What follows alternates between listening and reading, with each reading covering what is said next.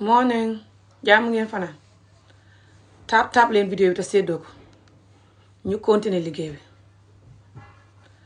tap leen vidéo bi te séddoo ko ñu continuer liggéey bi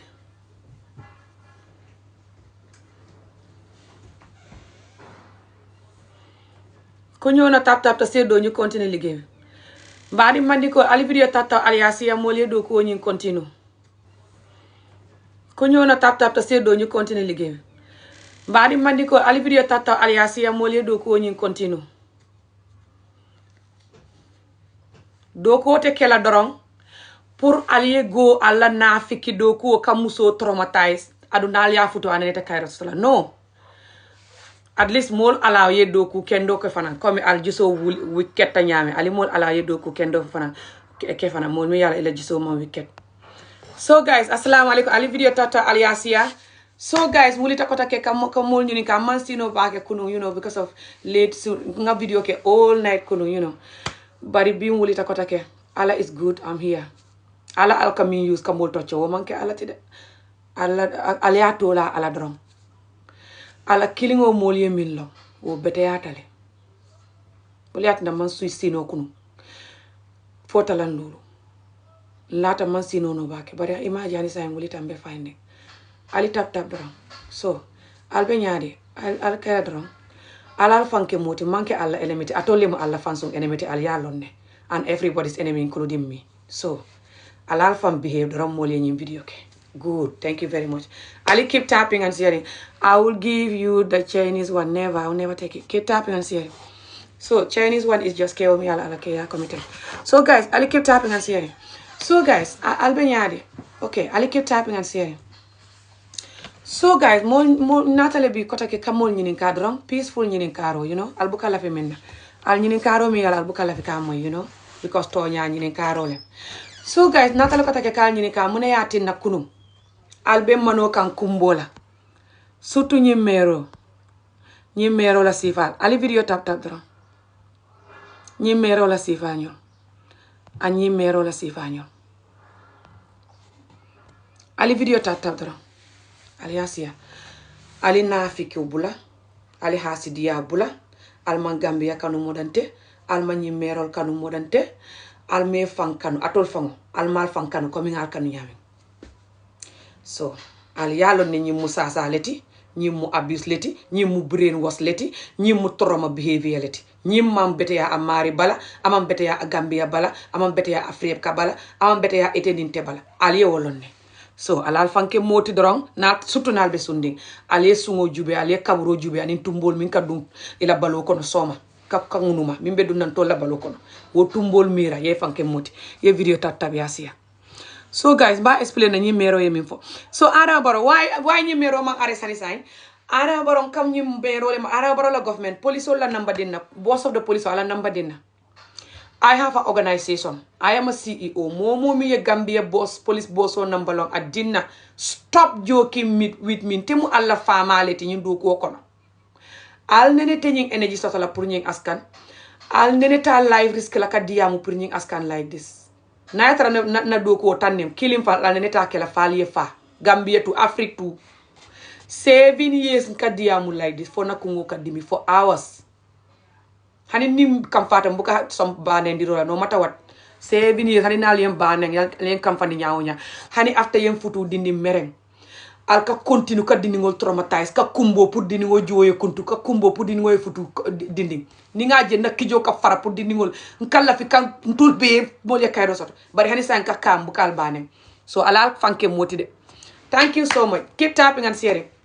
So guys, mune yati na nyi merol yesterday ka kumbo ka wala nyini ka why nyi merol ka kumbo jumale fata nyi merol ka mune kumbo pour mo le dindi wala jiwo kuntu wo merol ka wala kumbo. Keep tapping and sharing. Why the hell merol ka kumbo? Because dindi merongol mo nyante, you know, juundi ngo nyin kuntula. For what? Ala. Sai mune yatina ala is just for ju kunto. Mune yatina itol buka ala use ni fututa. Kewol minu ka fako ala subhanallah la ilaha illa subhanallah. Wo kewol minu be nafiki yala nun kununje be komi hopeless hypocrite satan muslim, you know, more. Keep tapping and sharing wrong. Thank you so much. So sign.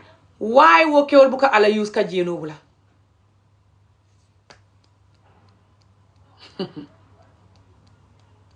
because adiyata. Why don't Alial Fam Fenke every day na rulita Kal Fam Fenke, Suto, Somanda, Uraro, 24 hours, never stop fenkering yourself. Alman Kendea. So, you know the other Africa, surtout Africa Muslim men, cross the world. Surtout minube Africa wala minubota Africa. 80% of them. Ye jeno kanu more than ika fenyo min ika fenyari air niji breathing. Nying ye jeno kanu more than nying ka breathe. I swear to Allah, mbesunding. Ali tap down. Ali alone, come on. Guys, let's just be adult here. How old are we here? Okay? Stop pretending like we are 5-year-olds and we are mad. No. Just tell the truth, okay? We're all adults. Let's calm down and tell the truth. Ali video tap aliasia. Warante ali funti video kono. Warante ne hakol bal mutal. Alfama al hakol. Albama al hakol. Nyim mero fangu al hakol bal mutal. Nyim mero fangu abatata nyi askan kono. Akabata nyi promote. Because among kuning, alia blackmail na dia moto community alba attack la alkan attack nyame. Kunu wo musol mi ko kumbo komi ifama ale fata an kewol an mol surtout musol. Billahi wallahi tallahi nteni nakaburo nin tumbol. Tumbol mi beduna nakaburo kono tumoro. Nteni wol tema. Wol man kumbo because lefta dini wala juwe kuntu. Ika kumbo because atol ka wol batandi nyame ba pare al ko by force batabe continue la. Atol after ale dini wol lipa ye tocco ye futu jawo di wol ba mala wol batata ye injustice go through yena ka foko ala wala yatine be juwo kuntula bari ala a jarta ye ta fo banju ibe sundi ibe kumbola manokan because of ala ibe diamola ibe kamfala tilo kandita pour dindi wol moy dindi wol la juwo kuntu ala jarta wala bari ala man jar ye jeno bula ala man jar ila muso ya house ya close ya feet ate batala. Keep tapping and sharing the video or get out of the video. Képp koo xam ne bëgg naa déglu li may wax si xolam na tapote vidéo bi séddoo ko danaa leen waxal li xew tapote leen séddoo wala ngeen génn ñii nit ñu ne képp ku leen di xeex fañ leen ñaan yàlla nga xal ko manit maa ngi ñaan képp kuy dimbale ñii nit yàlla la suñ xàq dal sa xàqi ndey dal sa xàqi baay dal sa xàqi bopp dal li nga dund ci askan bi te waroo ko woon a dund yow mi leen di dimbale ñoom ñii ngay dimbale seen xàq dal la yow liñ dund te waruñ koo dund ba pare di forcer nit ñi ne bàyyi force gu ne dund ko seen xàq ñoom fa lay dal yow suma xàq man waxi noppi you know what don't worry about suma xàq sax yow sa xàq ñi rek moo lay dal ok léegi xool leen de kii xam na si xay yi la bokk wala nit la déglu leen de tàppate leen de Ami wala fa bañaadi Cairo dor well not Cairo but ha mbe manika alors naka mu si loon xanaa maa ngi ci xare bi askan bi di alhamdulillah leen farax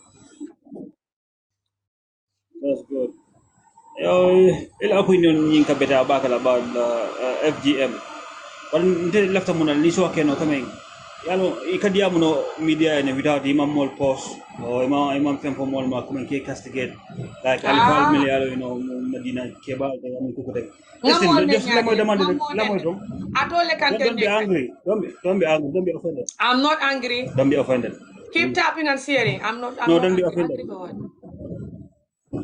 kame mumbo je dal yalla mo kala opinion dino like media is dia muno le mol sensitize like ni mam beta o ni beta dal without posting anybody or imam anybody cause I'm not causing anybody no you know ni dara najiran sister ni menka islamic defense ni dara la media ni you know imam fati je den jele with your voice wal yalla life is very easy bro is more sensitized no without mol be FGM la by force and underage marriage how is that possible ha bari ya isa ite lafta in ko lafta mole moy ko mum fo pour mole alo ka tonya la fo ami olof quand même for is right like FGM mamam beta musol la ka musol batani le wulod la ni ko ko tamon you understand so ite la opinion dino without imam mo like imam mo offend Mammo offend.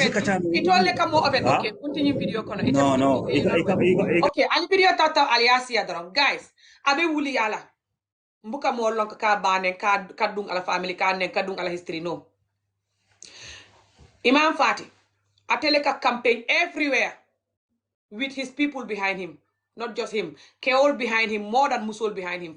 And Musol mi yalanko, they have to go behind him. Or if not Molbe divorce la, if not Molbe nenna, if not Molbe bully la, come alkante bully nyaming all over these years. I'll keep tapping and sharing. Momo mi yalanko abenyi video jubel ata tap la ata siala because lafta dindingo le save la, lafta Musol le save la, atol fango, nka atol le save. Atol fango the serious child beating al yemin go through. Hanini moli ake onye nyaka ya beat dara aya bit school aya bit suwokono aya bit wo fango e manyan na sotolo num wala yatina jiso ka kandi juna wala yatina al kafen yake kamaro ke with the wrong people, drug, alcohol, not discipline, not motivated, effing broken, traumatized brain. Do you understand? Lot of you that is fighting me. Do you understand that you're fighting your best friend? That's the community, the way they program you, that's your enemy and you know it. Your bitch, but you're not allowed to talk about that, okay? That's fine. Because you talk to molbe ke la komi ikan kenyami.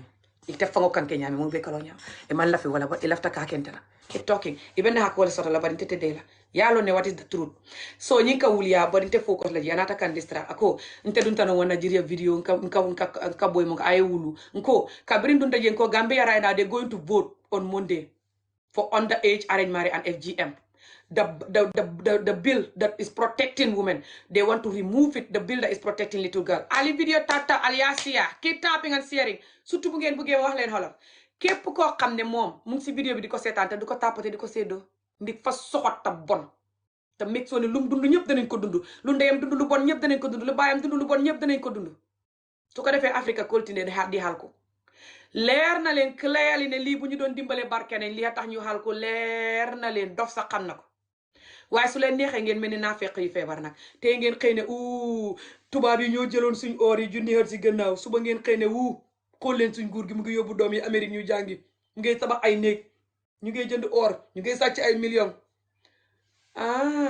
soo ndekee nguur gi ñoo tax barke woon di tubaab ok no problème let's keep going tapote leen bañ a xoor léegi laa xew sama baat bi sax mënuma ami bi careful duma careful su la neexee nga reeree ma yaa koy yëg su dee li may wax nii su ma ko waxut mooy ne maa careful su ma noppee ngeen di xarafal gune jigéen yi dagg seen job yu ndaw yi suñu waxee ngeen ne yàlla te yàlla du tax ngeen ba njaaloo yàlla du tax seen jabar yi ngeen xamee leen duñ jooy duñ soxla dara comme ni la ko yàlla waxee yàlla mel ni mi ngeen mel ni ñaari yàlla moo xam si àddina si góor rek a mën a tàppati sama vidéo muy góor goo xam ne si 2% bi la bokk amewul jikko ji may wax jigéen joo xam ne si 2% bi la bokk xam ne jikko ji may wax dëgg la dafa war a dëñ bu ñuy dee sax fekk dañu duñ am jàmm 2% boobu moo tax su ngeen may seetaan ni ay niw yu may seetaan manit ma mel ni niw buy vidéo rek ñun ñëpp ñu continuer di wax ngeen gàddu sama waaye duma noppi xay yu soxot yi ngeen do keep going ma jël keneen ki léegi you are mad kon looy seetaanee ko mad xanaa yow nga mad you like mad people so why you complaining keep tapping and sharing allo salaamaaleykum. aleykum salaam ami démb saa ngi seetaan sa live di bëgg a dugg boobu ba léegi mënuma fexe ba dugg maa ngi lay ziar bu baax jërëjëf waay waaw di la encourager nag man sénégalais la maa ngi lay encourager bu baax ci li ngay xeex nii jërëjëf ndax man mii di wax ak yow def naa ko waaye amul benn njëriñ xanaa méttital kese moo fa nekk di méttital jigéen ñi di la métti amul dagg gis nga yu ñuy wax noonu ay ko boo ko defee doo njaaloo ak yu kenn xamul loolu ay wax la fii ku fi bëgg bon dangay bon ku fi bëgg baax dangay baax lii dara nekku ci lu dul méttital dong c'est pas normal du dëgg du yoon xeex ko jaamu yàlla la li ngay def ni jaamu yàlla la man joolaa piir laa dañ koy def waaye man ànduma ci tey ànduma ci ëllëg wax naa ko sama yaay nee naa ko man bés bu ma amee doom bu jigéen ku ko def sama doom muy sama kanam wala sama ginnaaw baalu ma la àq lii du dëgg du yoon di ñu yàqal suñu bànneex amuñu dara di ko dagg lu tax ñu koy dagg ban njëriñ la am waaye yow ami 100% li Gambien yi di wax 100% man sénégalais la maa ngi 100% sa ginnaaw maa ngi 100% sa ginnaaw jaamu yàlla la waaw jërëjëf waay merci beaucoup jërëjëf ami really appreciate naa ko jërëjëf thank you so much Acha keep going guys so this lady said that she's from Senegal but she's also been FGM and she hated it and it's just wrong and that she will never take her children to FGM and that she's promoting my work keep tapping and sharing don't worry guys let's keep tapping and sharing so guys this woman yesterday in the meeting in the protest outside of Gambian parliament for FGM to continue and underage marriage and just so on. The bill is called the bill. That thing cover underage marriage, FGM and other girls' right. Just so African girls will try to grow up like a normal child without childhood trauma, especially if they have school education on top of that. And they have a parent or anybody that is telling them to, teaching them self-love and self-development and self-worth. So they know how to protect themselves from certain things, so they can be successful, focused, and thriving, boys or girls, so Africa can finally be half developed at least. So we can finally put our ass there and give people peace. People that were joking to come to their country by force with our trauma, especially. Okay, you think it's easy to talk like this? It's not. I have my children, friends watching me. This is very embarrassing, humiliating. Look at me. If you want, you can call me no shame. I have more shame than you. I just have enough. I rather you have me for dinner than me watching you do this. You're not well, that's why you think I shouldn't do this. Keep tapping and sharing. I can't even talk anymore. But I would rather talk until I can't talk anymore. Keep tapping and sharing. So, this woman yesterday that you saw on the video, in the picture behind me, she says she FGM a child. She said like this, I FGM a child yesterday, knowing fully well the government banned this. She said, I FGM a child yesterday. I do FGM, like my parents, and I will never stop FGM. No matter what. FGM is deen, is Muslim thing. If you don't do it, you're not Muslim. I did one yesterday. She's announcing that for the government to go and arrest her. Now I'm asking the government why this woman is not arrested. I know about a boss of the police. Anyone who know the boss of the police, give me his number. I am a CEO of an organization. I am allowed and entitled to call the Gambia police to arrest whoever the hell that is doing human right violation for children. TikTok, this video is to protect youths of Africa, children from going through underage, arranged marriage, FGM, child abuse in general, and childhood trauma. Okay? Please promote my video. It's for human right. Okay? Don't look at the haters that are watching and they're never going to support the video. Okay, keep tapping and sharing, guys. So, guys, do you see this other woman too? Gis ngeen ñi muso. So, alita to alias yadron. Ñi muso ako.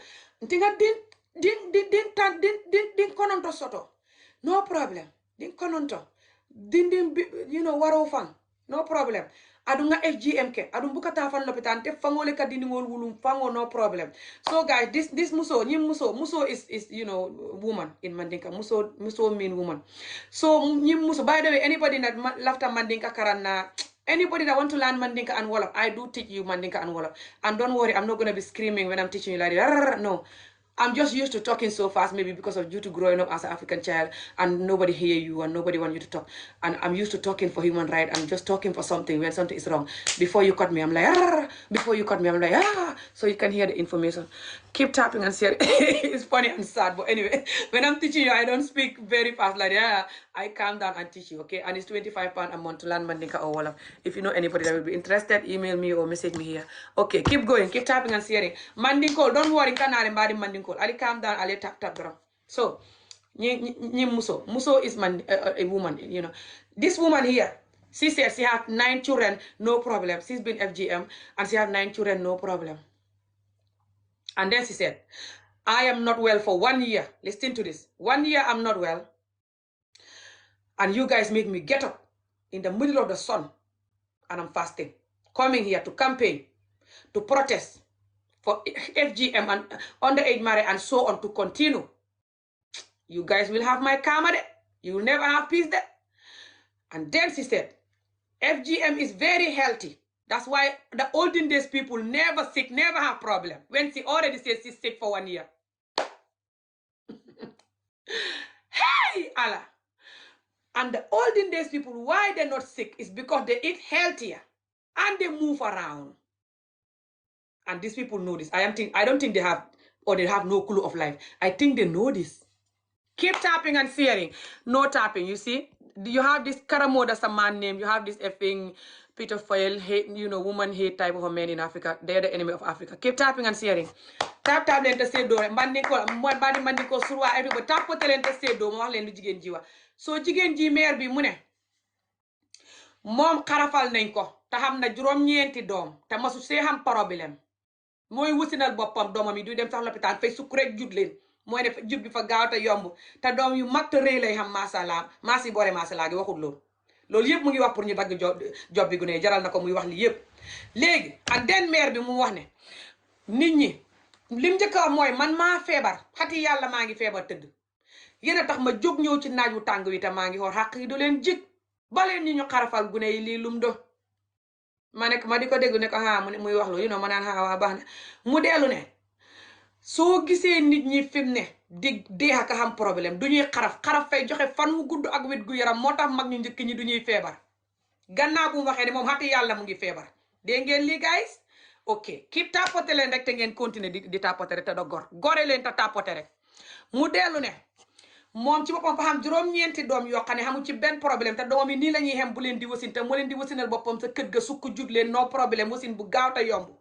kon nag xaraf képp ku wax ne fay joxe problème borom fay fen xaraf fa baax ci wér gu yaram ak fan wu gudd ak booy jur doom ak yépp xaraf is the number one lu jigéen ñi àddina si yëpp war a def buñ wérum ok keep going and then beneen maire bi so beneen maire bi mu ne moom ci boppam bu xeboo ñu tëj ko ay fa xarafal doom démb fa xarafal gune démb te xam na ne ku xarafal nit nguur gi fa la war a jàpp Gambian police yi yéen lay xaar ngeen bind maire bi ci xibaar yi ne arrest nañ ko Adama Barrow nguuram gi xam nga lu Gambien yu bëri di ko wax surtout marche ñiy génni campagne ñi façon ngi xeet gi xam nga lu ñuy wax Adama Barrow sa nguur gi duy liggéey dooy arrest criminal yi dooy def dara réew maa ngi yàqu réew maa ngi bon doo def lu du toog di lekk mel ni Ami Jóob di réeku di lekk bugg lekk te bon te tayal te dof tey nelaw rek ngay dëkkee taxawal ma waxal la léegi xam nga yan criminal la ñuy wax criminal yu mel ni góori sénégalais bi ñëwoon fekk gu nekk jigéen gi si bitikam bi jam ko loolu lañ xooyeetu criminal ku fekk nit mu toog nga fekk ma tey ma toog nga jam ma paaka loolu mooy criminal ci ñoom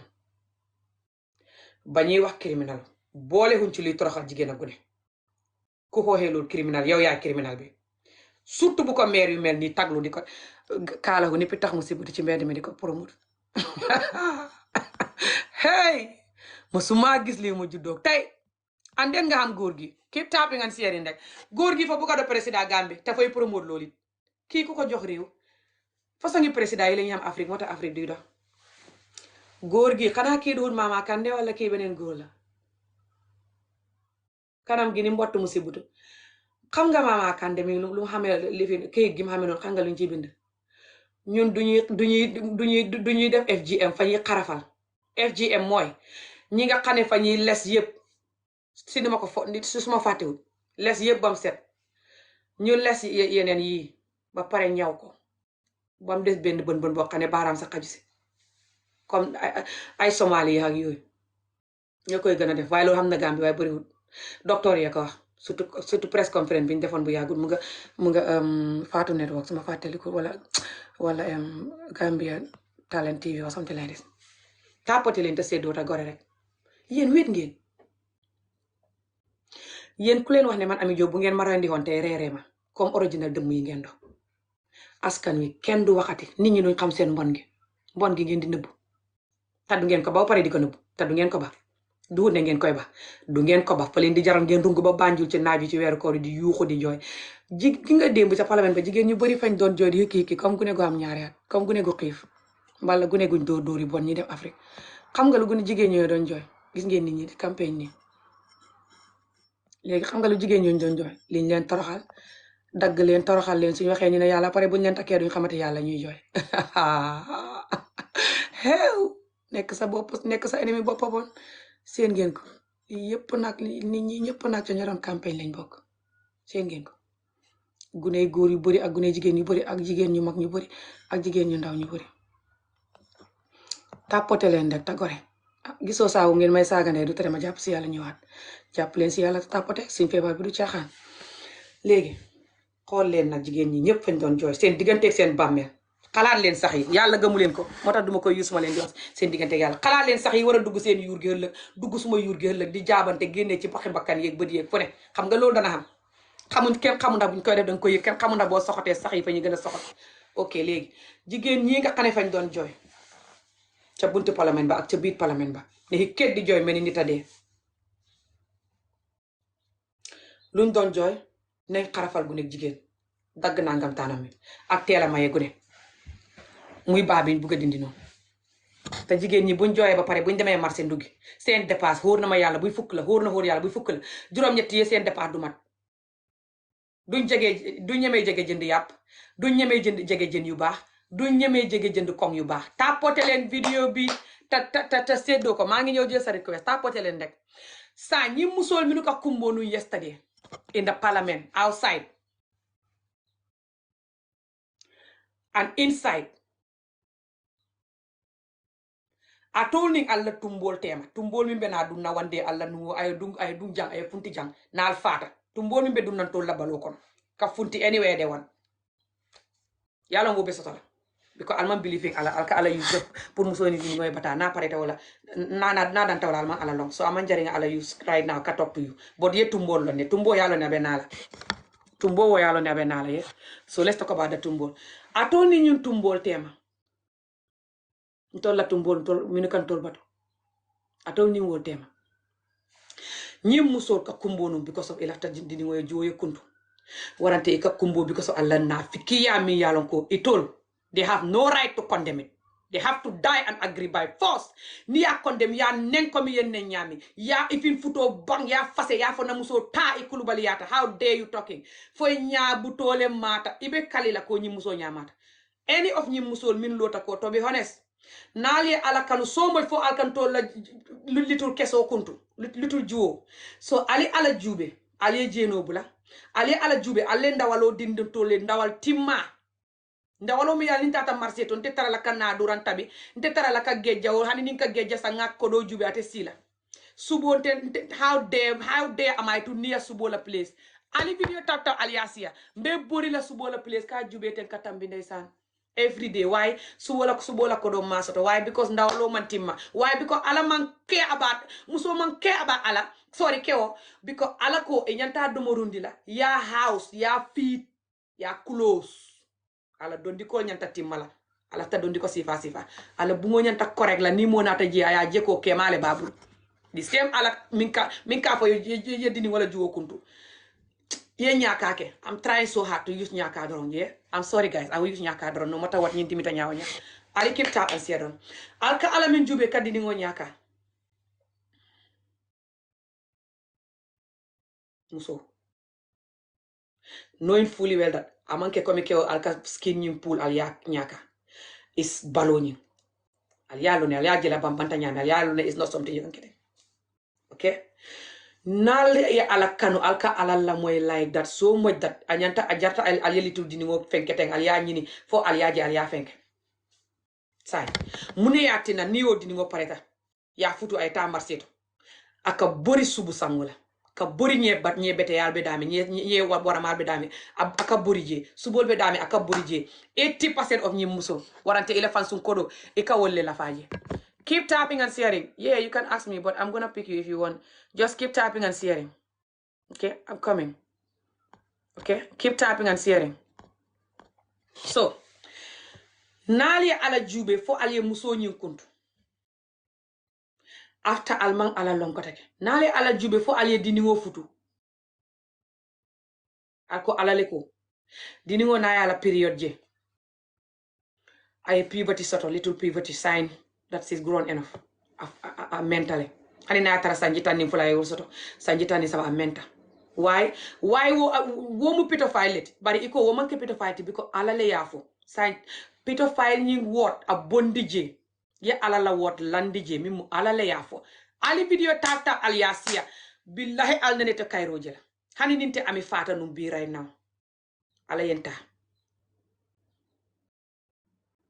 warante atol yenta ali yendo musimango atol nenete kayro so sala hani say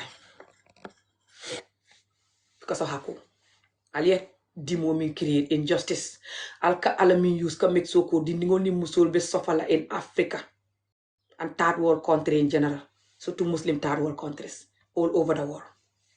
This is why you can never have peace. Always gonna be war, poverty, suffering because of tears, genuine tears al kaminke. Kalfa nyamandika ke like you don't know what left and right and yalo ne tawta. Sai atoni alla kabrotem. Ala nyanta jarla. Yedini ngo samba nyaka. Ala nyanta jarla yedini ngo futu wal araman jari ni pareta yake mo betoti. Ya futu at least kana jeno ke atek nenete karala because of domor ko dondiko ko diningol ko why because alale ya foyte woke an iteka alala moy sa nyi musol nyini ka minika kumbo mbedo kan fo wol ka wala soto keep tapping and sharing ali video tap aliasia tapote len video bi ta seddo ko su ngeen bëgge ma waxalo képp ku sétane video bi ta duko tapote diko seddo bi ko fa soxot te gis na suma liggéey bi duma koy def pour Gambie rek fu ne laa koy def fa ne de fa done lii moo nekk lii laay xareet Gambie fan yi ñu ne mukk fa ñuy wate te ñu ngi wate te wate bi pareegul ba tey fa ñuy demaat fi mu ne nii semaine bii ñëw nii kenn xamul fu fa muy mujjee waaye man foog naa te gëm naa ne duñ nangu pour ne waaw fi ne continuer leen di xarafal gune yi waaw fi ne takk leen gune gu xam fukki at ak ñett fooguma ne nguur gi dana nangu loolu bu ko nangoo it àddina si duñ ko nangu international community yi loolu moom gëm naa ne international community duñ ko nangu waaye you never know de ndax jigéen ñi buñ demee ca mbedd ma di jooy maire bi taxaw ne leen xarafal naa doom démb maa tey danaa continuer di xarafal te xam na ne ko xarafal nguur gi fa ko war a arrest te nguur gi laay laaj lu tax arrest suñ maire bi mu ndogoo ji ca kaso ga tey léegi su ñuy tax ñemee taxaw di wax lu ni ket di jooy mais ni seen baaya dee lu ñuy jooy pour ñu dagg nangam taanu gune gu ndaw gu jigéen ak takk gune lu tax ñu war koo def yàlla moo ko wax léegi nga xool na gannaaw bu ñu waxee loolu pare di jaay naa fiq ak pigmi ak ragal bu ñu waxee dee comme nit ñi def ami jóom ñu def na ko tax ñuy wax loolu di forcer di wax loolu te fekk ñu ngi dee léegi xoolal na suñ paree ñoom ñi nga xam ne fañ war a dem te toggi añ fañ war a dem nduggi dem togg ndogu déglul ma rek déglu ma dinaa la waxal li tax may wax ngay dof dof lu ya xam nga ko waaye ngay dof dof lu so danaa continuer di la ko wax ba suma baat bi du mën a tee wax léegi suñ demee marché duñ jege fu ñuy jaayee yàpp duñ jege fu ñuy jaayee jën yu baax lu tax dépasse matul te dépasse bi lu tax matul jëkkër ji faalewul yàlla moo ko wax ne dundalal jabar ji xool du ko dëkkal ko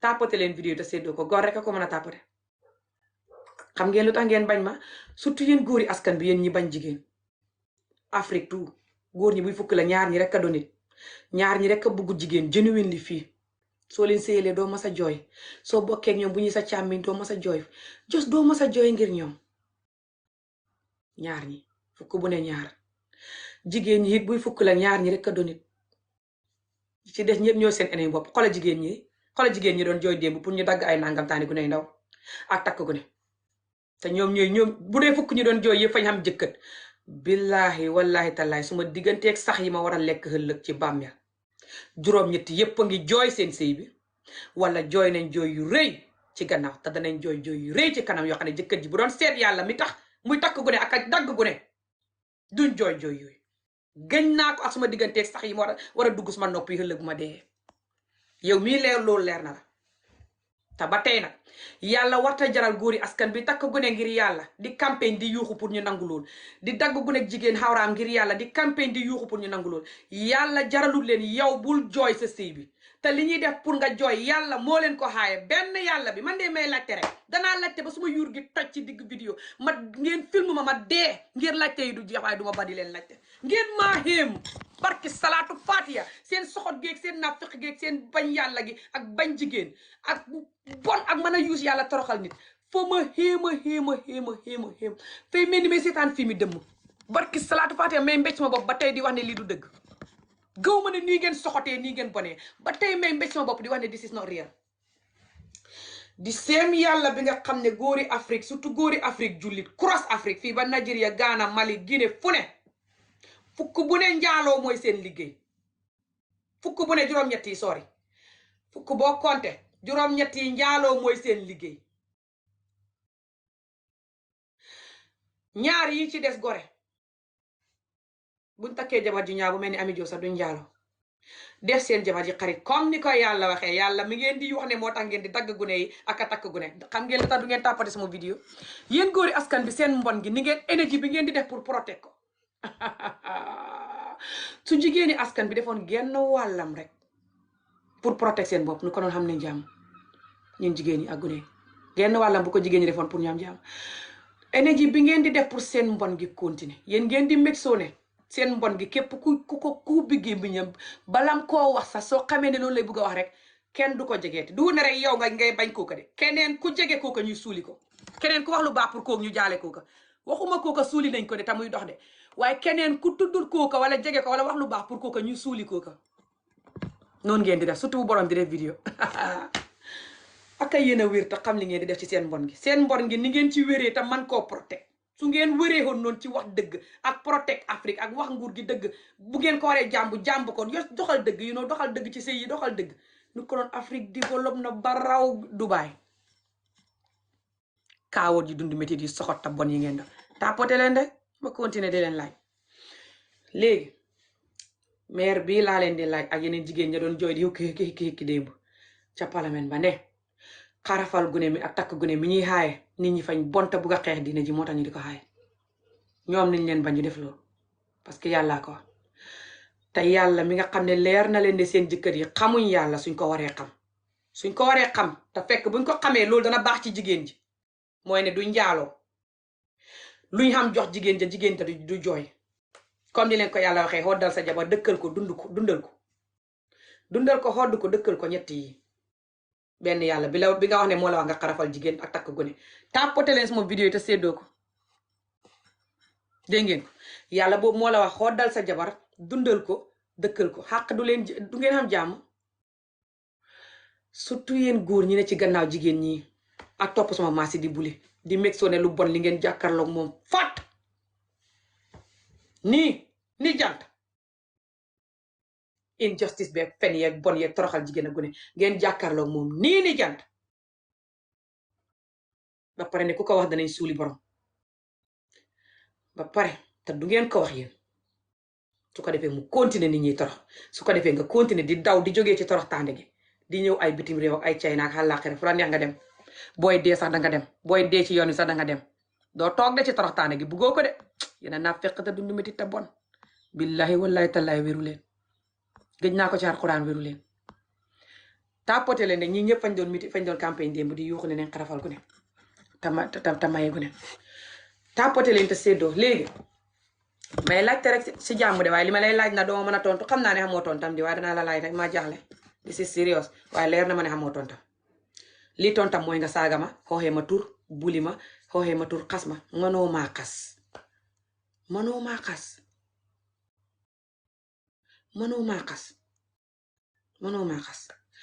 lu ma dund nga lu ko raw sandey dund lu ko raw ba ma doxee gune te teel a sëy bi ngeen may xasee bu ma doxee mag commencé mag gëmaguma sama bopp par exemple sëy paay tubaab bu ma indi fi bi ko gëmuma sama bopp mënoo ma koo xasee nga xam paa bu taxaw ne takk leen gune gu am fukki at ak ñett te loolu tudd pédophile xam sa jigéen ñuy jooy pour ñu takk gune gu am fukki at ak ñett xam jigéen ñuy jooy pour ñu dagg jigéen ñi seen xawray te ñoom ci seen bopp seen ndawal du mat seen néeg du baax seen jëkkër a ngi njaaloo takk beneen jabar di teg jabar jo ci seen kaw ñuy jooy ay xat te loolu yëpp yàlla xaaye ko jëkkër ji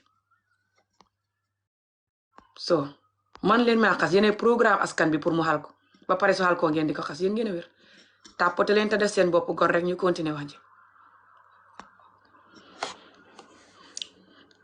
you people should focus on your own family. Yeah, I'm focusing on my family. Gambia is my family. moo tax ñu di la jàmpaaka di la rey ci mbedd mi wéeroo mu ne naa focus ci sama mbokki bopp yow focus sa mbokki bopp seen ndax gune yi ak community bu traumatized te injustice te bon bi ñuy créer seen ndax du ñëw jam la paaka agressé la nga dee mbala ñu rey sa mbokki mbala ñu indi drogue si dëkk bi jaay la ko jaay ko sa doomi mbala Afrique continuer di xal ko te nga soxot ta bon te bugg loolu tapoté leen vidéo bi wala ngeen bolog ma te génn wala sama xàq dal leen wala seen xàqi ndey dal leen seen xàqi baay dal leen xàqi gune yi ngeen di créer ronkoñ dal leen ñiy promote lii ñu ne képp kuy wax pour lii dakk fañ lay ñaanal yàlla nga xal ko manit képp kuy seetaan wax ji te doo ko promote doo ko dimbale because ngaa bugg lii continuer manit maa ngi lay ñaanal yàlla sa xàqi bopp dal la sa xàqi ndey dal la sa xàqi baay dal la xàqi gune yu ndaw fresh gune yi nga mixoo ne kenn du juddu màgg te du xam métit ku juddu dana xam métit by force ndeysaan yàlla na la gune yooyu seen xàq dal yow mi promote lii commenté la yow mi promote lii métit yu ngay promotal gune yi for no reason because ngaa naa fekk te soxot te bañ gune ak jigéen su la yàlla jaraloon genn wàlli dagg xawraay gune ak jigéen nu ko noon jigéen ñi askan bi danañ kontaan nu ko noon dootu leen njaalooti dootu leen xamante jabar muy jooy seen caga gi di jox ay million ay jeet ak ay jànq ne jànq yi bëriwuñ ci àddina si léegi yàq ngeen yëpp jànq jeeg yee fi bëri te yàlla xaaye loolu noonu yàlla mel ni keep tapping and sharing yónnee leen vidéo bi ay xol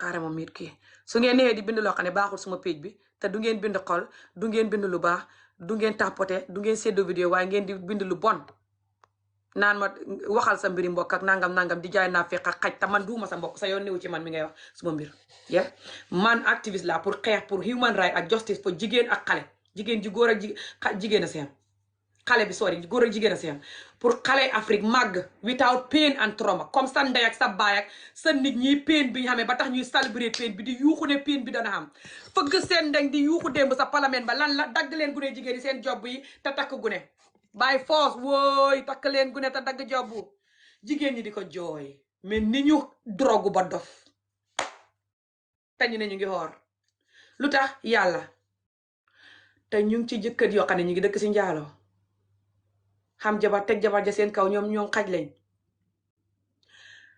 dëkk ci naqadi deret soxot seen xañ du mat seen reer du mat seen néeg du baax te yàlla sant jëkkër ja ñetti yooyu yëpp billahi yéen a naa fekk te bañ jigéen xam ngeen li tax ngeen di ma bañ dafu leen li ngeen man ci protect seen mbon gi xaw dundu miti ta bon fañ leen dóor tocco leen jàmbu seen ndeyi tocco leen ba ngeen soxot ak confis dof yéen a raw hunku mi yoo xam ne bu laalee sa lekk mu nga dee yéen a ko raw yéen ay ennemi Afrique képp ko xamee façon yi jikko ji mooy ennemi Afrique li tax Afrique du mës a développe président bu baax du ko mës a développe baax dina tukki lu président ba baax ña ko wër duñ mel ni moom xam nañ ci feebar bi te moom kenn lu mu baax du mën a defar réew mi yëpp loolu du mës a xam benn kenn ku ne nga war a focus defar fi nga ne kuy defar ku ne ci place yi jën yi nga focus place yi mboq yeeg dugub yi nga focus te ñoom ñëppay xam feebar bi nag yow benn président bi ko xamul sa ministre yi buy fukk la juróom-ñett yëpp a koy xam ñaari ministre yi ko xamul fukk juróom-ñett yi fañ leen di xeex ñu dee wala ñu génn ci place bi wala ñu soto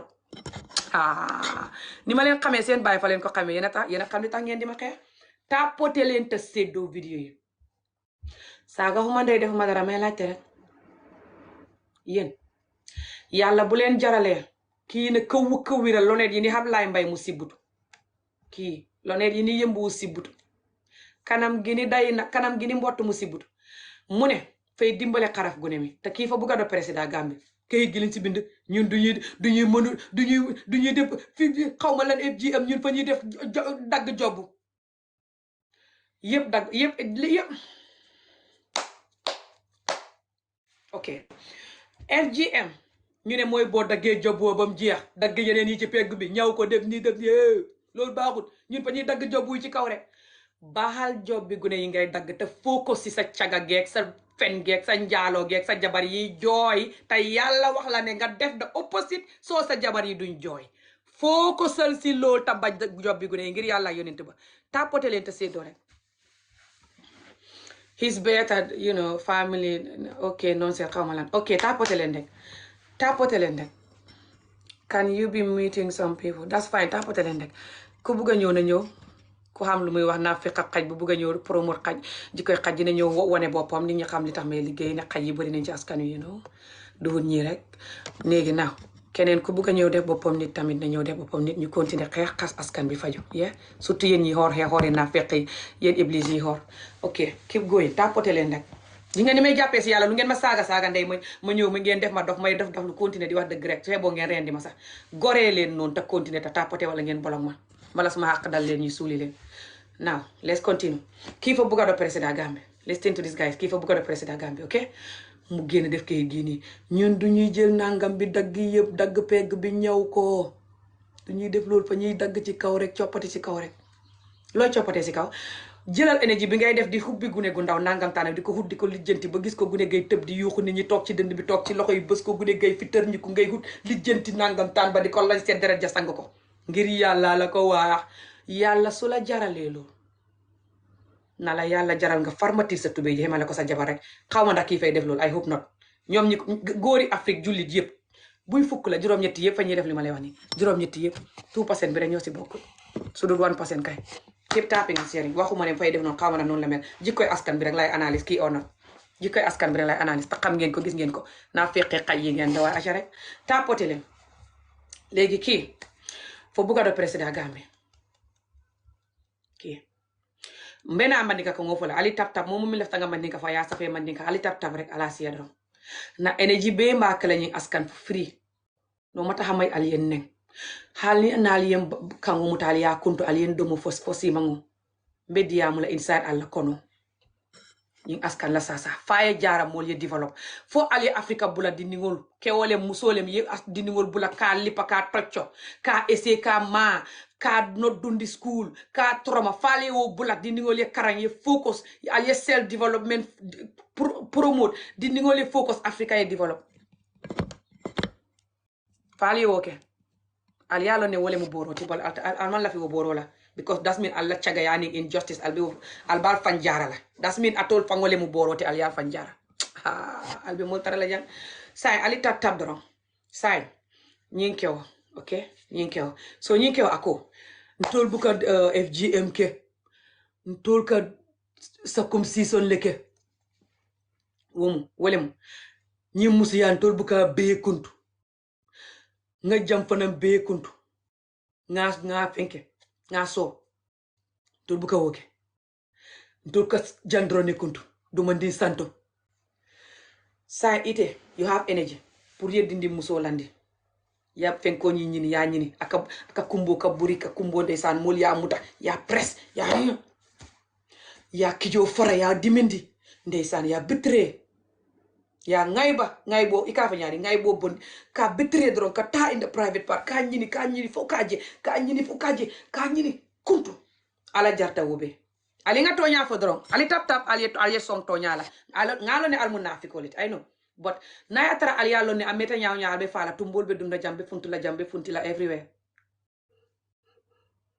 maybe nal fata wo tumbol bal fola okay ka bring albenun life alben nafiki yala bili mbala entire generation susu jawmi yalo you don't know so alal fanke moti dron surtout nal sunta alla nafiki hipakiri sumu so nte fango be sundinde bari be diamula phone voice yeta bari be diamula I cannot believe at all kanyinke it's like at all al nya buto mata it's like nka film la jube keep tapping and sharing so sa nyinke okay nyinke ako itol ala jarta itol yewoke bari ala man jari pour Gambian askan ye wuli ka kumbo meddo kan surtout kewol ibe mune kumbo la ka fo ali nga jeno bula ali nga musu batando bula he ntol manke muslim betoti ala ye ñine fo ñine ku mayata katambe sunna wole mun ye muso soto ate kumbola domoro be bete yala larango bungo be bete yala dondi ko le bete yala ate nin diningol andene te stress la because of na diningol ngaste ninte nit comme amanke ma soto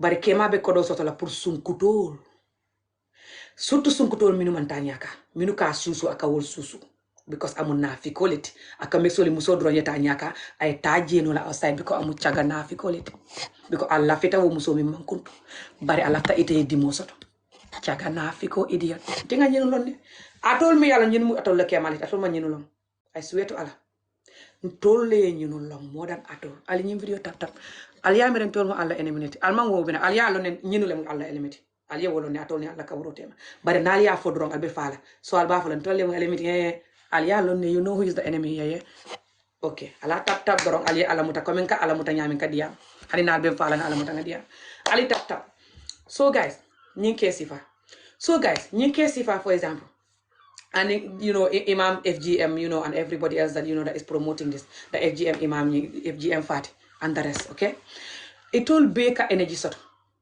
kana nyi support because sunna mimu ni ma ke alate kam fala because it's extra mune kumayata sunnati nyi Quran buko mune be Quran buko kono ila muso a house a close a feet nyi sabul ay timma sa nyi kewol jube ntola askan kewol nyi sabul na yatara ikake dor kakela special da 2% ito jama ike ponisle because ika woke ika muneke ika jeno ke best friend say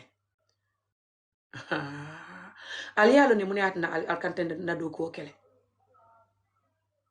aliyalo ne na do ko ni ya support ro ibe fankela moti adu ite fankela moti you rather die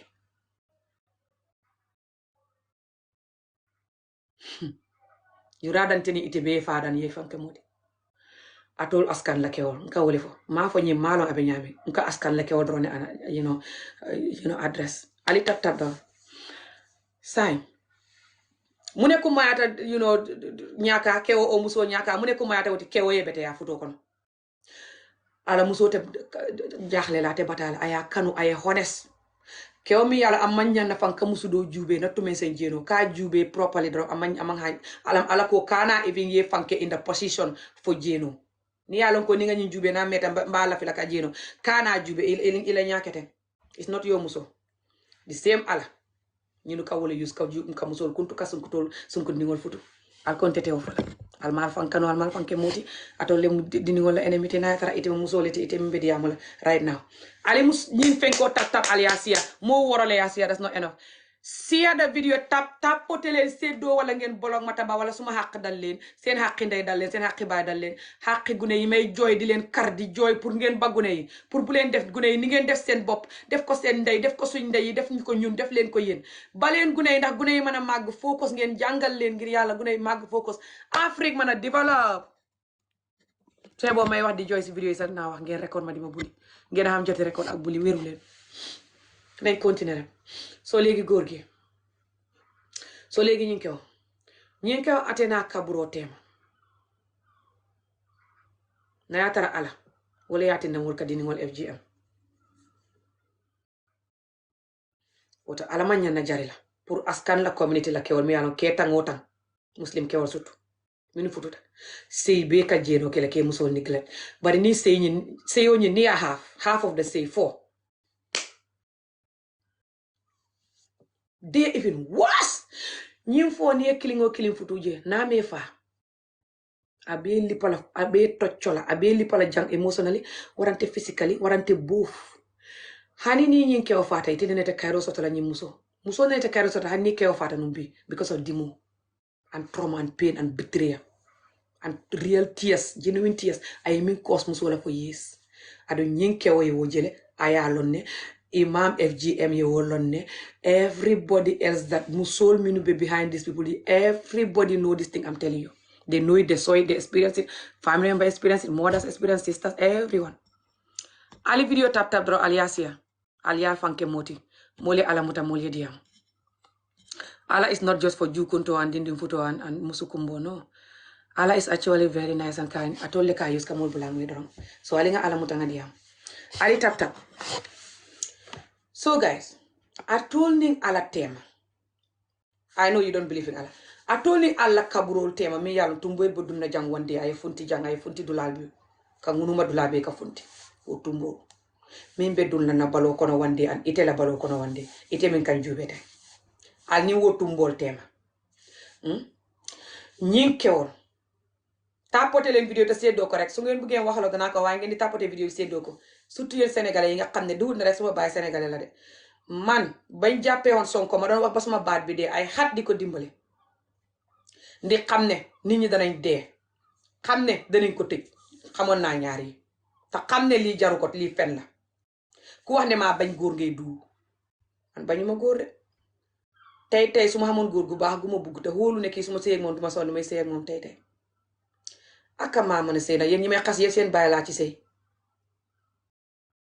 motax may xare sey yu baax xadi yeb sumay sey may mixone borom suma xarit la best friend ni sumay sebeni sax dana ko yek suma téléphone bu ko nexé mu fanaan ak mom duma fen duma tapalé duma def dara may focus ci borom motax duma jël sey bu bon yeen sey yi ngeen defay sey waye seen ennemi bop ngeen sey yu bon yi ngeen ne nak ngeen ni ñepp dañ ko dund doomi ni ñi dund ko loolu du fi am su ngeen koy dund leen ko ta sotop ku koy xex su ngeen ko mënta dimbalé ngeen sotop ta bako wëru leen na fexi xaj yi ngeen ta poté leen ko do xaj xam nga sa bop ku do xaj bokko ci waji ya légui nañ continuer légui seen digganteeg seen tëddaay yu bàmmeel ak sax yi war a dugg seen yuur gi ëllëg war a dugg suma yuur gi ëllëg sax yi yàlla fa mel ni xamut faale bu leen ko ngeen koy use pour dagg gu nekk jigéen ak takk nit su ngeen paree ni kay jooy ba abada yéen fukk yu xool yàlla ba dagg gu nekk jigéen xool yàlla ba takk jigéen juróom-ñetti jigéen ña ñëpp danañ jooy ba abada te surtout ñeent yi ci biir juróom-ñett yi duñ ma sa xam jàmm bu ngeen deewoon sax jigéen ñi duñ xamati jàmm ngir métit ngir sëy bu bon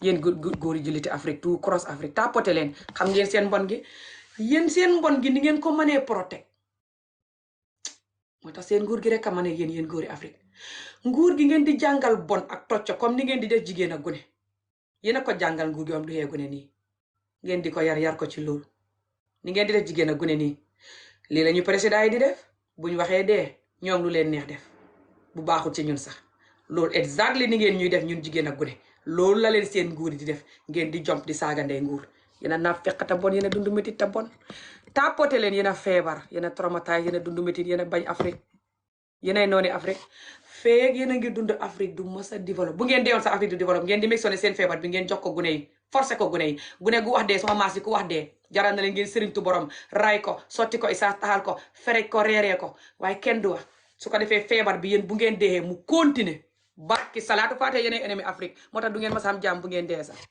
ak Afrique li muy dee ci torox Afrique li muy torox moos ngeen loof ko di ko teg di meg soo ne gune gu juddu ngeen traumatise ko dóor ko tocc ko làmbatu ko du ngeen ko jàngal sax métital ko góor ak jigéen surtout jigéen tëddal ko dagg xawre bu ñu waxee nga ne yàlla te góor gi li ngay dagg ci moom deram bi la nga koy ratt nii jël der ba dagg ko moo tax tubaab yi fii di la ko defal góor jigéen li ngay dagg si moom mu dëgër mais ni góor yaagu ndaw di jigéen di xawraam mu ngi ci biit li ci biit yëpp doo ko mën a gis bopp bee ne ci kaw noonu rek te loolu fa xam lu bëri lu muy def ci borom yaramam ak wér gu yaramam ak jos yu bëree bëri ngeen soxot ta bañ jigéen ta bañ lu te su ngeen paree di xam jànq yu ko xam naan fa neex borom fa neex ku ko daggul fa neex fa tooy ta neex yéen naa fekk ta bon ta bañ jigéen te bañ yàlla te yab ko tey mbubboo yàlla tàppate leen te seddoo gore leen rek te tàppate gi nga su ngeen may saaga ndey lu ne ngeen di ko def ma jàpp si yàlla ñëw di wax continuer di wax ngeen di wax ne su ma la gisee nga dee soo ñëwee Gambie dee su ma tasee yow nga dee ma continuer jàpp si yàlla di wax rek pour gune yeeg jigéen ñi am justice jàppee leen si noonu yàlla ngir yàlla bu dee xam ngeen benn deret xam naa ne gëmu leen yàlla wot you know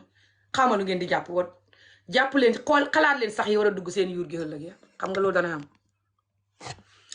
te ngeen wax dëgg trop support vidéo bi wala ngeen blog ma dem bala suma xàq dal leen seen xàqi ndey dal leen seen xàqi baay dal leen seen xàqi maamaati maam yi dal leen ñii di ma xeex sax aka xeex suñ maas yi aka di ñu tëkku seen xàqi bopp fa leen di dal muy paa bii di imam FGM imam xarafal gune imam xarafal jigéen imam jongal jigéen bii di faati jongal jigéen mii ak yéen ñi ci gannaawam yépp góor wala jigéen seen xàqi bopp fa leen di dal askan bi fañ leen dóor tocco leen jox leen injustice yéen ñiy wax nii loo xam ne waru leen koon a dund bu ko seen maam ñi xeexoon comme ni may def tàppati leen yéen ñi may xeex yépp seen xàqi ndey fa leen di dal seen xàqi baay dal leen seen xàqi mbokk yi dal leen seen xàqi bopp dal leen waxuma laa xàqi gune yu ndaw yi ngeen di promote pour ñu continuer di jooy surtout gune yu jigéen gune goo xam ne fay juddu ngeen di ko dóor di ko tocco mu ngi da gune ñu wax nga jël nangam taan wa dagg takk ko te buy fukk la ñoom juróom-ñett yépp danañ continuer di jooy juróom-ñett yi nag ñeent yi ci biir juróom-ñett yi duñ ma sax xam jàmm boo deexoon sax ngir sëy bu bon te yàlla mi ngay xool bay takk gune akal lañ seet gune jigéen moo la xaaye sëy bu bon bi ngay jox jigéen ji yàlla moo la wax ne jigéen ji dee ko loof dee ko yërëm dee ko dimbale dee ko support bul njaaloo loo xam jox ko xañam reeram yëreem néegam yépp nag ko rek nga di ko def gor rek a mën a support sama vidéo xaj mënu koo support xaj bu naa fekk te do xaj te bugg toroxal jigéen di use yàlla maay ennemi borom te fekk fay leer borom ne feebaram bi mooy ennemi askan bi waaye si man lay ñëw def ma ennemi ndax li gën a yomb mooy mu def ma ennemi man mi yuuxu feebar bi dan mu jàkkaarloog feebar bi mu faju su ko defee Afrique développe Afrique xam jàmm Afrique xam gune yoo xam ne kenn du leen jàngal soxot ak blackmail ba suñ nexee si nguur gi doo xam jàmm buñ dee sa jabar doo xam jàmm buñ dee sa jëkkër doo xam jàmm buñ dee sa goro sa mbokk doo xam jàmm sa xarit kaane sax buñ lee koy jaay si marché bi doo xam jàmm maa yu a bitch xaw ma looy bind nit ki tàppate leen te seddoo te yónnee ay xol te seddoo vidéo bi mbala ngeen bolog ma mbala yal na leen suma xàq dal suma énergie bi ngeen di jël di ma buli te du ngeen support suma wax ji su ngeen ma seetaano may wax ba xëm dee sax ngeen record ma jël vidéo ba kontaan di fecc waaye du ngeen ko support te yéen a may seetaan may wax ba sama bopp bi métti mu leer leen li may wax lan la ngeen dund ko seen ndey dund ko seen baay dund ko ngeen dund ko di seetaan gune yi di ko dund ngeen soxot mel ni kenn mësta gis ku soxotee ni yéen ak ku dund métti tab bon ni yéen ba ma juddoo tey yéen a raw kuy seetaan fi mu dem gi nga fi mu dem ni mu ragloo yéen seen jikko ak seen melokaan ak seen jëfin moo raw fi mu dem wetu leen moo tax bu ngeen may rendi sax dinaa wax yéen ngeen a wét leer na leen ne wetu leen barki salaatu faatiya leer na leen ne yéenay ennemi Afrique yéenay seen ennemi bopp nit ñi ne seen gannaaw sax leer na leen ne yéenay seen ennemi yéenay ennemi Afrique tapote leen rek léegi li may laajte rek again mooy yàlla bu jaralee góori askan bi ak jigéen ñi doon maaj démb xaaral ma indi nataali maire bi mooy maire bi na wax ne xarafal naa doom démb Adama Barrow yéen lay xaar ngeen arrest maire bi seen nguur gi ana bossi police yi jox leen ma numéro man maa xamee organisation boo xam ne fay fight against childhood trauma and this is the number one cause of childhood trauma mooy xarafal gune gu jigéen ak tëdd ak gune góor wala jigéen nga tëdd ak moom doo sin mata nga ngay mbubboo suma jabar la or not te dëgg gune muy góor wala jigéen xarafal gune ak dóor gune dóor yu bon ñett yi mooy number one cause of childhood trauma suma organisation bi loolu rek la bañ tapoté leen te seddu boo si police yi Gambie jox leen ma ko su ngeen ma ko joxuti danaa ko lijjanti yéen a Gambien yëpp jóg wax ne maire bi lu tax nguur gi arrêté suñ ko maire bi démb xam nga lu wax si meeting bi taxaw ne xarafal naa gune démb manu leen ci man dara mooy ne nguur gi xaj lañ faalewut nguur gi faalewut loo bi yéen a yeb Adama Barrow yéen a bañ seen bopp Adama Barrow mi ngeen di forcer pour mu nekk di tepto comme ni jàmme meloon tapoté leen vidéo te seddoo ko mbala ma mute leen surtout nit ñi nga xam ne duñ bind dara lu dul ay nonsense te duñ bind lu baax soo mënee wax naan dangaa xaw ma lan mun a gat xaw ma lan soo mënee wax loolu nga mën a like seddoo tamit soo xamee soxot ak taxaw ne may li may wax nii may gat tam leer la ne li biddiw li may wax nga gis ko boo jógee Gambie ak Sénégal wala nga jógee Gambie surtout boo déggee soose gis ñi xare bi ñuy xare boobu ba tey pour ñu continuer di xarafal gune jigéen ak continuer takk gune mu jaral leen xare bi yépp waaye sëy yu bon yi jaralul leen genn wàlli xare bi góor ñu caga ñiy biital gune yi takk on not jaralul leen genn wàlli xare bi jigéen ñi seen ronkoñ yi jaralul leen genn wàlli xare bi jaralu ko jigéen ñi seen bopp jaralu ko góor ñi ndegam du ko jaral jigéen ñi surtout góor ñi leen koy teg mu leer leen ne ñoom ñooy ennemi Afrique doom juñ jut jàngal ko soxot doom juñ jut jàngal ko ronkoñ ak soxot ak injustice ak not nit tocco ko su waxee dee ba tax du ngeen xam nguur gu baax du ngeen xam jabar yu baax du ngeen xam jëkkër yu baax du ngeen xam goro yu baax njëkkër yu baax kaane soble sax boo koy jënd sa marché ba kala koy jaay di la tappale lu ci bëri nga xam ko gis ko di ko jooy bu set di wuti sëriñ ngir loolu yéen kaawoot yéen bon yéen feebar yéen bañ Afrique yéen dundu métit te soxot te dëgër bopp te bon dëgg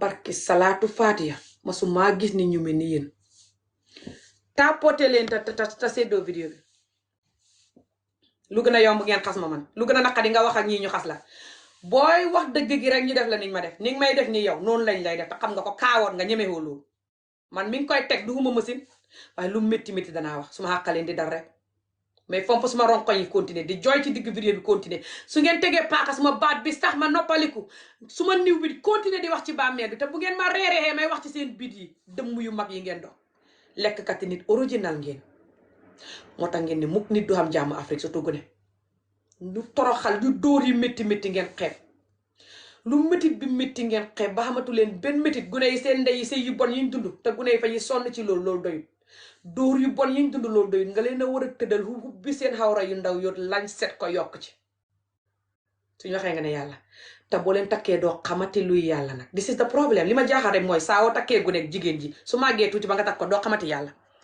tapoté leen te seddoo TikTok mu ngi may yónnee lifin bii nii bi ko néew leen di tapoté enof gis nga ko su boobaa fay dagg vidéo bi su ko defee man ma nekk di commencé haat vidéo bi you see it's fine I verify ba tapoté leen te seddoo tapoté leen rek te jàpp si yàlla comme ni may jàppee si yàlla di wax ngeen di ma saaga ndey xat yi yëpp di ma toroxal sa di ci boole suma yaay ak suma baay ak lu ne suma doom yeeg lu ne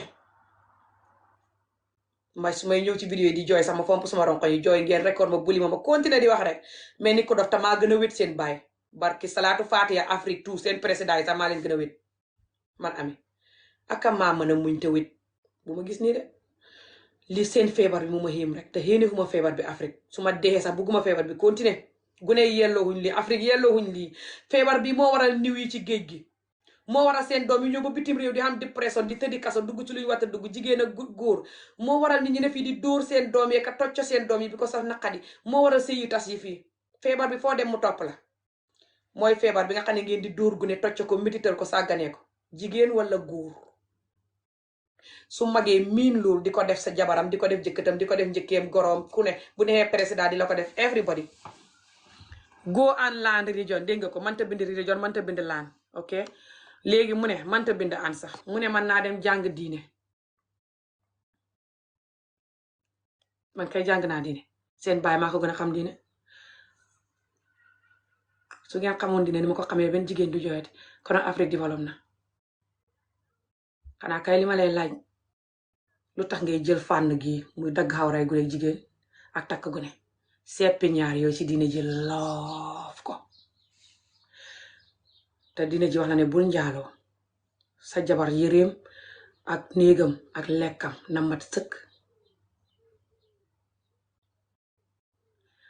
waaye doo ko def ndax kon jabar jaxam jàmm askan ba développe doom ya barke nit ña am jàmm nga am jàmm ñëpp am jàmm kon yàlla nga koy bugg respect ko bam jaral la farmatir sa tubéy ji ak lu laalante neex neex yéen a yab yàlla te bon yéen ngeen di def ni yàlla amul barki salaatu faate ya ngeen a mel ni yàlla amul yéen a tax seen gune di soppale ko ay kemetay yu kenn xamul gëñ naa ko ci rasoolulaay gëñ naa ko ak sax yi war a dugg suma yur gi ëllëg ne yéen ngeen di mel ni yàlla amul yéen xéefar yu mag ngeen yéen jullite naa feq yu mel nii di mbubboo yàlla toroxal jigéen a gune anti islam ngeen yéen ay ennemi islam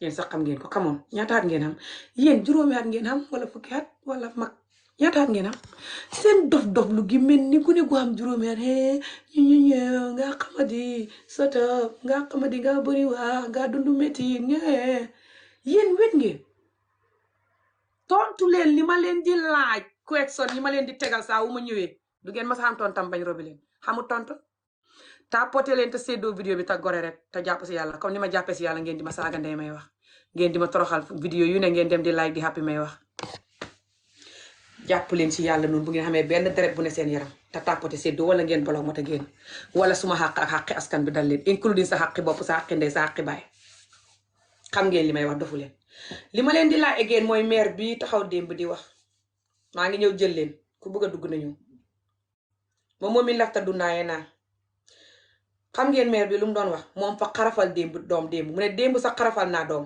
man xarafkat laa duma ko ba suma yaay maa ñëw fekk muy xaraf lii suñ cosaan la kenn mënu si dara see boo nguur gi tëj ñu duma ko ba lii diine la te cosaan la sunna la sunnoo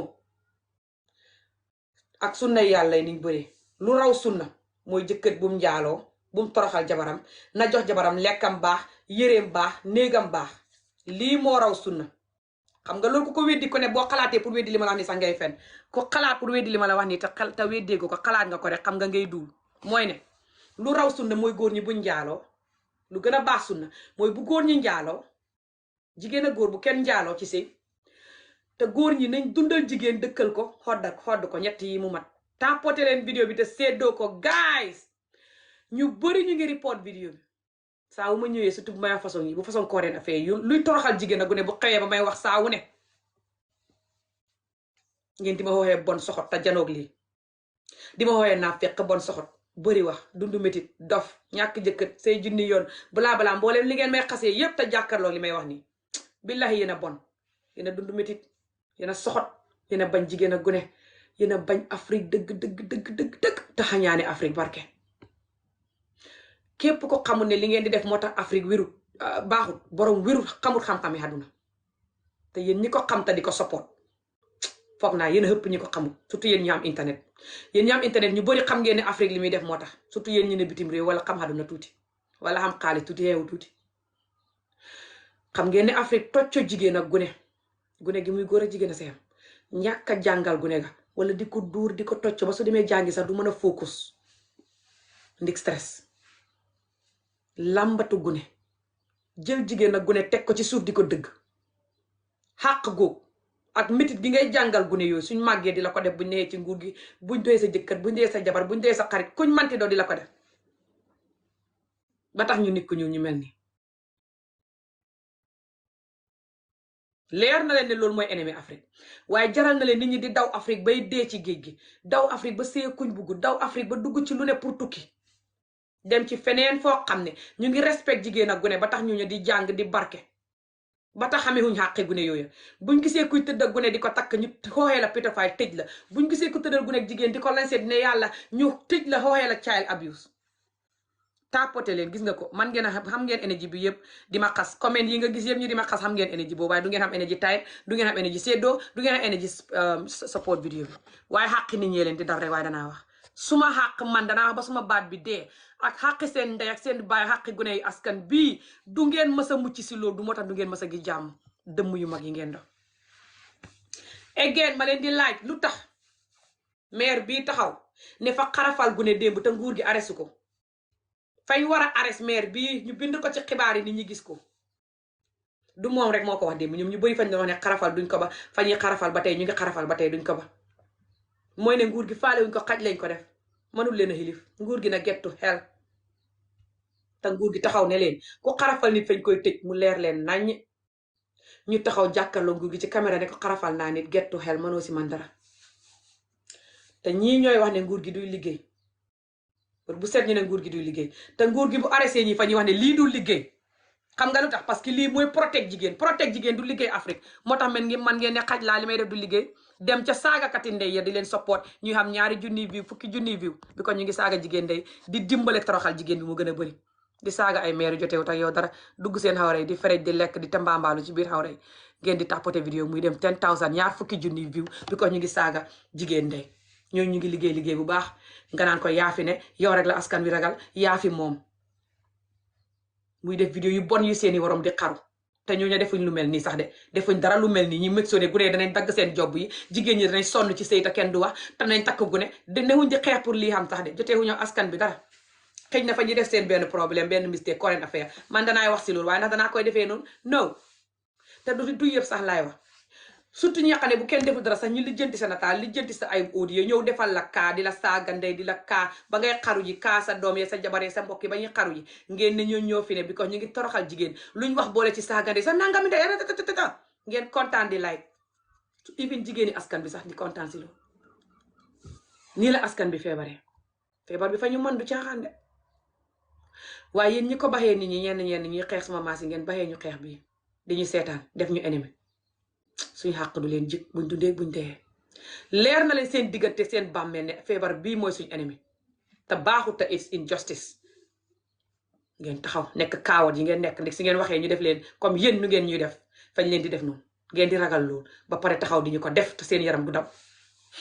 fu ngeen toll di ñu jëw di ñu buli di ñu xooyee tur fu ngeen gisee ku defal sama maas yi vidéo ngeen like kontaan kakak su ngeen ñëwee si man may def vidéo ngeen ida block vidéo bi by reporting it wala ngeen def ni romb ma ba pare nag di jëw wala ngeen toog li ma wax ngeen jël ulbati wax ji di jëw di call ngeen di call nit ñi whatsapp just pour jëw ma mu ngi on nangama nangam lay wax hey kii a bëri wax mu ngi wax nangam hey kii a bon kii a waane xoolal li muy wax rek kekekekek te fekk yaa ngi xool vidéo bi doo tapote doo like doo séddoo ba pare call nit di jëw di ma jëw man ci liggéey bi may def di ma tuutil di ma xas di gàddu suma bàkkaat du ne rek doo ma dimbale nga may seetaan ñëpp di ma xas ngay xool koo keneen yéen ñaar yéen ngeen di ma jëw su ko defee ko ka kool keneen kool keneen ngeen continuer yéen ñëpp di waxtaan waxantoo suma mbir Gambie ak Sénégal man Ami Olof jaruma fa dara ngir liggéey bi may def ak sëy yu bëri yi ma sëy di ma doyee gune man Ami Olof li ngeen ma buli ci askan bi dootu leen xamati doom ju ngeen bulee noonu ifin saaga kati ndey pro max yi ne ci askan bi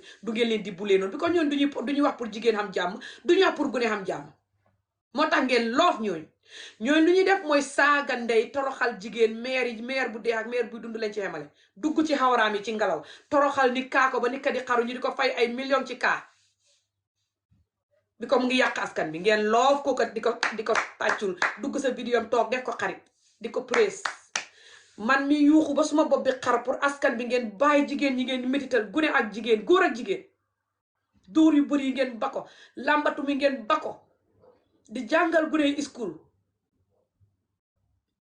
takk nit ak ñàkk a takk nit a si xem baxal gune yi yëpp buggu gune la tudd te xam nga ko waxal ak sa morom ñi ba gune yi su ngeen di sëy ak jigéen ñi ngeen jox leen sëy bu baax wala bu leen takk nit atool na jigéen ñi gëm seen bopp suñuy sëy ñu sëy bu baax wala buñ sëy atool feebar bi ne si ñun ñoo war a jàngi leneen lu baax use ko ku toog ci feebar bi doo ma sa xam lu baax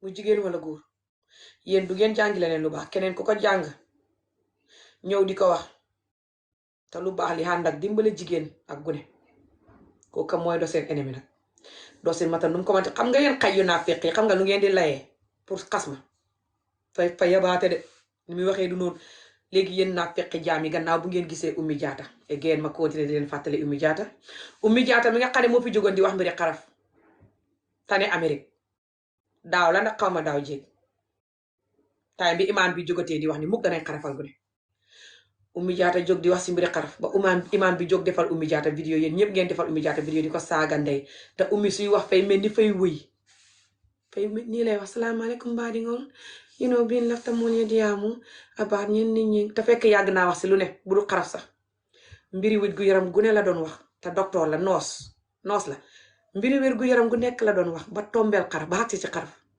ba mu xàccee ci xaraf la nekk ennemi askan bi man sax bu ma commencé def vidéo xees di def comédie ñëpp bugg suma xolof yi keroog ba ma waxee vidéo la ma askan bi def ennemi keroog ba ma waxee vidéo xeesal la ma askan bi njëkk attaqué force vidéo xeesal bu ma njëkk a wax la ma askan bi def ennemi ba bis ni yàlla tey depuis Facebook laaj ko nit ñi ma yàgg seetaan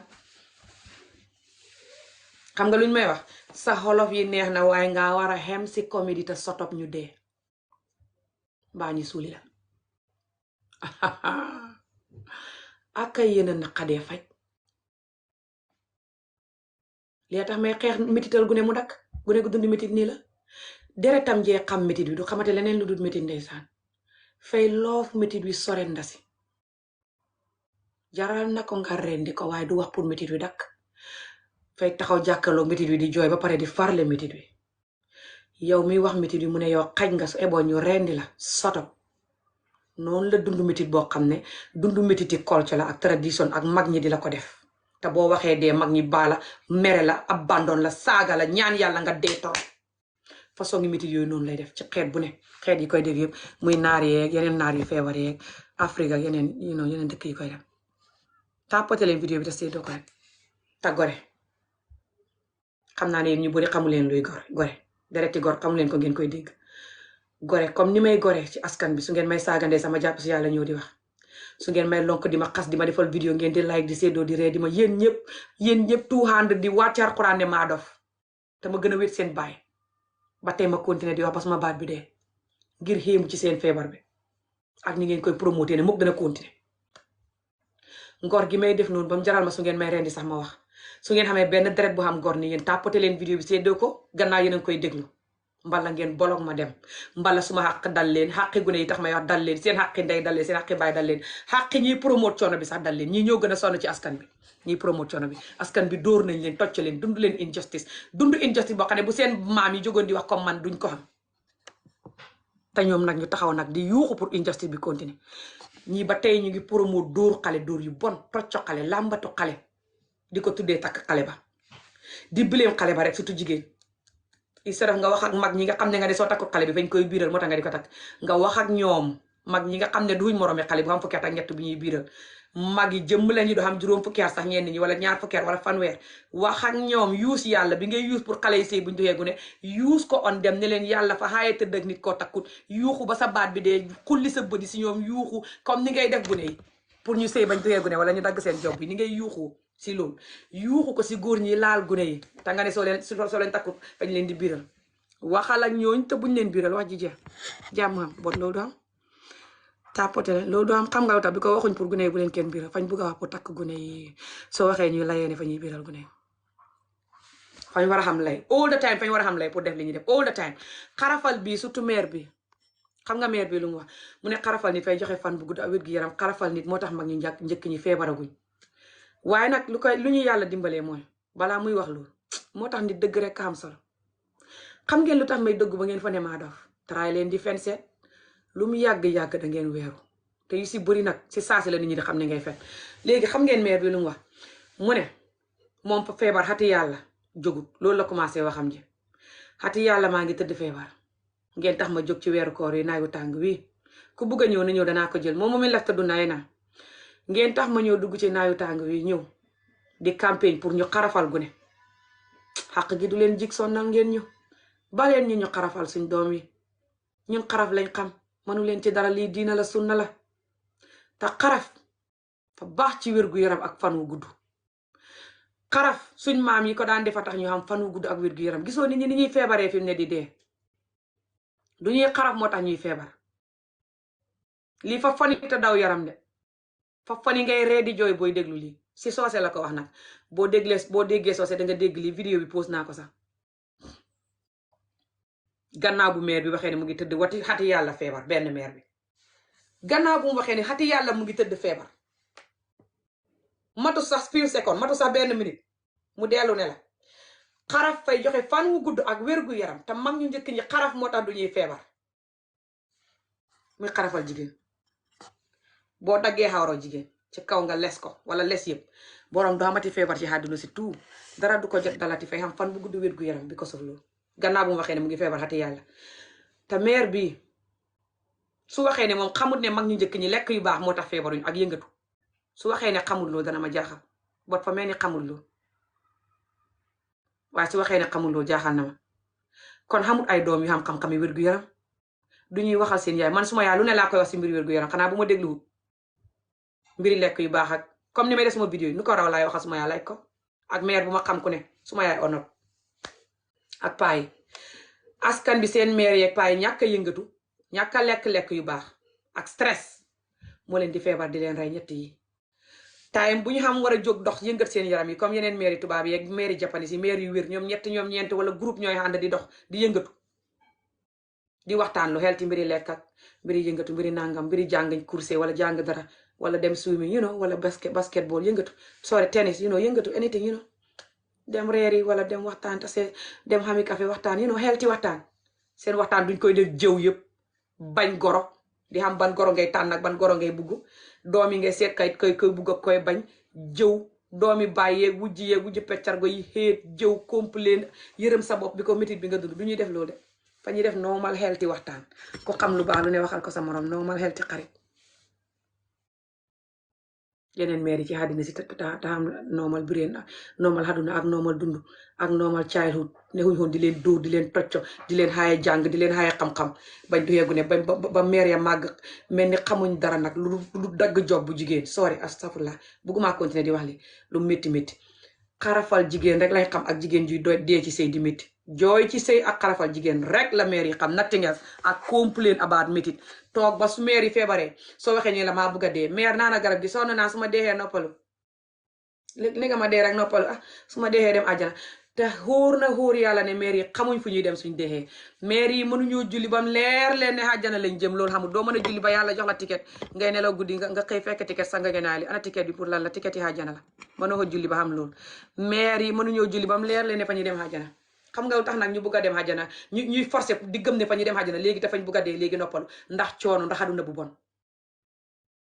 ndax métit ndax injustice ndax toroxtaande bañ juddoo tey doo gune ñi di la dóor di la tocco xarafal la boole si wala làmbatu la takk la ba nga doyee gune boole si ba pare nag buy fukk lañ ko def juróom-ñetti yëpp danañ réccu loolu ndax duñ xam jàmm ci sëy bi gannaaw bu ñu waxee ne yàlla moo tax ñu xarafal la yàlla moo tax ñu takk la ba nga doyee gune xamatuñ yàlla nag ci sëy bi surtout boo duyee xaaxu askan bi fukk yu ne juróom-ñetti yaa ngi jooy juróom-ñetti yi ñeent yii fa ñuy toog di rëccu luñ xamee góor ga leen takk ndig métit bu góor ga dee sax buñ koy tënj fa ñuy jooy di wis di xam ne askan bi buñ ko tënjul ñu xas leen moo tax ñu di ko tënj waaye góor ga yellewu tënj góor gu bon di la jox sëy bu bon su deexee nga war koo tënj ñeenti weeri yàlla di julli di ko ñaanal jigéeni askan bi ñoo seen eneen bopp jigéeni askan bi fañ wér leer na leen ne ñoom ñooy seen eneen bopp nag ñoom jigéen ñi may xeex di ànd ak góor ñi may xeex yëpp leer na leen seen digganteeg seen bàmmeel ak sax yi dugg fii ne ñoom ñooy seen eneen bopp xam nañ ne li may wax peme boo xam ne la moo raw biddiw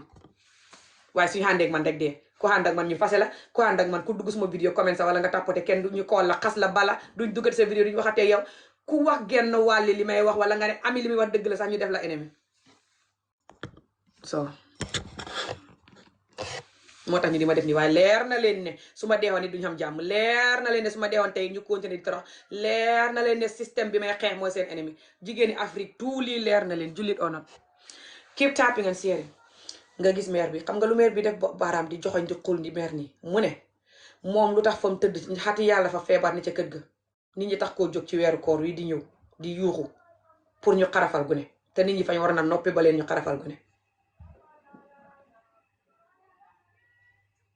gune ak jigéen lañ seet ko fi mu ne nii nguur gi war a arrêté maire yi surtout beneen maire bi doon wax ne xarafal na doom démb bu ko nguur gi di xarafal ñu ne nguur gi fa bon te néew di liggéey te mu ngi toroxal maire yi billaay wallaay tallaay xam nga lu tax si ñoom loolu du crime si ñoom loolu du dara xam nga tax bi ko loolu toroxal jigéen la toroxal jigéen du crime Afrique doo sin mata jigéen ja soo xamee benn xat ñaari xat benn semaine démb la juddu téeméeri xat la xam seen yoon néew sa toroxal jigéen moo duhut crime Afrique cross Afrique tout góori askan bi góori Afrique tout buy fukk la ñaari rek ñoo xam ne lii crime la juróom-ñetti yëpp a ñuy wax ne lii du crime ku bugg a ñëw na ñëw cross Afrique jullit or not cross Afrique fii ba àllaaxira cross Afrique toroxal jigéen du fa crime tëddal jigéen lañ seet xawraam yi takk gune gu jigéen nga xam ne mooy number one toroxal jigéen surtout boo takkee gune gu jigéen gu ndaw gi te fukk yi ko takk yëpp juróom-ñett yi dinañ ko toroxal surtout ñeent yi ci biir juróom-ñett yi mooy comme ñi ma la wax ne jigéen ji fay rëcc lu tax mu sëy ak góor gi ngir sëy bu bon bu góor gi dee sax jigéen ji du ma sax am jàmm ndig naqat ni lu ko sëy bu bon def loolu moo ne Afrique tout cross Afrique surtout Afrique jullit bot soo duhut julli sax Afrique ñi duhut julli sax a ngi torox ci seen ndig Afrique ñoo doon nangu nga xeex human right pour jigéen surtout jigéen di ko xeex jigéen ñi ko dund ba seen gàddo seen ndey yi dund ko seen morom ñi dund ko seen mbokk yi dund ko ñu gis ko nii di jooy ñooñ nag liñ gën a bañ ñu wax ko te góor ñi booy xaar ñu wax ko duñ ko wax ndax tout pas seen góor ñi def seen bopp nit ku ci génn wax ñu ne ko ngaa yambar ngaa dof nga ànd ak jigéen ñi góor jigéen nga dof nga te góor ñu baax ñoom ñu bëri duñu xam sax jikko yu sew yi maanaam di dugg si mbiri jigéen ak ñu wax comme xeex pour di meg soo jigéen sonn duñuy xalaatloo sax fa ñuy dem liggéey ñëw def seen bopp nit wax dëgg def jàmm waaye bu ngeen gisee li ngeen war a jóg dimbale ñu jóg leen dimbale ñu yéen 2% bi lu mu ndaw ndaw. So how was the bill yesterday? They have to wait till they're gonna continue this week. It's not clear yet what's gonna happen, but I believe it won't happen. Keep tapote leen seddoo vidéo bi mbala ngeen génn suma vidéo mbala suma xàq dal leen xàqi gune yi ngeen di promote ñu torox dal leen seen xàqi ndey dal leen seen xàqi baay dal leen seen xàqi bopp dal leen yéen ci seen bopp ñuy seetaan ni te du ngeen tapote ak imam bi ak groupe bi topp ci gannaawam yépp seen xàqi bopp li ngeen dund ci askan wi waru leen ko dund dal leen li seen ndey yeeg seen maam yeeg seen baay yeeg seen mbokk yi dund te waruñ ko dund dal leen fresh gune yi ngeen di meg sonné dinañ continuer torox taandi googu dabul xàq dal leen gannaaw bu mu leen leeree clearly ne loolu newut di dox ci Afrique loolu tax Afrique xalku loolu is called human right violation abuse leer na la sa digganteeg sax yi war a dugg sa yuur gi ne noonu la tudd waaye doo ko nangu na boo ko nangoo mooy ne nga koy ba te doo ko ba so noo koy nangoo soo ko nangoo ba ko te doo ko ba so da se ngay forcé ne loolu xam tapote le ku bugg a dugg na ñëw moom lafta du naaye naa so baadin mandin kool again alkal ñininka ñimmero la ko matu nga ñimmero naati tapote leen rek so ñimmero ko ate dinna kononto soto ngamira ay kononto la fo o tan ñimmom ñina tapote leen rek tapote leen ate kela hani na tara itol be vota yes ate kela international community te sonna wol mu humanity thank God for that tapote leen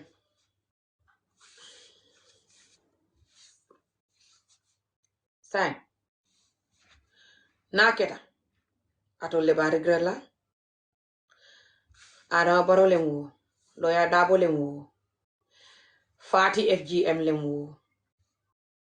wo jiba kewo mimbe parliament len mi yet fen ko nati parliament len wo andares atol bebe disrespectful video si famin jela pour atol al nene maje kabri al wuluta adum al nene tal jela falye fa continuous nak non stop disrespectful video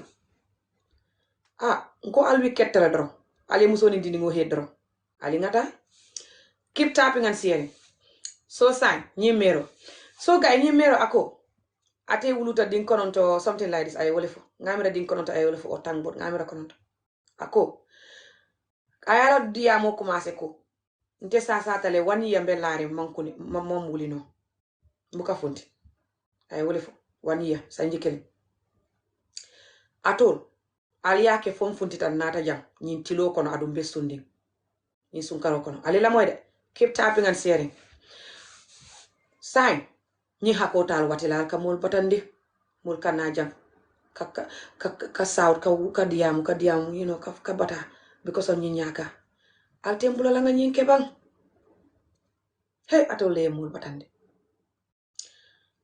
bari anyina tale now mena nyim for the next ay nyim info ngamira anyina ta ay nyim info force den ala ya wanya ay nyim fo mimu nyaka aka jata kende yani sima yala di moli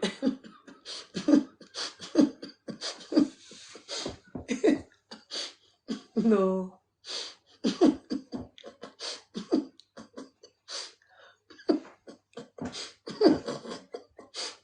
Hey, I'll let the Cairo in Africa. Unless Sasayal Nole is in your blood, it's in your vein. Keep tapping and sharing, guys. And Taleko, I have fully few seconds to go. Ate Sasata 1 year abuka funti. I'll come mwele bang, I'll nafiki yata nyao, I'll come mwele. Keep tapping and sharing. Aliyalo ni muni atna alkante hit. I'll buka ninga question. I'll buka njabi no. Ke fereng. Hani president ota njabi no. Adu mantara kal banende.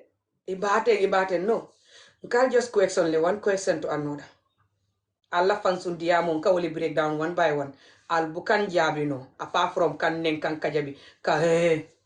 Ah, you don't have no answer. Okay, give me answer. Keep tapping and sharing. Nali answer soto ali dung ali answer nati. So guys, nyimero ala ya wanyar because akan yin energy ta. Kanyin diamo beke pour dindingo la moy dindingo la seto la dindi muso ka dorong ajarta nyimbel ajarta ay na fo banjul ajarta sanji killing abuka funti asasata a funtita ajarta abe sunding ay funti ajarta tilo ya kandi ay funti nyinu be ajarta also ako ate din konontele soto mi yalo ate kan nyojile aka nyojile dorong ay wulu abuka ta l'hôpital yalo ngumu kuma baleti pour nyimero ya fo camera kono nte kan nyojile rek nga wulu because na wulo ka sone ya adun dingol ka wara teng kar ntele nga kar fo ate man kar fo fa ala fansu dingo aka wolda ika fa nyaari gemi aman kar fo ika wara ala le ka do ko ke ala le ka woke nga wulu no problem nene man ta l'hôpital te fan dinga wulu te kiline ka wulu nga ngojile rek nga wulu nim pare tanga mol ko mandi yana adun te tata nyaka because nyaka bete yata woli at nante ka woke no nyaka ka jata kende yani sima ya nati molye nying energy be nyimero ba kala just because of nyaka wole ya tinna ala ya ponis aya wanyar ay nyin kuma fulol fo mi yalon de opposite they are like suto nintilo mimu aya diamo kuma seko nte sasa tale wani yam man funti atole yam funtinde and then aya diamo foko nyaka ka jata kende yani sima yale di molye wole ya tinna mtolla musu kebal nyon ibuka fajuna ibuka sasa sañ mol ka sasa because of imanta nyaka aliyem moyle ba nka atole nyinin karek fona kungo ka dimi because alla nyi sasa akanke nyami fenten kala wo nyam nyindo nyi moy dro ibabe xawma lan la no one care about na babe nangam. Who cares about that? Go and find my Bama and legend about our private part when you are interested about it. I'm talking about the children that you're cutting their private part. And the fact that you're making sure that children you get married young and private part to be chopped off muso and you futu young. And now parete ay bata futu akono. Ni sabol al coming promote. You have time for Bama la private part. Go ya legend. Keep tapping and sharing, guys. So now ninjube. So guys, I'll na la kaburo tema. And in tumbo mimbe do na la kaburo kono one day. Al ni wotum bol tema nyimero la diamu make sense or not. Also nyimero na tara malonko mol ka sasa right now because of domoru jaw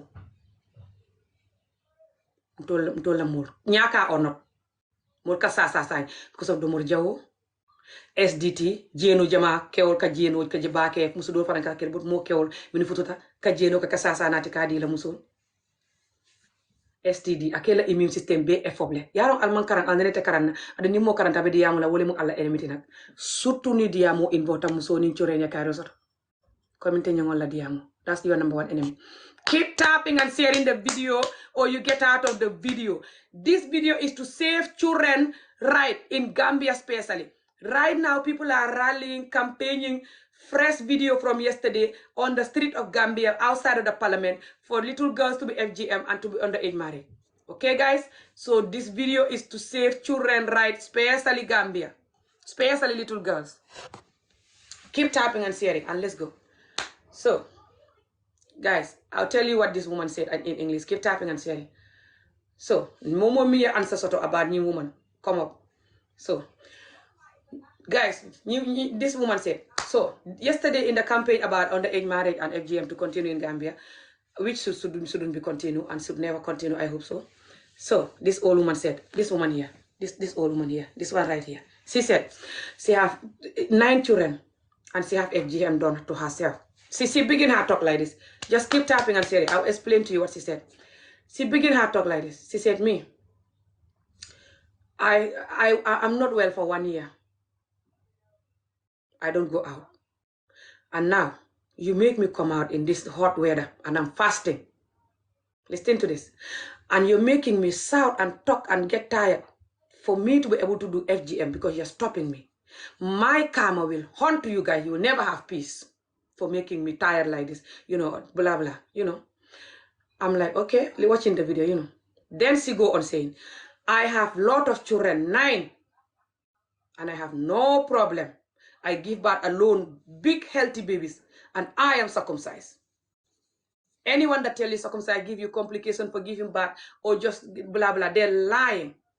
Keep tapping and sharing, which is the FGM of the girl. Keep tapping and sharing the video. Thank you so much. Don't leave me with the enemies. Keep tapping and sharing the video. And then she continued talking. Then she said the next thing. The next thing she said that I believe is the karma of the children and women that she's choking to be traumatized. That haunt her. She said this. She went against herself immediately. Then she said, the people, she continued saying, people now are dying. They don't have long, healthy life because they're not FGM. They're getting sick and dying because they don't have FGM. FGM is very healthy and good for your health. When she already just said from few seconds ago that she's sick and she didn't leave her house for 1 year, and we that is condemning this, we're making her tired to come out now, and she doesn't come out for 1 year. How sad is this? This is funny and sad. You're gonna be laughing and crying at the same time listening to this here. Now let's keep going. Keep tapping and sharing. Now this old woman, this one that spoke before her, she said, me, I did FGM yesterday. I FGM one child yesterday to her clitoris, and I'll never stop this. She said this when the government already said that if anyone did this, you'll be arrested. She said this very happily that I did one child yesterday and I'm never gonna stop this because this is what we know and this is Sunnah. We are a good Muslim community, we're gonna do Sunnah. She's saying this in the middle of Gambia, where the men, 80% of them that are Muslim, they cheat when they're married, more than people that are not Muslim and they're not even married. They have sex outside of marriage.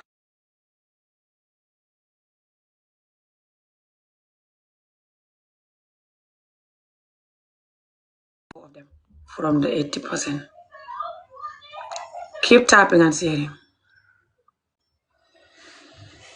Thank you. Wait, I'm coming back.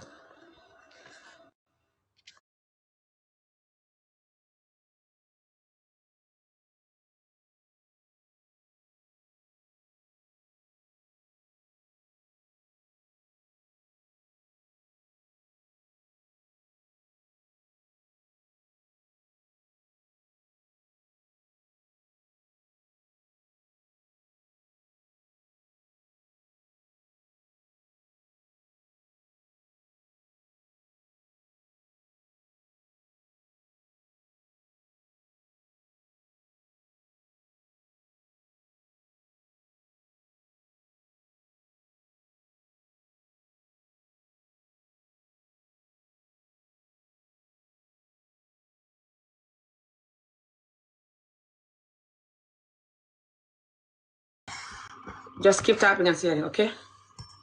Especially if you don't know what's happening or you have a one tiny heart, one tiny soul left in your vein. Because this type of community, they make sure you have no soul left in your vein.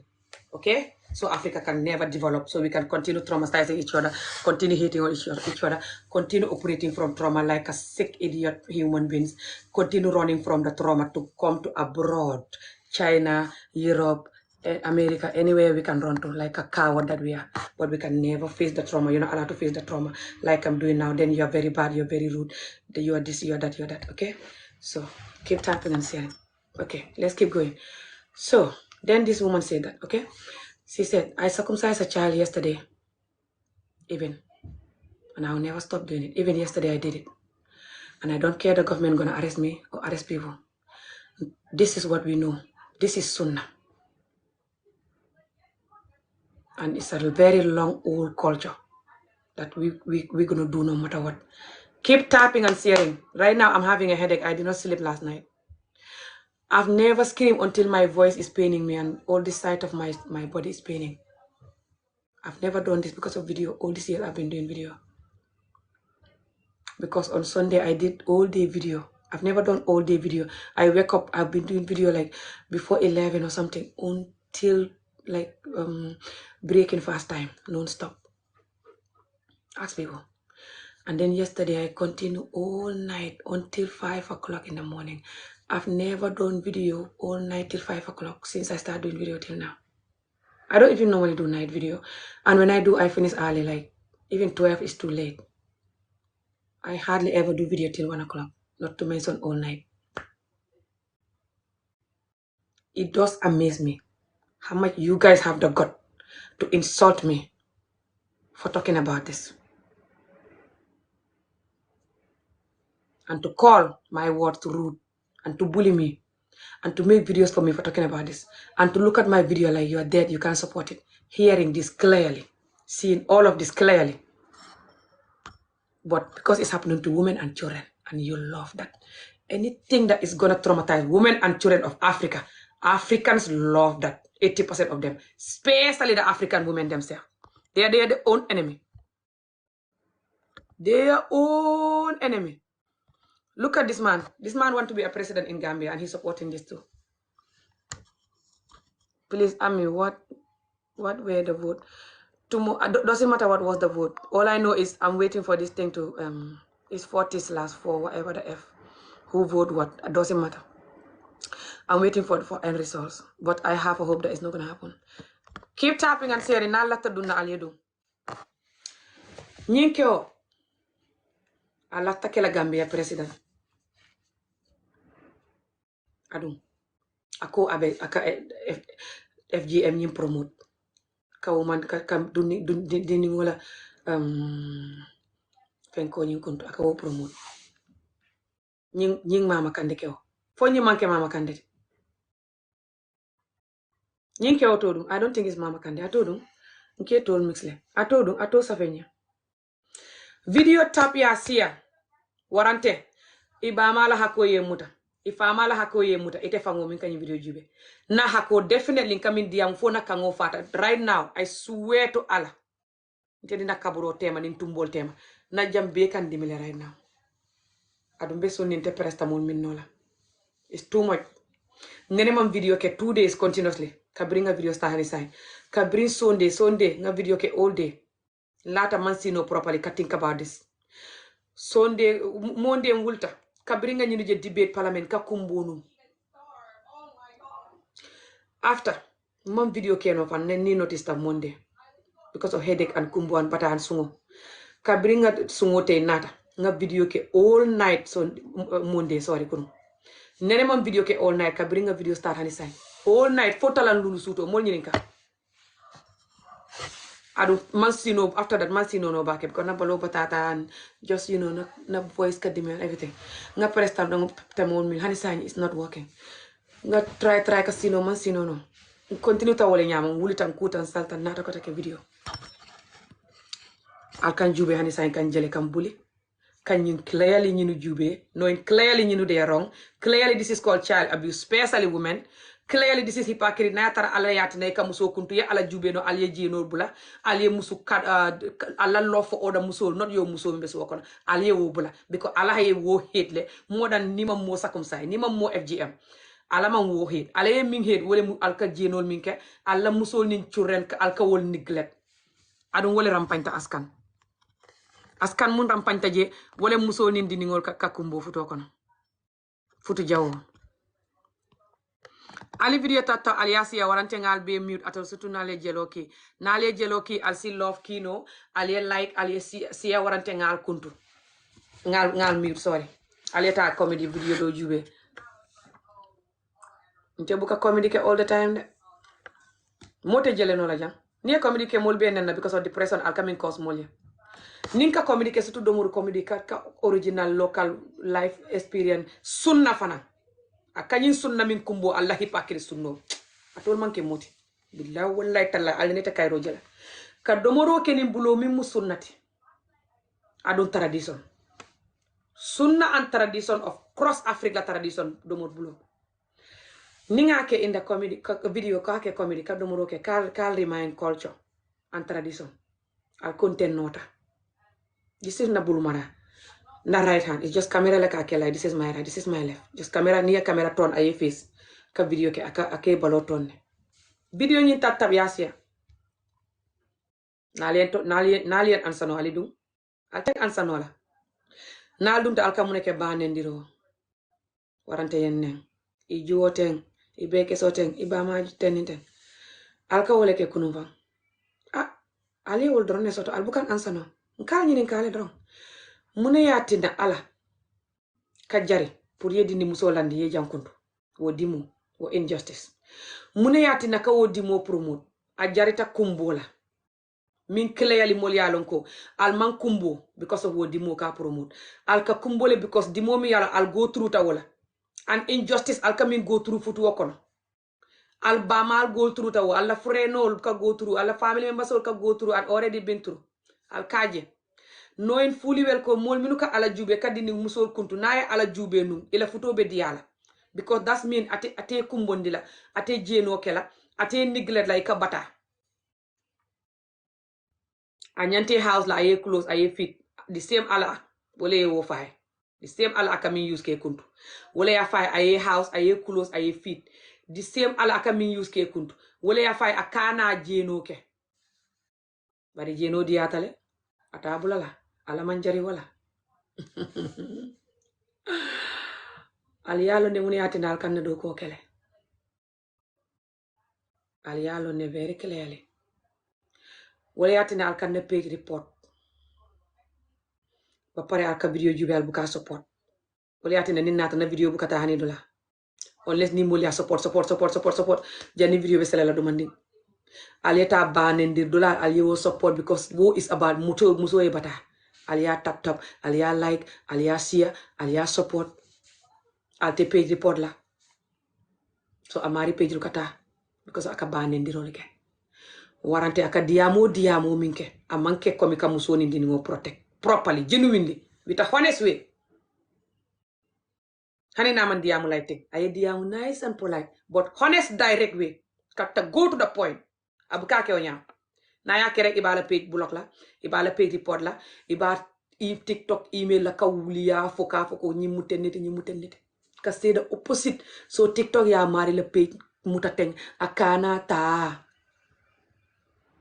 amare diamu betala de nyim page onat amari betala de amari mol ba moy la de modol be wuli la diamu de hani na mari fata alla ñi jaw ya mo dunya balon na because you're making sure the joy continue. That's the thing. You're making sure the joy will never end. And people of this new generation, we know the word human right violation. We know the word childhood trauma. We know the word injustice. We know the word blackmail. We already know that, and we can never unknown that. And we're going to continue knowing more words that you will never want us to know. Because that means you have to change or take accountability. Would you rather die than doing that? Ali video tap aliasia. African people, especially African elders and African parents, rather die than taking accountability, agreeing with the disagree that A, B, and C they're doing is wrong and they have to change it. Or they're sorry about that. Or that will never happen again. They rather die than these 3 words. I swear to Allah, they rather die. Yesterday, one of these old women that I keep showing you her picture with the pink hijab, she said that she already circumcised a child yesterday. She announced that for the police to arrest her, knowing fully well that when she did that, she's going to be arrested. She said in the camera in front of the whole world that I circumcised one child yesterday and I'm going to continue circumcising. I don't give a F. That's how much they love the circumcised the FGM. Thing the little girl. That's how much they love doing what they shouldn't do. Because they're so traumatized that they be so wicked. Surrender to the pain and love it. The pain is in their blood. They're like a serial killer. They can't sleep without doing the pain. They have satisfaction from creating the pain. It's their air to breathe. Without it, they can't sleep. lot of these African elders, they love the pain they're creating you. When they don't create the pain, they cannot sleep. I swear to Allah, you know that, and they know that. Keep tapping and sharing. Without the pain, they can't function. Their life is going to be boring without creating pain. What type of life is this? No child is crying. No child is going through trauma. No. What type of life is this? I swear to Allah, that's not a life to them. For a lot of African parents, especially African elder people, doesn't matter woman or men, cross Africa, Muslim or not. If the women and children are not crying and having trauma and going through injustice, there's no life for them. Life is boring without that. That's how much this pain and trauma blending with their vein. Without it, they can't breathe. They have to keep it going or they can't breathe. And they know clearly that this is why Africa will never develop. They're the enemy of Africa. But when you talk like me, they say we are rude, we are this, we are that. This woman is the one I told you that she said that she circumcised a child yesterday. Keep tapping and sharing the video, or my own karma will haunt you and your own karma. I told me I'll book a video tap almasia alma makoy because you video kadiamule put the la karma and pain your end. Dindingo in Africa in general, and put dindingo leta school, muso keo doesn't matter, and put dindingo le grow up without essay, kadingo ma, you know, either ye dindingo futule or ima futuka ma way stop. Kadingo samba school, government ye school better ma system ke, ali dindingo bula ke lipa ke tocho, phone tata school, ite focus no la de stress and operating in fear, teacher fango ke lipa, dara ika kuran karandame ke lipa, kadingo lipa ke tocho, you know, they have to live in fear and pain, you know, so ni menta ika woke itela, and ita like la ni keta government ibe wala kela ka ke iteni ani itol fango mo na e pain jama indo growing up abe pain di la mola abe te pain di la fan these two pain dimo and pon di fan wala yatina africa nete develop ala ya lonne ala ya jele clearly Africa government ol kamin ken tol mola kema ni muso ni bitango ni ba family kamin ken everything you saw everything, but you will run away from that because you don't want it. You rather die on the way running like a coward you are, because you are a coward for running. I told Africa the new, including me. I'm not the coward. Why? Because I'm fighting why I run. Why I run? Why you run? Why you want to run? I'm fighting that. So I'm not a coward. Every day I'll come banning. Every day I'll come bully. Every day I'll come commanding nyamato. Come bully. Ka fengol beke pour nga bully. Nka local fire. Hani nalbem domola simango. Mediamula pour nying Africa is freedom soto and injustice ye stop. Ali video tap ali asia warante ali funti ali block warante na hako abal mutala akanda voice min la moy akadimi. I swear to Allah right now na voice kadimi nin kadiamu. Adunte presta mo min no la be fa ba sunni. 2 days continuous video non stop nene make. Kunu nga video ke fo fatalan lulu ntata mansino kunu ko mansino.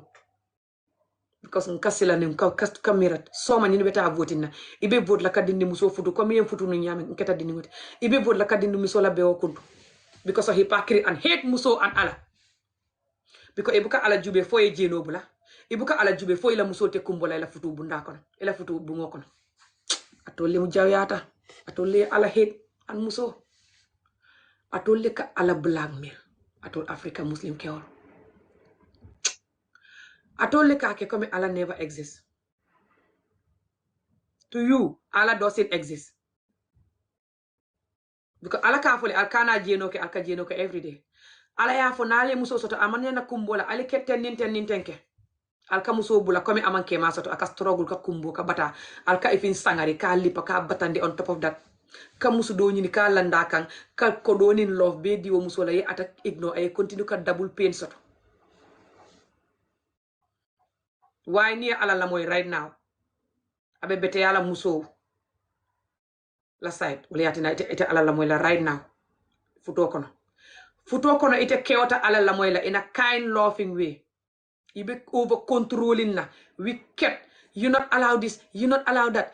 Ka control ka dimindi ka stress surtout mo mi yalla ila ndaw lol bu ka bete ya. Ila dépassé bu ka timma muso la bu ngote bete yalla. Dondi kolte bete yalla dini ngol di sem. Bari yekko do soto pour sunkuto yekko do soto pour musudo bari iman ko do soto pour nyi muso nin dingol mi yalon ko alale ya fo ya di woli every day mol kata marseto ika buri ndawal dula subu wafi dula ika buri je ka jube tan katambe wara cannot even taje because of subu ko do man taraje why because kema man ala lamoy wala at na ndawalo man si bari ay kodo sotole pour sunkuto ay kodo sotole pour musudo bari aman kodo soto pour ndawalo yetimma ali video tata aliasia warante ali get out of the video ali blog warante na hako al kan na voice min la moy fo na voice kadimi na hako tal wati la ma bala li nyina al kan jube al kan na do ko kel support ala ma na fansum hako na fansum voice nim pain ay atol muta di ngol la hako yal muta al fama na al ba mal hako yal muta al fansum hako yal muta comme al imam ka duwa mo le nyamin minu ka video ke wol ye fa wol ye problem soto hello way. ila ta diam la nyim programme Yeah, laptop jam la jele. Kamu nendorong. okay Batambikan na lang aja wa kung ko ba nga pinye nga tiam de kamu nendorong. na Yeah. Kuma kamu nyindala nya nyinyat la alla me fonan diara la fanam en fait. Ni ba la me kam fanam bon. Ba ku jama la jele je mu yalon ko fanam yalon kay na fa so fanam. Muso la fanala kela fanala. Hola. Ajá. Okay. Mirando. Me lo tendría que comprar, pero no, Ok, vale. soy muy rata, no quiero gastar, primo. ¿Cuánto Okay. vale? ¿Cuánto vale? 10 euros. 10 euros. 10 euros ya. Es que no vea, primo. ¿Qué talla? Es que no vea, primo. XXL. sorry jimari visit okay ali video tata aliasia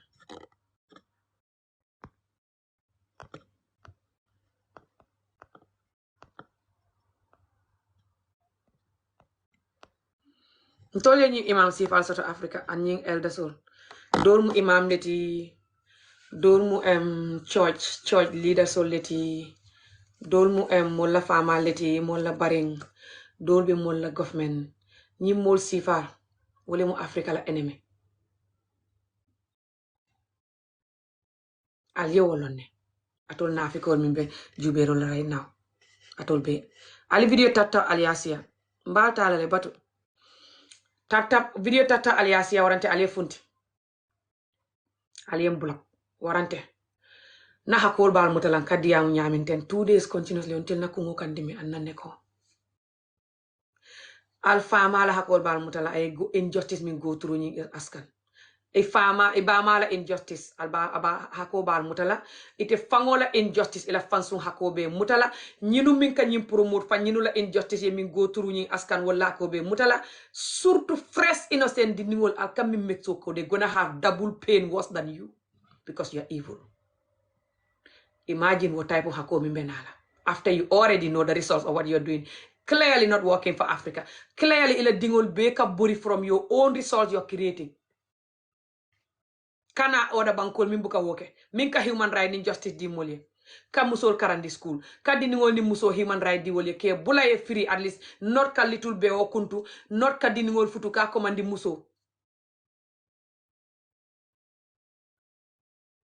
not ka futu bari imam futu surtout ni kata muslimti ye ala jube foye little be o nyin kuntu ye ala jube foye dindi mero mo futu iko wo manke peta fayati wo mu ala diya moliti bari ite ala jubele fo ni ya futu ate kumbola wona nete sotola ni ye tam futu sey bebe kumbola nying seyo nani ibe kumbola fo abada hani ni fata ibe kumbola after ye fa because of futu jawo iman kumbo biko na kema beto fata na kema bete ma ala yata e nyin dimita no ibe kumbola because ikanyim pain ne remember ye minke after ye fata fa ika kumbo because of pain surtout musu follow minu be nying askan Africa Muslim community musu follow be jam for Nigeria cross ni tanem say be ka kumbo nying say again 90 of them they will never forget marrying you is their worst mistake in their life cross Africa Muslim countries ali video tata aliasia alialo nimniat na aliente head you're very clever with what you are doing I'll come make so called the new you grow up in Africa with childhood trauma pain and torture surtout musul ye continue ka injustice go through for a fast surtout futo la area so I'll see continue being free do whatever you want instead of taking responsibility because you know futo is not easy you stay away from other musul kodo ya soto ya nati jang ila kano ila love ila attention ila be jang it's not easy to do that you have to be very good disciplined loyal ye ala respect ya use ye woke komi ika use yami kadini ngola little be okuntu ye ala jube ya kuntu ye ala jube wo nyama ye focus ila futu ye futu betoke tap and see ite woke la why because wokol yatale was easy ka ala jube ka little be okuntu was easy ka ala jube kadini ngol futu wala muso in general musifa ala jube muti so ala jube just pour muso ye bata not pour muso ye happy not pour muso ye justice soto not pour muso ye futu bete ma soto it's not ala jube. Ala jube is just little be oye kuntu. Ala jube is just dini oye futu. Warante muso in general.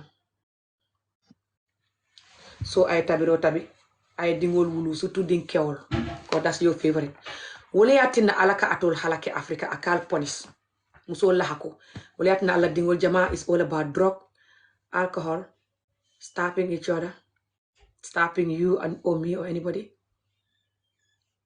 drugging each other to death, dying on the back way trying to come here, coming here and going to prison or wasting. A lot of them here or not. Tap and share the video or you get out here and respect or alamana hako na time ikaminta kan jube ten physically. Kan na diamol moy clearly in yamama. Can you situation jube clearly you situation or not ya Africa lonne. Ika kena komi inya butole mata yo on drug kay fan tawndi because of a wicked vein.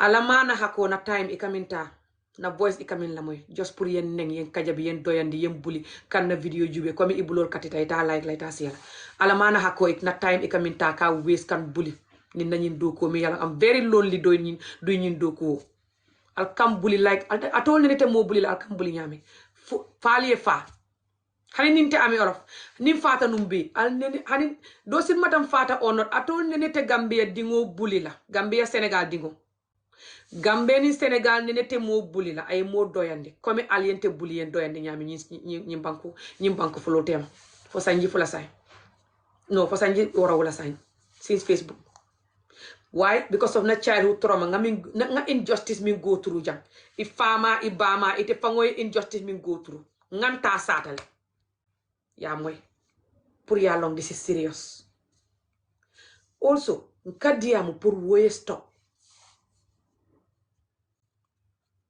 wodronem wala yatina am your enemy because ma sata doron yejele yeta nga satale pour ya long why I'm doing the job pour ya long why this have to stop and nyinka minke be also nga sata nga diamu pour akana ke kotake akana diningol program ye go through injustice ali diningol samba school ye chance de diningol ye diningol karandi self love and self development wol ye karang ye focus ye patient in life ibe life better masotola UK or not travel or not Africa or not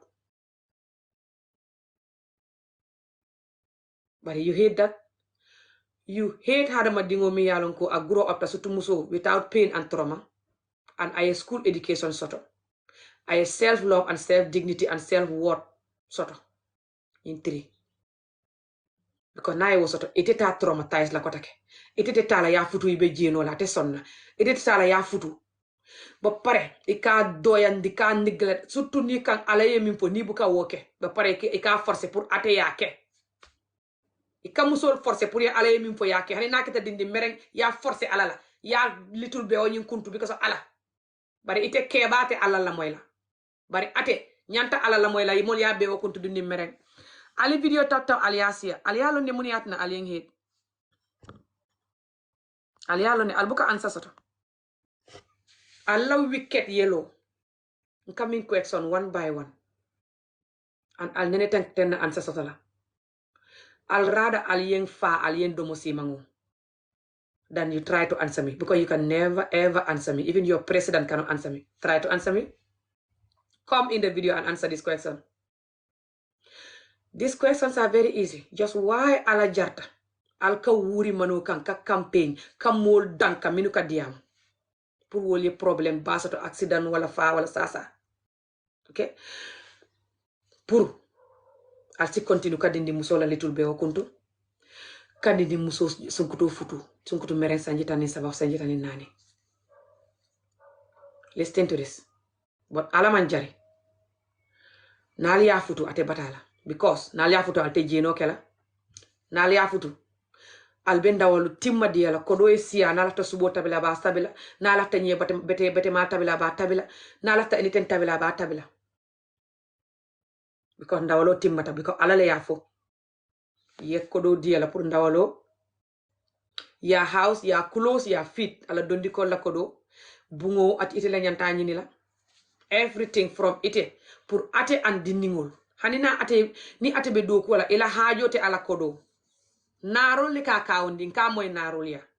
Mo fin kewol ñunu fam bu ko kawandi. Surtout ka kawandi bake. Surtout ka nying energy pour je. Energy about ite la little be o yekuntu. Ibuka half of wo energy ke pour nte ka nyim min foten kamin you south.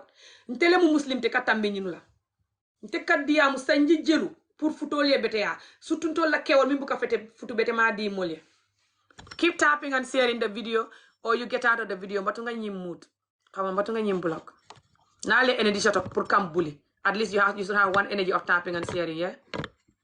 Nale energy shut up ka comment kam bully ngal bully ka comment kam bully. At least you have one energy, one good vein, one drop of good blood in your vein to tap and share the video while you bullying me doing my video. Okay? Not just bully and you don't have one single tiny effing blood to support the video. Keep tapping and sharing. Okay, this one too said I should block her. She cannot block herself. Let me help her. This is how bad this trauma is for these people. Okay, keep going. Momo min lafta ya block aya safe. Momo la ama fam block no because they're too weak to do that. They're too traumatized and mad to do that. Asa safe ko block me and I'll help them block them. Thank you. Okay, keep tapping and sharing. So, nkanyi nin karole kerek de. Ni ala jarita alka might for Banjul. Musol ka kumbo komi ifamale fata. Because of nying have like FGM.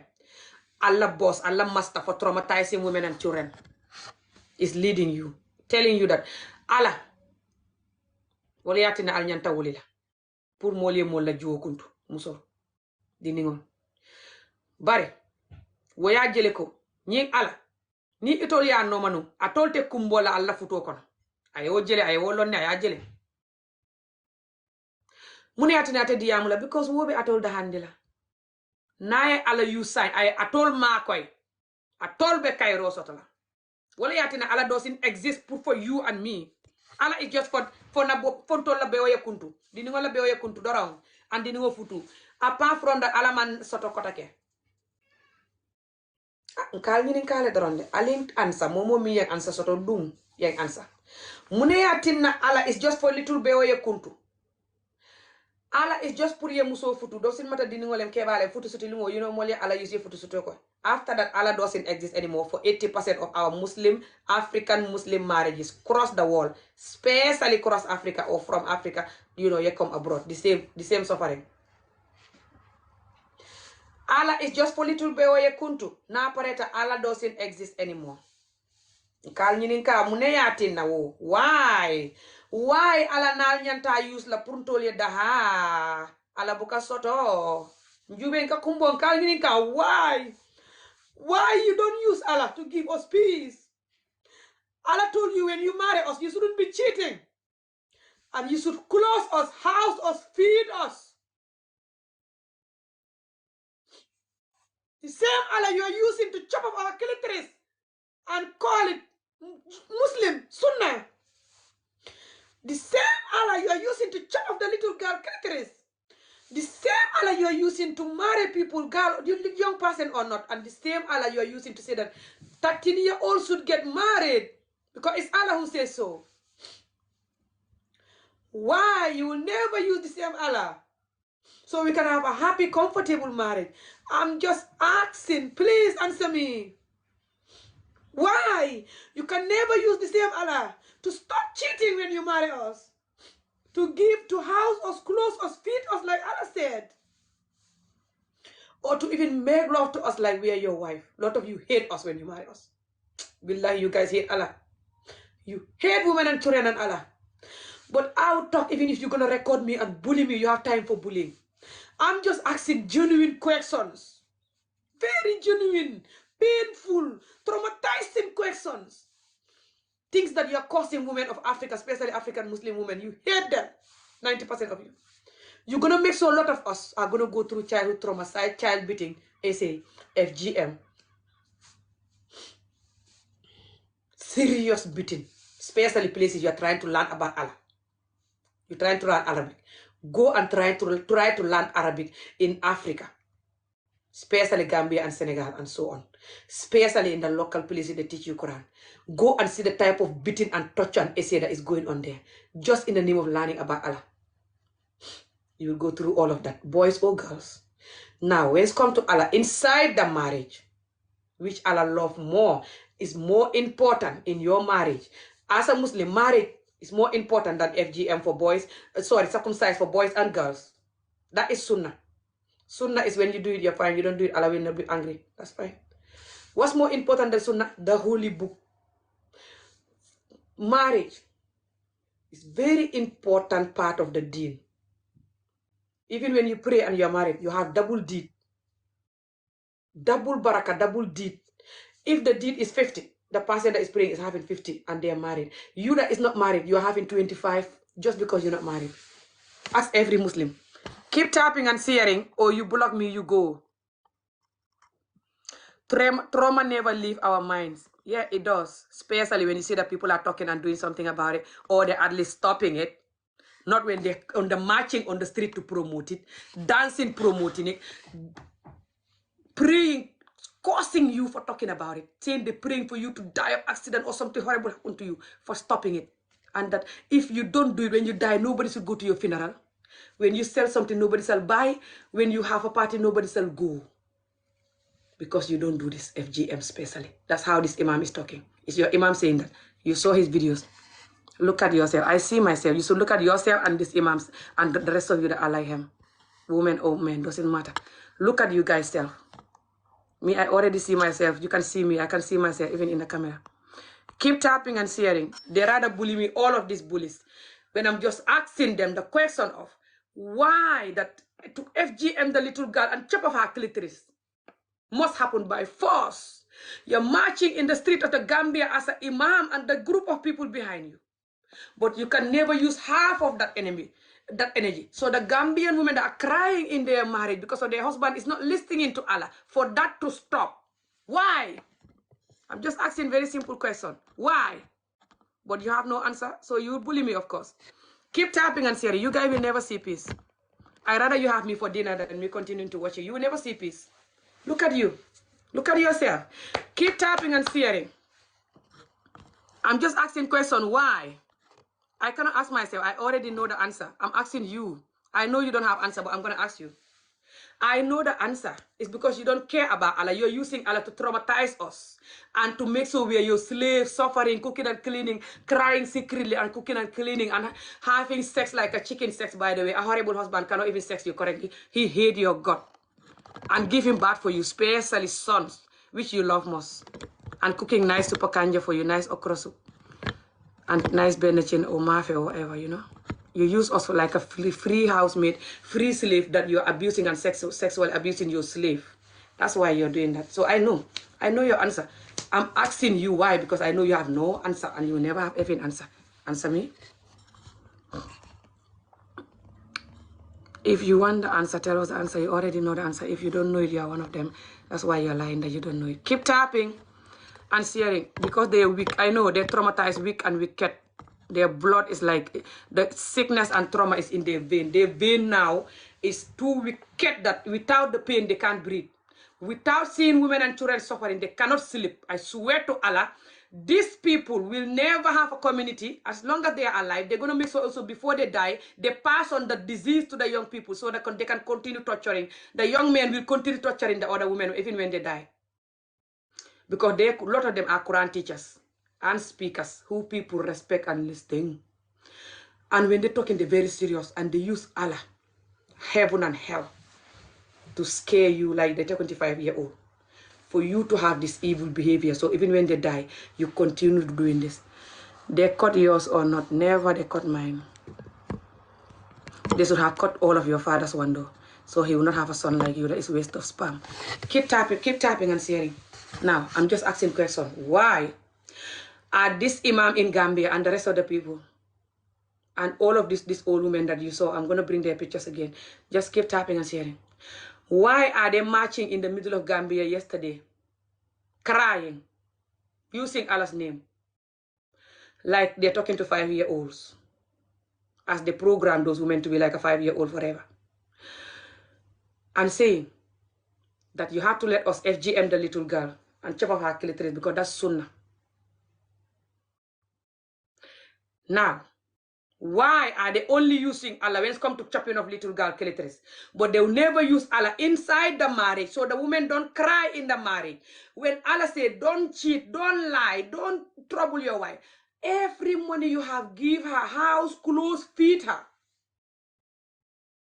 These three that you hate, how many of you doing these three? 80% of African Muslims don't do these three correctly. It's just the 2% doing it. And the 2% that are doing it, you're going to pay the price, because they're going to tell you, because I'm doing this setup, I'll do whatever I want. I'll cheat, I'll do whatever I want. Because all of your mates are not having this. You should be happy you're living like heaven. Shut up. Ask the people that are genuine and watching if I'm lying. Keep tapping and sharing. They will say this even in videos.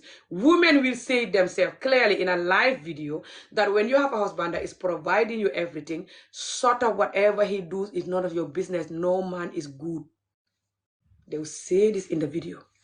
And there's very good men. They just never experience it and will never experience it. It's the 2% in our society. Very small amount. Because they program the man to be bad. Choke the man to be bad. When the man is not bad, they say the man is evil. Right now, any man that is not agreeing with it, they're insulting him. They're not just insulting me. There is an imam called Imam Babali who against this. He's not like this. They hate him. There is some men that are not imam. Even in the comments, sometimes you see them commenting or comment in the video condemning this. They hate all of them. Call them very bad name. Anyone that is like this, they said, yeah, very good man, very strong man. Let's chop off the little girl clitoris, you're very good. Let's torture the women and neglect them and blackmail them like they're mad. FGM is the only sunnah in Islam. No, plenty sunnah. Keep tapping. I'll tell you all the sunnahs. One of them is eating with your hand, which I do. I do comedy eating with my hand. You might see me do it sometimes, especially after Ramadan. They hate that when I'm doing it in the comedy. Watch one day when I do it live. Watch how they're gonna comment. They're gonna call me dirty, mad, dof. Dof is mad. Salte, tilim, mbam, dof, depressed. Just because I'm eating with hand doing comedy, which plenty people do, by the way. Which is sunnah to eat with your hand, but also African #1 culture, cross Africa, FGM or not, Muslim or not, cross Africa #1 culture is eating with hand. Even Asia, everyone knows that. Some Asian part even. Yeah. Even here, they used to do that a long time ago, Scotland. Now, look at how fake, ass, hypocrite, idiotic, hopeless, wicked. They're not hopeless. It's the women and children that are hopeless. I mean, the children are hopeless, sorry. The women are traumatized and faking their ass to choking themselves to agree with the madness because they're effing weak and hate themselves and other women. But the children, they're the hopeless ones. They're the ones why I'm talking. So, look at how when I eat with my hand, they say to me, and that is sunnah. The other sunnah is to love your neighbors, love the animals. The other sunnah is to marry a widow or a divorcee, which clearly they hate widow and divorcee. Every widow, they say that the widow is a witch and she eat her husband for dinner or she has some spirit with her. Anybody marry her will die. That's their first thought. Especially if it's two husbands that die. Doesn't matter accident or God forbid something happen. The woman is 100% a bitch or whatever. If you marry her, you die. So don't marry her. Can you take me? I answer you. Yeah, I'll take you. You have no answer. If you are going to be on their side, you have no answer, but I'll take you. Now, listen to all of this fake hypocrite. And also, when the woman is a divorce, they hate divorcee. To marry a divorcee is a sunnah. They hate divorcee. The prophet only have one young wife, which was Isa. They love that. They're going to make sure they marry a lot of Isas. They will marry Isa, this virgin her. 5, 6 years, 7, 10 years later. 10 years is too old, but they're looking for another Isa. Marry this virgin, looking for another Isa. Marry this virgin. Lot of them cannot tell you the amount of people that this virgin marry or not. They love this virgin in young people. It's in their vein. Okay? They celebrate for that. They celebrate virgin. They can do anything to take your virginity, marry or not. Lot of these people. Lot of these sick people that are using deen or culture or just sick Africa or not. You know, sick people in the world. Okay. So now, look at this. The sunnah, what the other sunnah is to love your neighbor, which a lot of them hate their neighbors, by the way, especially Africa. Now, the other sunnah is To be nice, happy, genuine, you know. Now look at Africa, how people are like, sometimes you see them smiling, but look at sometimes how you see they feel like the whole world is finishing because of the pain and trauma.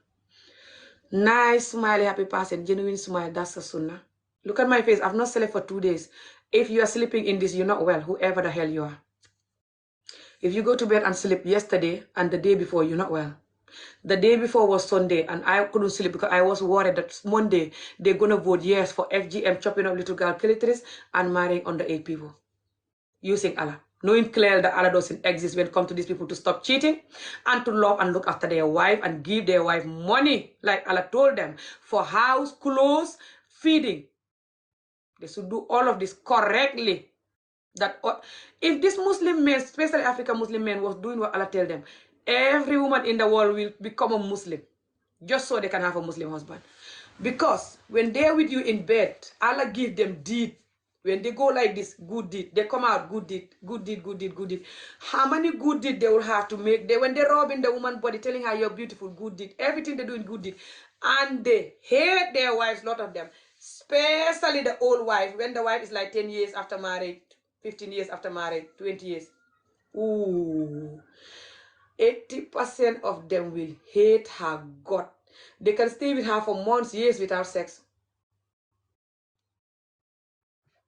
And they're having sex outside. Keep tapping and sharing. Or marrying new people for sex. And sexing her is good deed. More good deed than the good deed you'll have for chopping up the little girl clitoris and call it culture and sunnah. That's not in the Quran, that's sunnah. This chopping up boys or girls, circumcised in general. The boys one, the girl one is sunnah. Sunnah is when you don't do it, I'm not going to punish you. But if you want, you can do it. It's an extra deed. Even though a lot of Muslims say it's not sunnah. But they say it's sunnah. But I'm still telling you what sunnah is, even if it was sunnah. What's more than sunnah? The Holy Quran book. All of these things that I'm asking them questions is from the Holy Quran book, which they never will do. Keep tapping and sharing. Especially love your wife and don't cheat. And look after her house, her clothes, her feed her. It's in the middle of the Holy Quran. Gambia are waiting for you about your lies. What do you mean? What lies?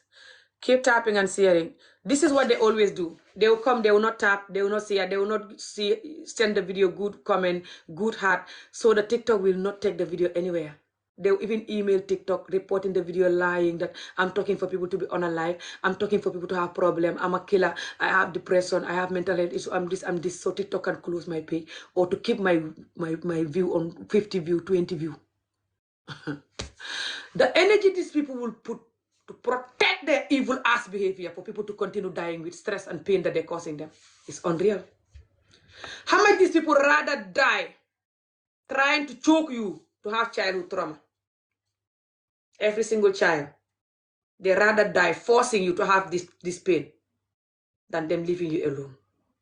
Because they can talk and scream their lung, go on the street marching for this pain to continue. But if anyone open their ass and talk for this pain to end, they all coming at that person like a vampire, attacking them, gossiping about them, bullying them, reporting them if it's a page, insulting them, making videos for them and their father and their mother and their children and their entire generation, causing them whatever the fuck you're thinking about, you know, any kind of word that you're ever going to think of in the world. And I have to be careful because TikTok, if I say certain word, if I use the F word or something, TikTok will not like it. TikTok, I'm trying so hard to be calm with my community because of you. TikTok, this video is about children, child right violation in Gambia. This picture behind me is one of our imam in Gambia. Is the #1 promoter of FGM and underage marriage in Gambia. And that is called child abuse. And I am an activist fighting against this for years due to my own childhood trauma. That I was married off before 10 years old to a man this old.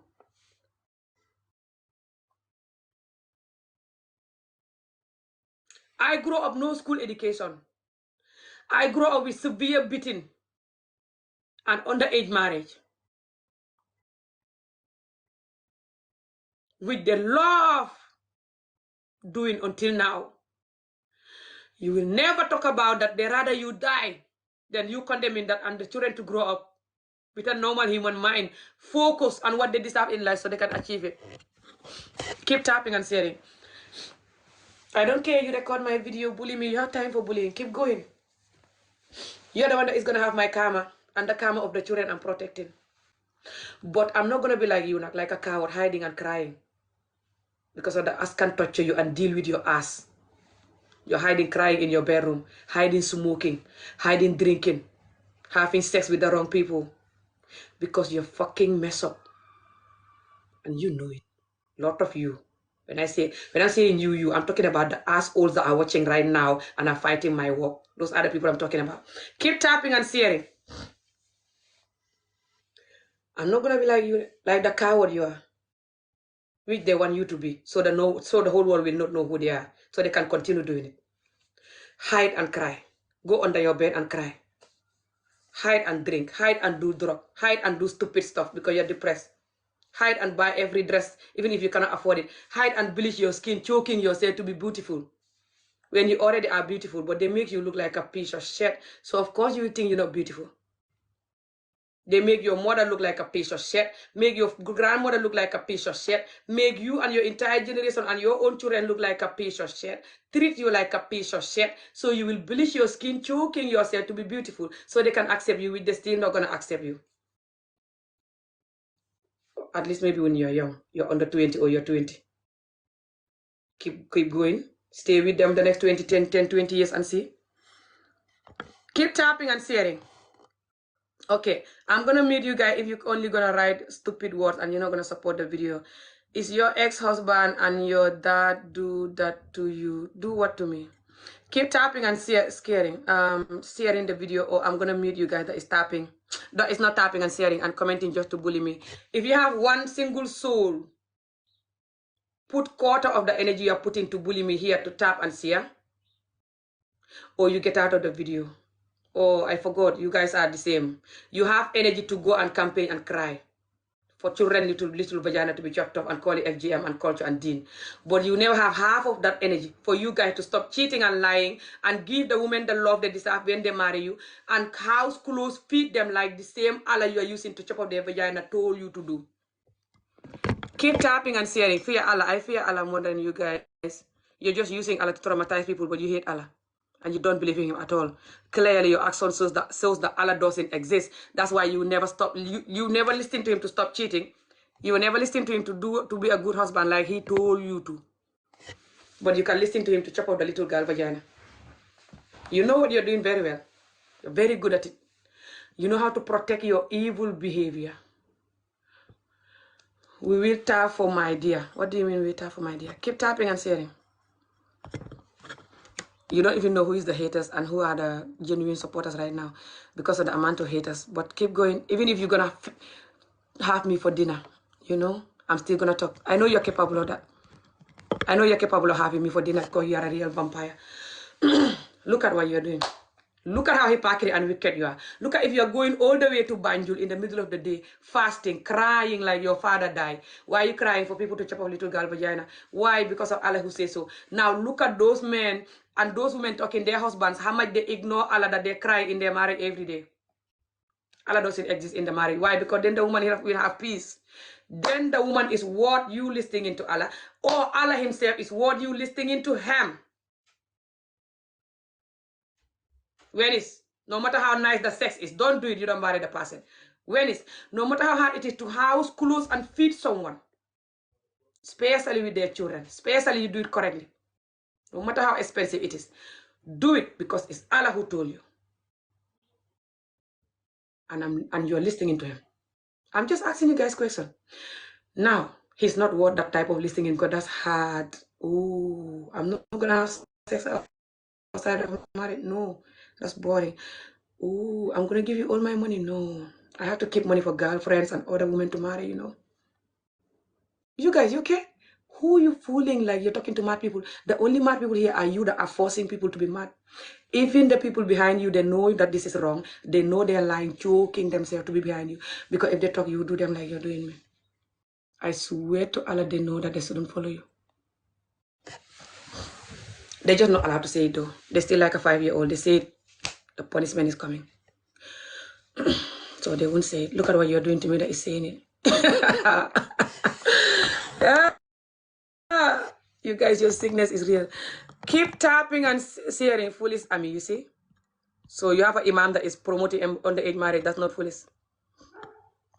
Keep tapping and sharing. You have an imam and you yourself, your ass, and people like your father that traumatize your mother, which is why you've come from a father like you, which is why you're insulting me for protecting women and children.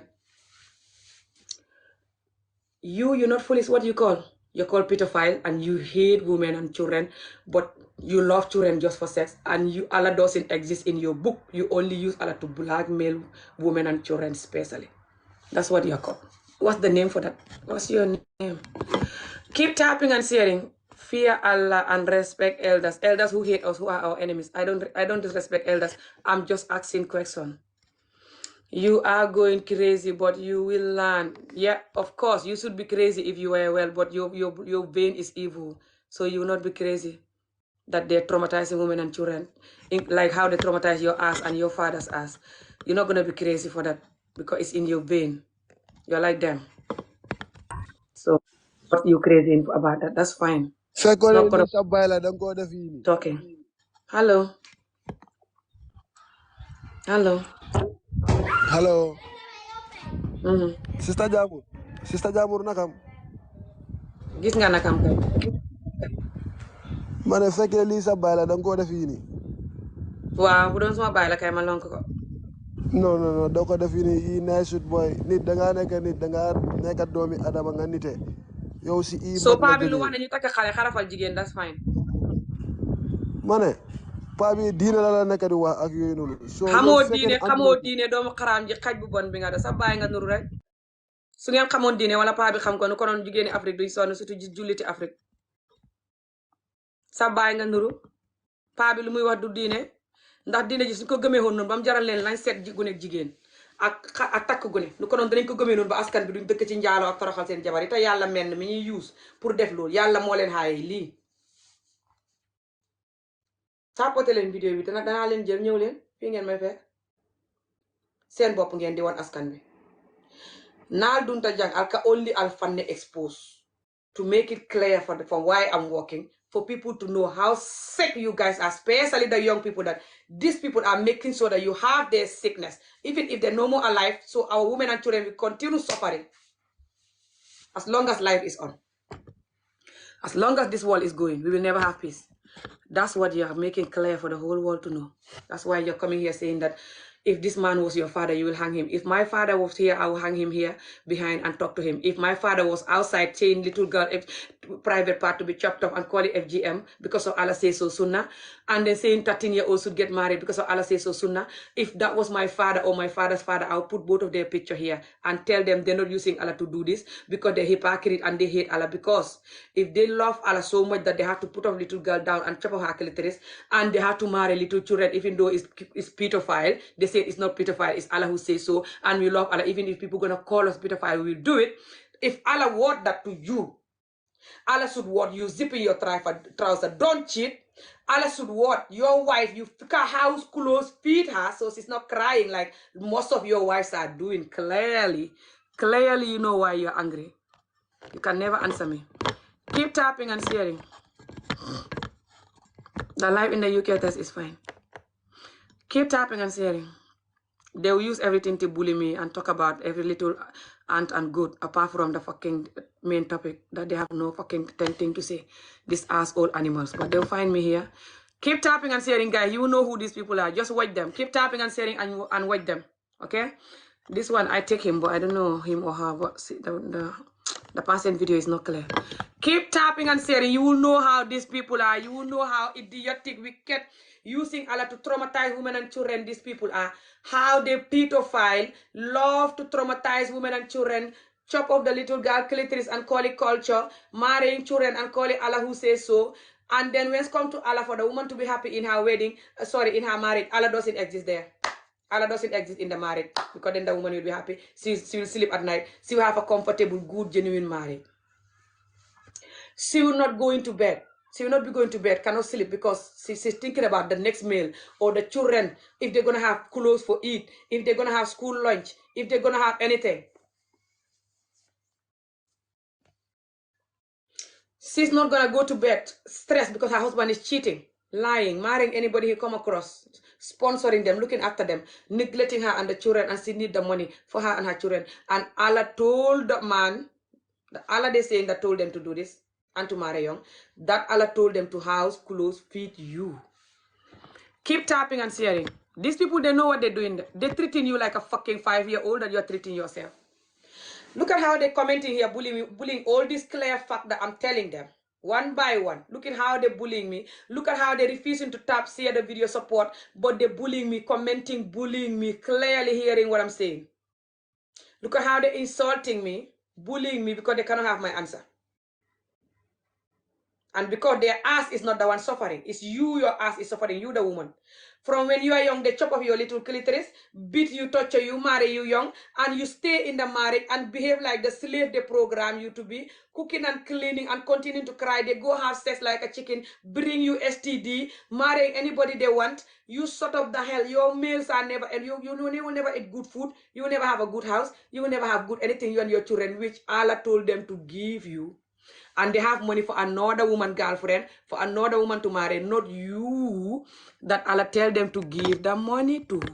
The same Allah they used to chop off your little vagina and to marry you young and say that's not pedophile. It's Allah who says so.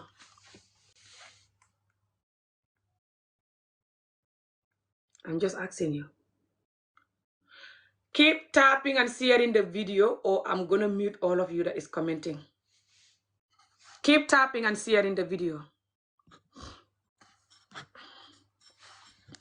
Look at this person looking like a hopeless crocodile.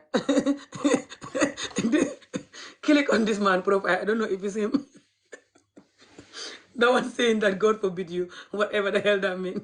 I'm not joking. I'm not being comedian right now. He look like a hopeless crocodile. Just click the picture. That's good for him anyway that he look like that. He deserves the I don't have one single energy. I'm fasting and I'm so tired and I'm not celeb. Keep going. I rather keep talking until I faint in the video than watching these evil people to continue what they're doing. Now, this man and his group of people, they also say that people that are talking like me, he's going to pray for them, cause them, people that are fighting for their, behavior to stop, he's going to cause them for something bad to happen to them. Like a bad accident or something, So they can be like, yeah, it's my prayer. They die now. They can't move now. They have stroke, whatever, It's because they're fighting Allah. They call what we are doing fighting Allah. When you just asking them clear question that are you using the same Allah that said, house, clothes, and feed your wife. Don't cheat. Love your wife. Be there for her and the children. The rest go on. Which you definitely run away from all of these things. And then you said, when you marry young people, it's him who said that. Also, when you chop out the little girl vagina, it's a sunnah. You will have good deed for doing that. Not he's telling you do this. But it's a sunnah. Sunnah is like if you want, you can do. It's an extra. It's like this is the Quran and this is the sunnah. The sunnah is some extras that you want, you can do. So many good extra, by the way. Like marry a widow, marry a divorcee, love your neighbor, love the animals, eat with your right hand, bare hand. Be nice and smiley, genuine, happy person. All of these things are clear sunnah, just like the effing cutting the little girl clitoris sunnah, guys. Which they only love that one. And we rather die. And all of us die than live in that one. They can migrate from here to Gambia for that one to continue. These people are our enemies and they are their own enemy and they know that. They hate women and children. 80% of them. Cross Africa, including the women. The women hate themselves. Across Africa, 80% hate themselves and hate women and children. Men or women, 80%. This is why Africa will never, ever develop. Never, no president will make Africa develop. Because they keep teaching you how to hate and torture and live in and do injustice. So when you go on the government, you do that. The ministers go, they will do that. The government will, because you train them like that. You love to train your community to see the injustice and they're not allowed to talk, to live the injustice, to experience it, to do it by force or they will be dead. You choke them to do it. And when they grow up, they're doing it to you like, the government, why we cannot have paracetamol? Look at, why you have a nice house living us? Why you killing us when we talk? Why are you locking us when we talk? Alal Famfenke. Can you invite me, please? Yeah, depend what you're gonna say. You have to send request. Keep tapping and saying, I don't care. You come and insult me, and I'll just take you out. That doesn't bother me. I know you're not well. So, but you can come if you want. Keep tapping and sharing the video, or like this imam and the rest saying that they pray for people like us to have karma for protecting young people. Me too. I'm praying all of you that is watching purposely, not gonna like and share on purpose, not gonna support the video. I'm not even saying donate. Just like and share the video for free. You can hear what I'm saying clearly, no matter how wicked and traumatized and mad you are. You know this thing I'm telling you is unfair, guys, and it's the enemy of Africa. You know it. Even if you're not from Africa, you know what. You can hear me. But you're going to watch and you're not going to share, you're not going to tap, you're not going to do nothing. Because why? Because you don't want the video to go so people can see the video and know that this is serious, so people can stop at least and try to change.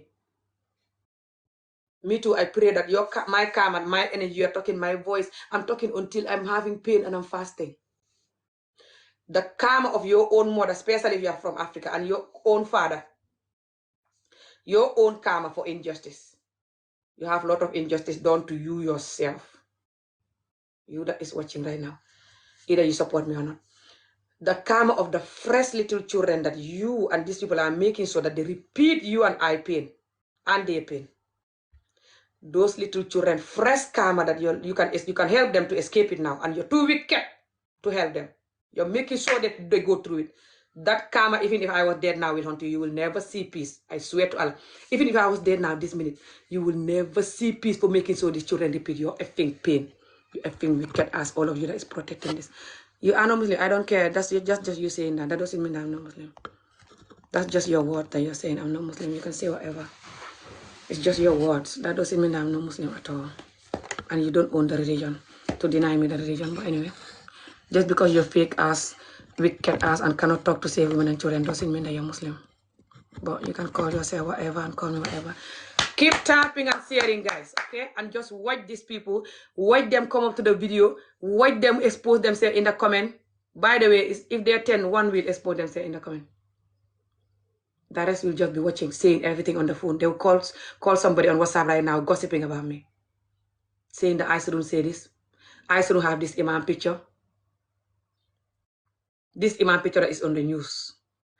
This imam that is campaigning on the street, screaming his lung for little girls' lip vagina to be chopped off. And underage people to be married. And I am an advocate for this. I am an activist for this for years. I am a fighter for childhood trauma to end, especially in Africa, for years. This man or not, they know me. They said, I'm not allowed to put this man picture. I'm disrespecting him. This man that is saying people who don't go to FGM most likely going to have a very long, 10-meter long clitoris that when they wear trousers, it's not comfortable. And their vagina is going to be smelling and bad. And they're going to have all kind of disease, STD and whatever, just for not cutting their vagina. And when they give birth, they cry. Because their vagina never experienced pain. This man who said all of that and more, this imam, saying physically like this in videos everywhere, he's not disrespecting people. This man who is campaigning for underage marriage, he's fine. Me, that is talking like this, asking you question that you cannot answer. Me, I'm the rude bad one.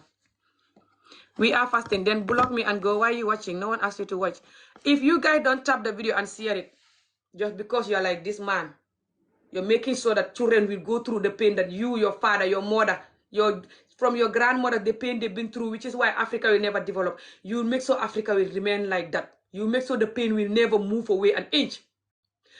All of you that is purposely not watching and sharing, I'm praying for my karma, my energy you are taking and not supporting my work. The karma of the children you're making so they repeat the pain. The innocent little beautiful children under the mango tree. I pray their karma will haunt you, just like he's praying for us to have karma for protecting the children.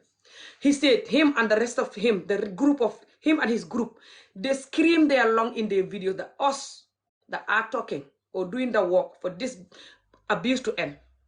We're not Muslim because it's Allah. That's why they're abusing us. Allah, that's why they're marrying young. Allah, that's why they're saying people, calling them wife.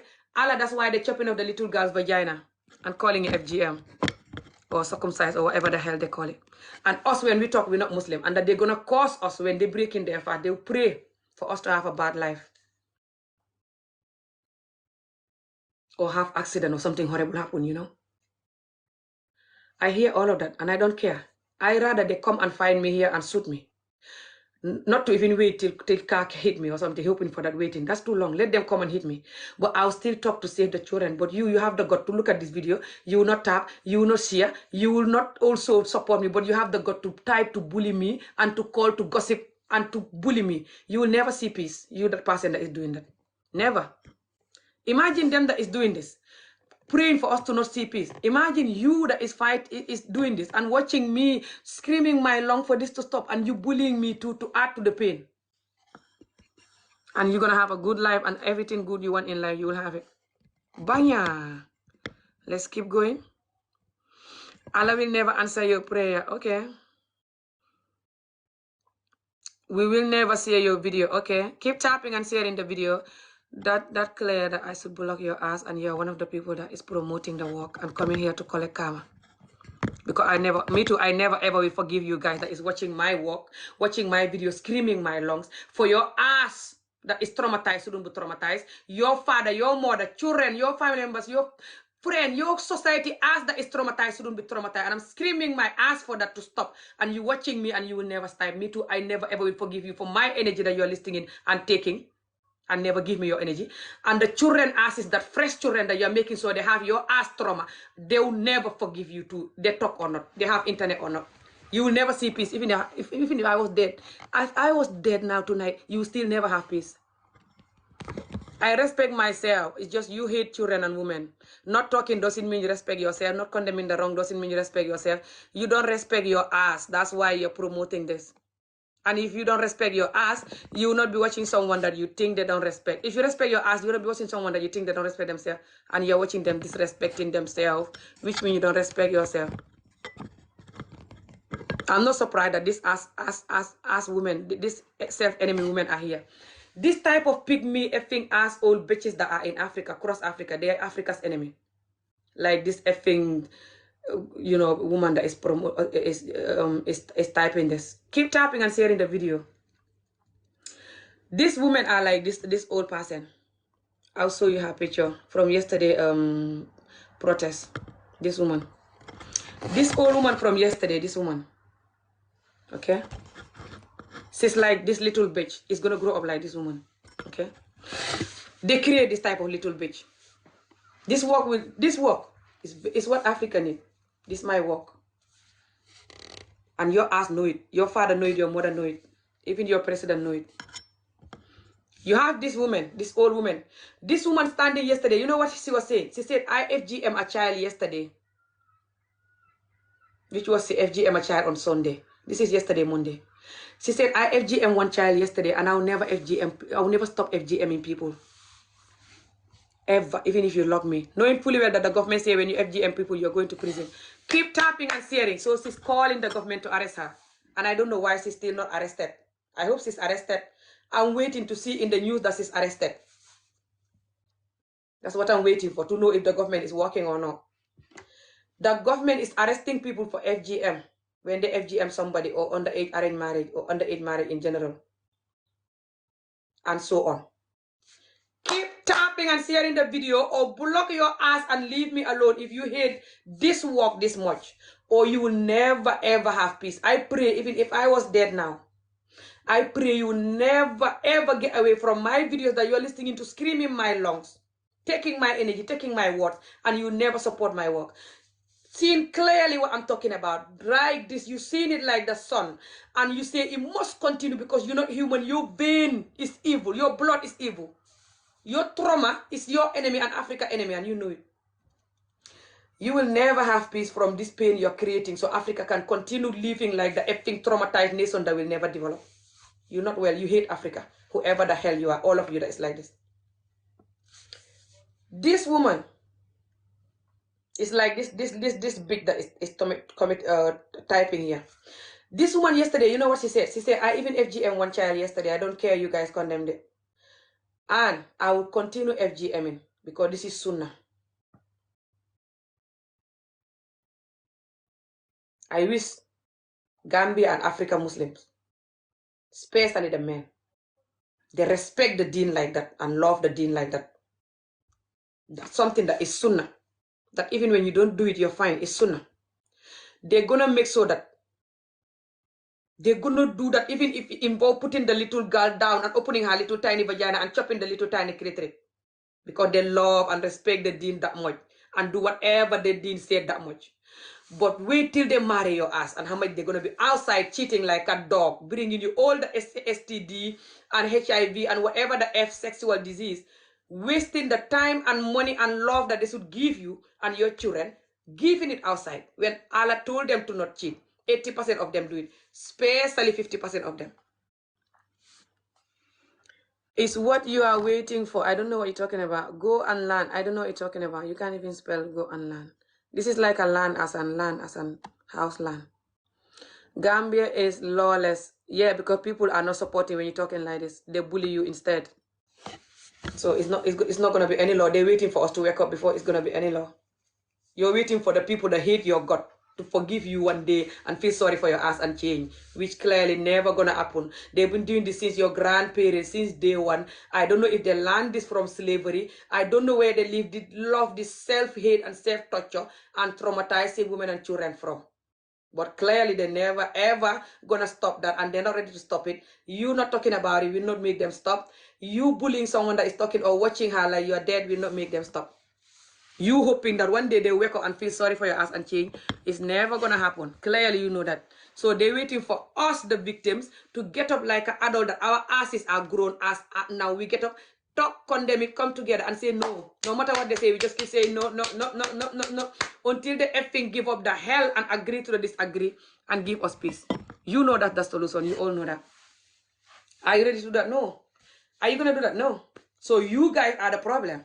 Not just them, you guys also that is knowing the fully well that they shouldn't do this, but you're not gonna support the fight and you're not gonna fight and you're not gonna support no one that is fighting. You rather gossip and bully them and call them names, especially when it's me.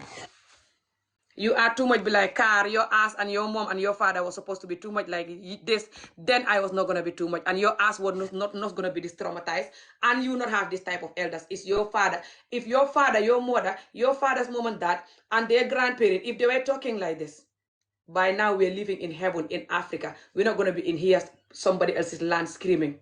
I swear to Allah. By now Africa is like Dubai or America, some part of America, really hot but developed, hot, developed, nice country, You go swimming, enjoy. You can have paracetamol in the hospital, Exactly. So your ass know that. So why you think you can bully me that I'm too much? I'm just genuine. And I rather you have me for dinner than me watching you continuing to cruel on children and call them wife, saying them married or not, chopping their clitoris, denying them school education and basic human rights. I rather you have me for dinner than me watching you continue that, which you should be like that if you have one blood in you.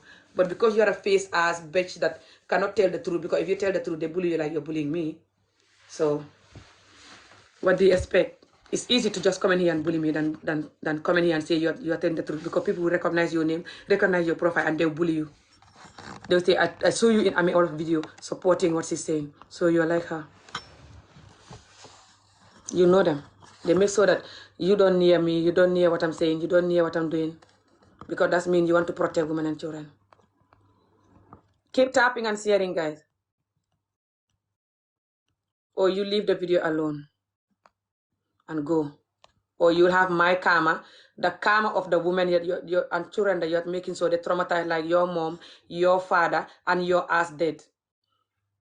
You are lack of respect. You are lying. I have respect. You're just fake ass. You don't have respect. Look at how you beat your children. Gossip, lie, bleach your ass because you cannot respect your own skin. Gossip, lie, insult people. Gossip, really bad gossip to make sure people's names are ruined. Evil ass that you're focusing for fucking respect right now instead of focusing on little girl vagina that they're chopping, and her mother is gonna die in a bad marriage, crying forever that if the man that is making so that vagina is chopped off, no Allah, the mother will not cry and will never cry. Exactly. Look at how you're supporting that and you call yourself respect. You ass old bitch. Keep tapping and sharing. Oh, I'm gonna block any of you. Okay, let me block her too. This madam ass person, okay, they're like, a lot of them have a husband worse than these people, okay? A lot of them have a husband worse than these people. Very wicked, traumatized, insane type of a husband. And when they tell the truth, they divorce them. Let them talk the truth. But let them use respect when they're talking it. Let them watch their ass divorce, isolated, punished, to make sure that they'll never talk again. No matter how polite they are talking. All of you bitches that are saying that I don't have respect, you know Umijata from America that talks about FGM. You saw how you bully her husband, bully her mother, put all of their pictures, her husband picture, her mother picture, that got nothing to do with the topic. Do you see me put these people, their wife and their children and their mother picture? Do you even see me put their private picture? I'm putting the pictures that are on the news, are in public. They're pictures that people know. They do videos, especially the imam, does video everywhere, does interview everywhere. Keep tapping and sharing the video. Or it's only 20 of you share the video the whole time I've been here. Clearly, you know that's not enough. The whole time I've been here is only 30 likes. 300,000 likes. Clearly that's not enough. I've been here for all day, 5 hours or more, I don't know. The whole time I'm here is it's not even 100 views, it's 99 views. Clearly that's not enough. The video is not going more than 100 views. It's between 100 and less than 100. All these hours I'm here screaming my lung. And I have serious headache. I've not slept for 2 days. Last night I was here crying, talking until 5 in the morning. I've never done video all night. Since the day when I started doing video. Until now I've never done video all night. The day before, which was Sunday night, I couldn't sleep. Because I was thinking they're going to vote tomorrow, yes, for them to sleep with little girl like they did to me, marry me young. Because they said girls should get married at 13. That's the appropriate age that Allah said. And we have to vote. To be able to marry 13-year-old and to be able to chop off the clitoris before we marry her. So I couldn't sleep Sunday night, knowing that fully well that tomorrow they're going to go voting. And I know fully well a lot of these people are very sick. And they hate women and children. And they love to use Allah to traumatize people. And I know a lot of them will vote yes. I know these people. I know that they make sure if you don't vote yes, they will all rally against you. Especially when they say it clearly. Like this imam himself, he said it. And the rest of them. That anyone that vote no, we will know who you are. And we will make sure we deal with you. We will make sure we vote you out of parliament. This imam, he said that clearly. He's saying that in every video of him. Keep tapping and sharing. Or you block me and respect yourself, especially if you don't want karma from me, that you are listing in my energy to bully me and to little my work. And from the fresh little children under the mango tree of Africa, that you're making so they're going to continue having their unnecessary tears and trauma, so they can continue wasting their lives, so Africa can continue never develop. And you, the African, that is doing that. And then you say the white people are your enemy. You're a coward. You're an asshole. You're not even human. Why can't you guys F yourself? Who the hell is gonna respect you guys? Whoever respect you, they're lying. Billahi wallahi tallahi. Whoever respect you guys behaving like this, even if the person is your child, they're lying. Deep down, they know you don't deserve the respect. Keep tapping and sharing.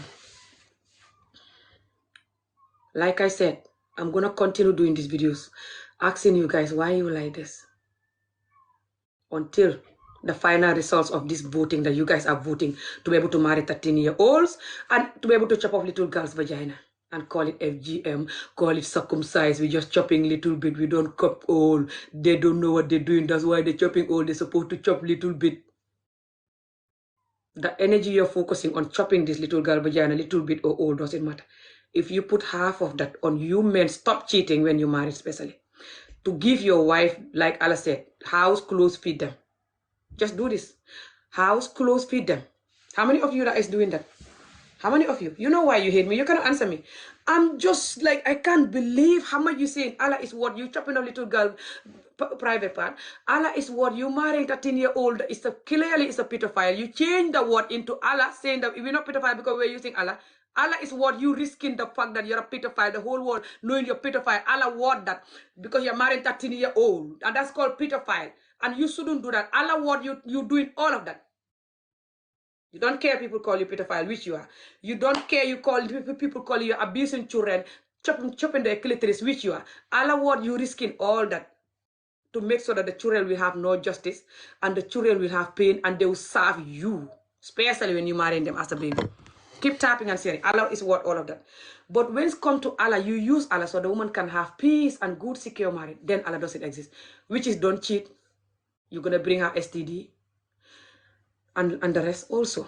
You're going to kill her love, her confidence, her trust in you, Ndesan. That's why a lot of African mothers are depressed. Especially African Muslim mothers. A lot of them have a cheating, lying husband. Aggressive husband. And they're not allowed to talk. If they talk, they're dead. So what they're going to do is beat the children, screaming. Stress, don't have confidence, thinking they're ugly, even bleaching and going crazy, Ndeysaan. It's very sad. Now, it's not too sad for them too much. It's sad for the little children that they're innocent and they're programming them to be like them. For them, why it's not sad is that they know what they're doing now. Some of them are hearing me, a lot of them are hearing me. They know clearly every single word I said since I've been doing this video and since my videos I've been doing for years. They know every single word is the truth, especially when it comes to what they're going through, what we are going through in this society.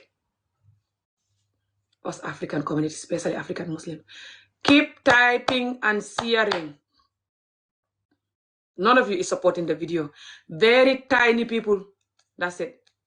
You don't type. You don't share, which is free. I'm not telling you to donate. I don't care about donation. No matter how much you donate here, even if you buy the lion, TikTok will take 70%. TikTok, this is like a shop, TikTok making millions of money. So when you donate, of course, they will put the video more for people to see it because they're making money, then they're happy. So they can be like, okay, this is what was putting it up. But I don't care about your donation. If I were talking for money, I would be singing for Senegal government, Gambia government, so they can sponsor me. If I was talking for money, I would be talking about sex. This is how you have sex. This is how you suck it like those bitches are doing. So millions of you will watch it because you're addicted to sex, because you're traumatized and effing horse. Especially the men, lot of them. They are horse. Lot of them. And they call the woman horse. Whatever the hell, these women they're calling horse are. Keep tapping and sharing. They love sex more than they love the air. Especially sexing people, they shouldn't sex. Especially African Muslim men. 80% of them, they love having sex with people that they shouldn't have sex with, that Allah tell them not to do. Allah that they used to chop off the little girl vagina and to use Allah to marry children. That Allah told them to not have sex without marriage. If they marry and they have sex outside of the marriage, they're meant to be stoned to death. Stoned until they're dead. Allah told them that. The Allah that they're focusing on the fact that He told them to FGM the girl. They said. And He told them to marry 13-year-old. They said. And they're marching on the street for that. Campaigning. Saying that anyone is talking for that to stop. They will pray for God to punish you. And that you are not Muslim, you're very bad. And they're sending me death threat and all kind of thing. For talking, telling them leave the children alone. Don't cut their vagina. Don't marry them young. It's called pedophile. Cutting their vagina is called child abuse. Africa don't need any more traumatized children. Don't torture them, beat them, essay them. Just give them school education and self-love and self-worth, self-development, so they know how to do that. Warn them about addiction and violence to stay away from that. Teach them to focus so they can grow up focused, so Africa can finally develop. They say they're gonna unalive me for talking, and that I'm rude, and that I'm making Gambia look bad, and that I'm depressed because I was married young. They will do everything to make sure you don't talk about what they're doing wrong to you. Now watch them, don't talk, and see if they will feel sorry for you one day and start treating you good. They'll never. 80% of them will continue traumatizing you when they marry you until you die or they die.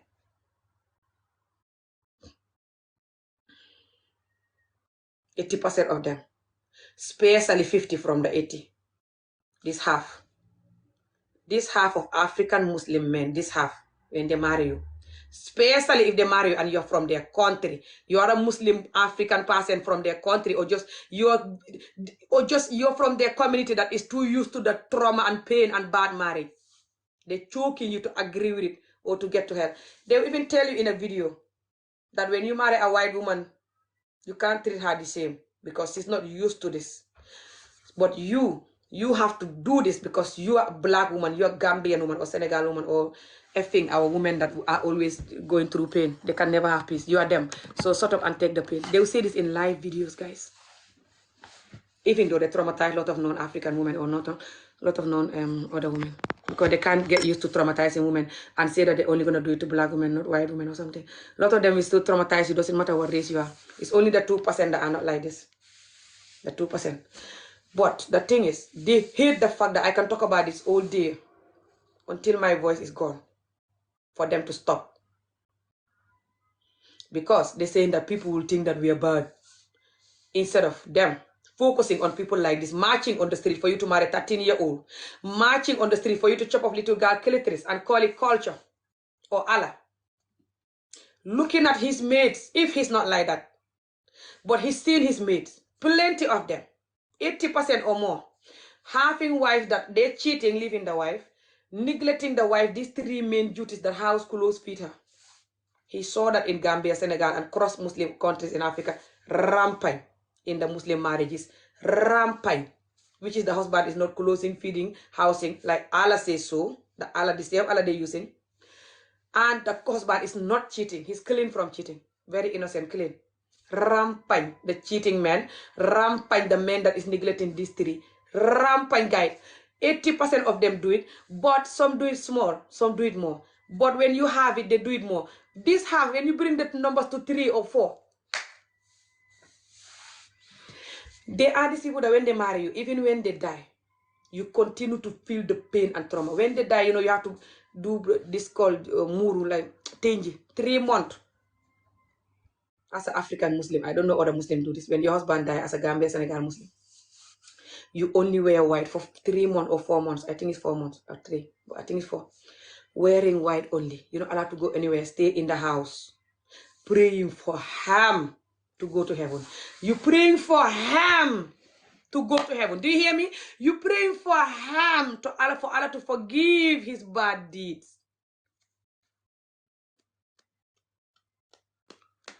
For 4 months of you staying in the house, you're not allowed to go anywhere. You have to wear white.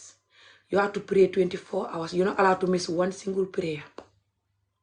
You're not allowed to gossip. You're not allowed to do this and that. I don't know what. Very strict. So many different rules. Very scary. You have to do that for a man that never do you good the whole time he marry you. I swear to Allah, this woman of this our women, they know they are their own enemy. They know this type of people are their own enemy. But it's easy for them to attack me and call me name and bully me and fake in their brain and dream in their dream that I was their enemy instead of these people. Than them facing the reality and be like, this is the truth, these people are our enemy and this has to end. They can never do that. Let them try that. You know why? Because when they try that, then they will come like, see why what they're doing to me themselves. They will turn to them. Even themselves, these women that are bullying me, when they try that, the other people will bully them too. Doesn't matter how nice they talk, doesn't matter how polite they talk.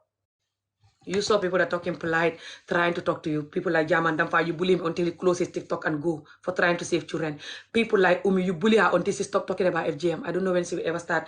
People like Sister Binta, you bully her until she stop talking about FGM. And all of these 2 women are FGM victims themselves, who speak Mandinka, who are Mandinkas, who talk with nice, polite manners that is not like me, especially Umi. So, you expect me to believe that it's because the way I talk? No. It's just you're effing evil. Doesn't matter how the person talk. So, but you can blame my talk if you want. Like you always do, blaming the woman. Like this man, he said, when you don't marry the young girl, they will get pregnant. Okay? Listen to this. Keep tapping and sharing. He said, when you don't marry the 13-year-old, they will get pregnant. Now, ask him how many 13-year-olds get pregnant by a 13-year-old or 14 or 15-year-old. Who is getting them pregnant? The men that are old, some even married. So, what he have to do? Talk to the men to leave the children alone. Is he going to do that? No, never, ever. Is he going to go on the street marching, crying outside of the parliament for the men to leave the children, 13-year-old, that they're getting pregnant alone? So they don't have to use the excuse, I'm going to marry 13-year-old because he's going to be pregnant. I'm just asking questions that is making me want to jump out of the roof. I can't believe that this is real and my people doing this. After the poor and suffer we go through to get to wherever the hell we are, people land, disturbing them, choking the people in the world, going to their countries, especially in the West. They can't breathe. Everyone is running from the results of your effing behavior. Across all of these third world countries that are doing these things, they're all running from it, from the results. Keep cooking. When the meal is finished, you reject the meal. I don't want this food. Cook again. True. Why you don't like it? I don't put salt. I don't put whatever. You know, like, for example, you have to cook something that doesn't have to have sugar and stuff. You put sugar. Something have to have salt. You put the opposite. You put bleach in your food. I don't even know. Like, you create a horrible meal that clearly you see you have to put salt, onion, and garlic, effing normal stuff in the meal. You clearly saw it, choke people that is telling you to do that. Put the bleach in the meal, cook it, and then, oh, I can't eat this. Cook again, put the bleach. That's what Africa, across Africa is doing, guys.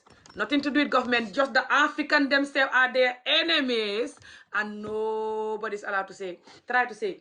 Now, I'm begging you, I'm gonna go soon. I've been here for a long time. I'm begging you to try to say it. Now, when you're saying it, don't talk like I'm doing, because they use all kind of excuse to insult you. They use that when you're talking, the white people pay you. Guys, do you pay people for just owning your video like this to talk about the fact that they traumatize your ass, your mother, your father, even the people attacking you, their asses are traumatized? You're telling them to stop doing this and give children human right, which is school education, to grow up without essay and severe beating. I don't care you marry your victim or not. Don't essay them. I don't care boys or girls. Don't do them severe beating, teaching them pain and trauma and pain. Don't give them lack of school education. The white people pay us for talking like that. I'm asking you, if you just on your video now and talking, because you know Africa, why is not developed, and instead of running, coming to another land and sort of like a coward, but sending money, you're allowed to send them money. Any money you send will never enough. But try to open your ass to talk about the fact that you run and you're sending money. Try to open your ass and talk about that and see how they will do. Now, please, I'm begging you, anyone that is saying I'm rude, after you insult me that I'm rude, gossiping about me that I'm rude, watching me, don't support me, bullying me, have one single blood and same in you, if you are human, and do video and talk very nice and polite. Like Umijata. You know Umijata? If you don't know her, type her, you will see how you know her. Watch how she talk, very nice and polite. She's talking is like a 5-year-old that is singing in your ears. Now, try to talk about these things I'm talking about. Find your most polite way of talking about it. Good luck. If you know another way. Make sure that you ask them this question. I'm asking them that if God is what, them chopping of the little girl, kill it and call it Dean. God, what you marrying 13-year-old as a doing pedophile behavior and call it is Allah who says so. Why can't God what? When you have a wife, you don't cheat because God don't want you to cheat. Why can't God what? You should house clothes, feed your wife. Even if your wife is working, you shouldn't look at her money. It's none of your business. It's the same God that tell you that. They're using the God of the Muslim, by the way, Allah. So try to question them these things and talk very nice and polite, guys. Watch how they're gonna look at your video like, or even try to report it or don't support it. You know what they're gonna do? They're gonna run to a video that is insulting women mother's vagina. When they're angry with you, they're always like, I'm gonna chop off your mother's vagina. I'm gonna put my hand in your mother's vagina. I'm gonna eat her clitoris. I'm sexing your mom now. Her vagina is stinky. A, B, and C. That's the Gambia and Senegal community. They have 10,000 views, 20,000 views for talking like this. Because they're not happy with someone. They do that to me, everyone. Put your video behind. And they don't even talk about the issue or why you say this or nangam nangam. No, they're just like, I'm gonna do this to your mother's vagina. I'm gonna do this. That's how much they have no respect for vagina.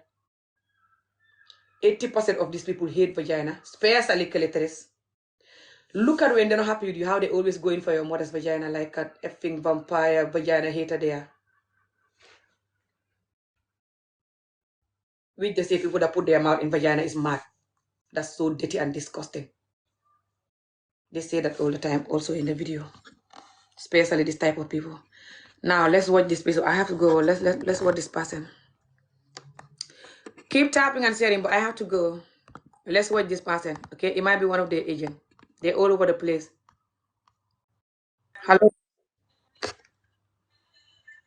Hello. naa def maa ngi nii si lii laa ne. ça va ci loo nekk xanaa ci xare bi ak askan bi gune yi ñuy toroxal ak jigéen. waaw wax nga dëgg de toroxal jigéen day moom baaxul moom wax dëgg yàlla ami ndax nekk kuy toroxal jigéen it jigéen moo la jur te bu la jigéen juree wax dëgg yàlla waroo toroxal jigéen ndax jigéen moom kenn amul payam waaye jàpp jigéen di ko toroxal jàpp jigéen di ko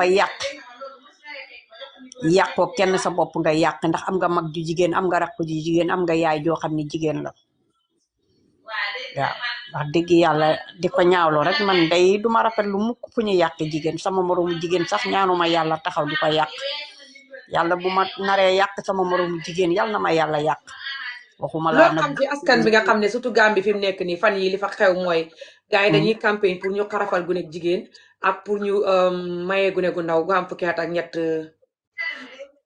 léegi suñu waxee ñu ne yàlla moo wax loolu nangam diin culture du ñuy wax culture dafa ñuy wax ne diin sunna mooy xarafal jigéen sunna la te jigéen pour mu sëy fukki at ak ñett loolu la Alxuraan wax waaye suñ la takkee duñ seet diine ji ba bàyyi njaaloo duñ seet diine ji ba ñoom seen bopp sa xañ du manqué sa reer du manqué lépp loo soxla ñu la koy jox yaag sa doom yi seen dara du manqué soo buggee togg ndawal togg ko soo buggee togg jën yu baax togg ko loo bëgg a togg ko ndax fañ lay jox ndawal bu mat sëkk ndax yàllaa ko wax te duñ njaaloo jigéen ju mel ni biddiw sax bu taxawoon seen kanam di leen xoj pour ñu njaaloo moom duñ ko def waaye because fañ respect yàlla bu la yàlla jaralee nga tëddal gune gu jigéen dagg xawraam yi yàlla jaral la loolu because nga ne sunna la boo ko defee yàlla fa lay defal tiyaabo sunna jaral la nga tëddal gune gu jigéen dagg xawraam foogoo ne kon yàlla war na laa jaral koo xam jabar ku ne nit ñi ñëpp ñee ko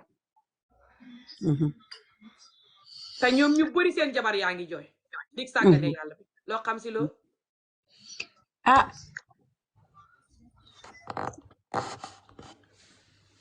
sorry génn na ok tàppate leen vidéo bi man maa war a dem sax xaaral ma jël kii les si rek da ngeen gis léegi tey gars yi seen ejeen yaa ngi ñëw ku dem ñi seen ejeen yi leen gune góor yaa ngi ñëw déglu leen rek tàppate leen seen ejeen yaa ngi ñëw seen ejeen yaa ngi ñëw déglu leen rek kii ku dem seen ejeen yi la allo Italiano.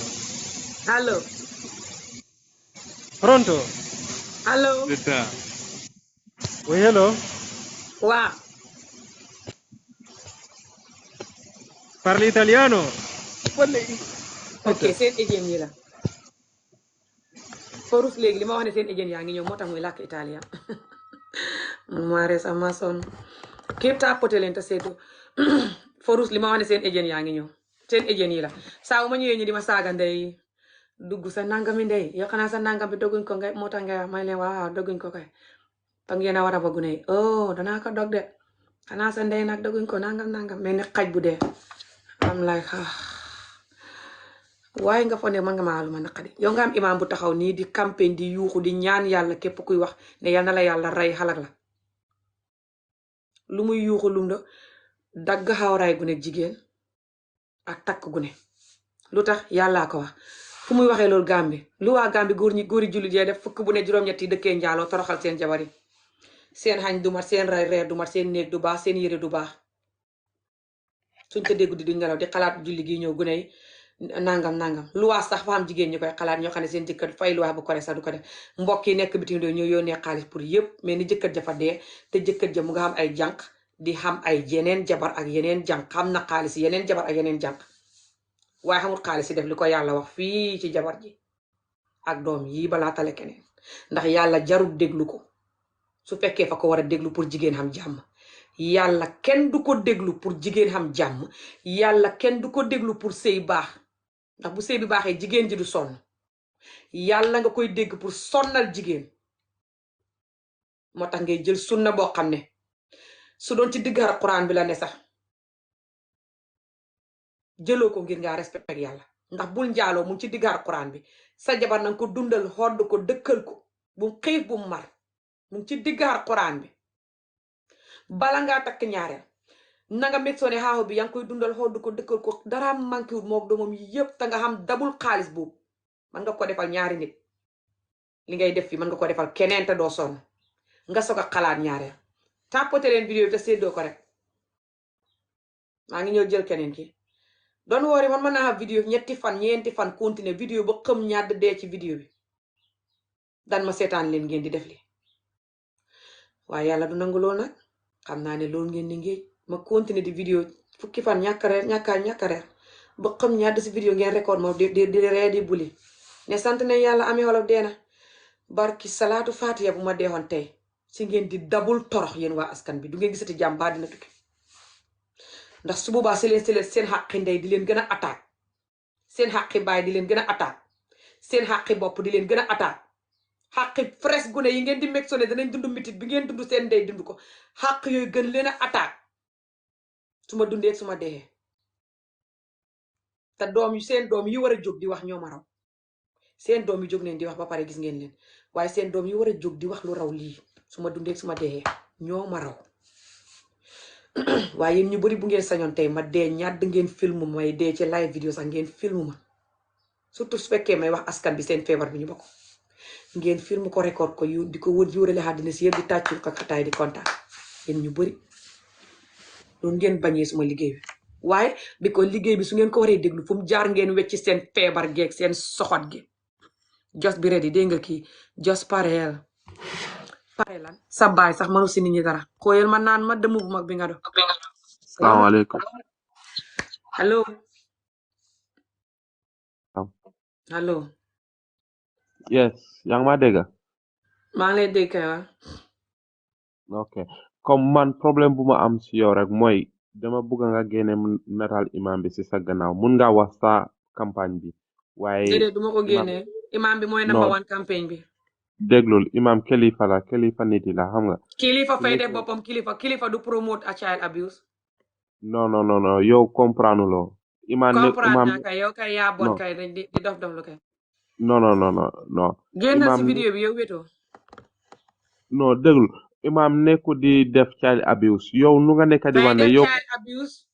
yow nga ne danga sewoon ñaata at 10 years right. waaw. xaaguma 10 years sax bañ may maye. est-ce que loolu dégg la dañ la mayoon rek fekkee joxul la sa góor parce que yow kenn du mun a see fekk yaa ngi am 10 years yow nu nga mel yow yaa mën a dum billahi yow sa ndey wala sa maam yu bëri ak nit ñu bëri right now déglu rek soo bëggee wax ak man ma tontu la wala nga wàcc. yow naka lañ la mun a defar bagage su déglu nekkee yaa ma ngi am 10 tontu la years wala nga wàcc laawa. waaw wàcce ma waaye kon yow 10 years naka nga mën a jëlee bagage yi su nekkee yow yaa ngi am 10 years. ak sa baay ak sa imam bi promo takk fukki at ak ñett kay fay joxe bagage 10 years. non comme jëlal sa xel bi rek 10 years xale bu am 10 years naka la mën a jëlee bagage moom laa ne nga déglu ma tontu la wala ma wàccee la. génnal imam si sa gannaaw. du ma ko génnee wàcce ma non comme imam mun génne nga ko because soo ko génnewul ñun dañ laa mere si yow dégg nga. I don't care nga mere ma. non nekkul man kese say no waaye I don't care yow or not. mun ngaa def sa campagne bi. waaye imam campagne bi moom mooy number one leader moom mooy number one promoter of campagne bi. bo danga war a lii si xibaar yi laa ko jëlee lii xibaar yi ñoo ko bind mu ngi si àddina si vidéo bi yaa ngi si àddina si waxam. yes waaye doo ko mun a def sa gannaaw nga wax sa. ok génn si vidéo bi yow wéroo. man dama faale yow su ma wàccee xanaa man soo ma dama fay. ok tapote leen lii baax na si lii daf dee naqari nag pour ñii buñ duggee waaye baax na si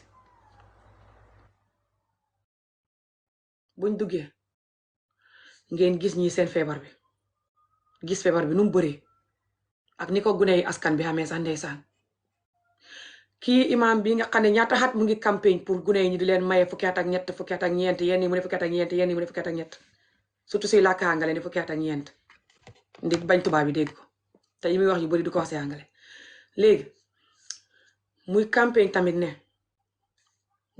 nañ jong gune gu jigéen imam bi suy wax jongal jigéen xamul lu imam bi du wax pour ñu jongal jigéen mosu maa gis ku bugg jongal jigéen ak takk gune ba mu juddoo tey ku mel ni imam bi mu ne kuñ jongalut lu ci bëri ngay xam job wu gudd ba boo doo mën a sol tubéy jiin du mën a comfortable suy wax loolu fay fàtte ne ñun jullit muslim jullit fa ñu war a wax ñun jigéen ñi nañu sol ibaadu waru ñoo sol jiin di génn de fay fàtte loolu sax tapote leen te seddoo rek waaw xaaral ma tontu ki doon wax fukki at ki doon wax fukki at dabul xaj pro max la wala xamut askan bi feebar bi ne ci moom ba tax may wax askan bi ñu bëri fañ leen di téyel nit ka fay juddu xees xamul sax ñaari at ñu ne ko diw yaag diwee sëy diw suma sa doom ji téyel ko diw suma doom jeeg sa doom ji laa téyel diw ñu ne lay boole ñaar xutal jox gune gi jëkkat te juddoogut waaye man bañ ma doon maye xaw ma fukki at waaye paa bi tëddutoon ak man ba ma xamee fukki at ak benn suma reegal génn ca lañ ma yóbbu sa papa pour mu tëdd ak man far yàlla def papa yoom tëddutoon ak man fukki at ak ñaar bu ma seyaatee fekk maa xam fukki at ak ñaar mu seyaat sa la kooka tëdd ak man wax naa leen ko junni yoon ak fukk xay yu bon yi ngeen do léegi mën ngeen maa xasee loolu su ngeen ma koy xasee nag mooy ne maa war a gën a liggéey moo jaam yu xaj yi ngeen do ndax seen paa bi mooy campagne ni fukki at ak ñett nañ takk gune fu ne mu di ko wax happily fukki at ak ñett lum xuutee fukki at ak fukki at ak ñaar yéen ñi seetaan te xam benn deret buy dox xam benn ngor lay laaj ngir yàlla mbaa li jàmm la ku xam benn ngor benn yuur bind tontu ma fukki at ak ñett lum xuutee fukki at ak fukki at ak ñaar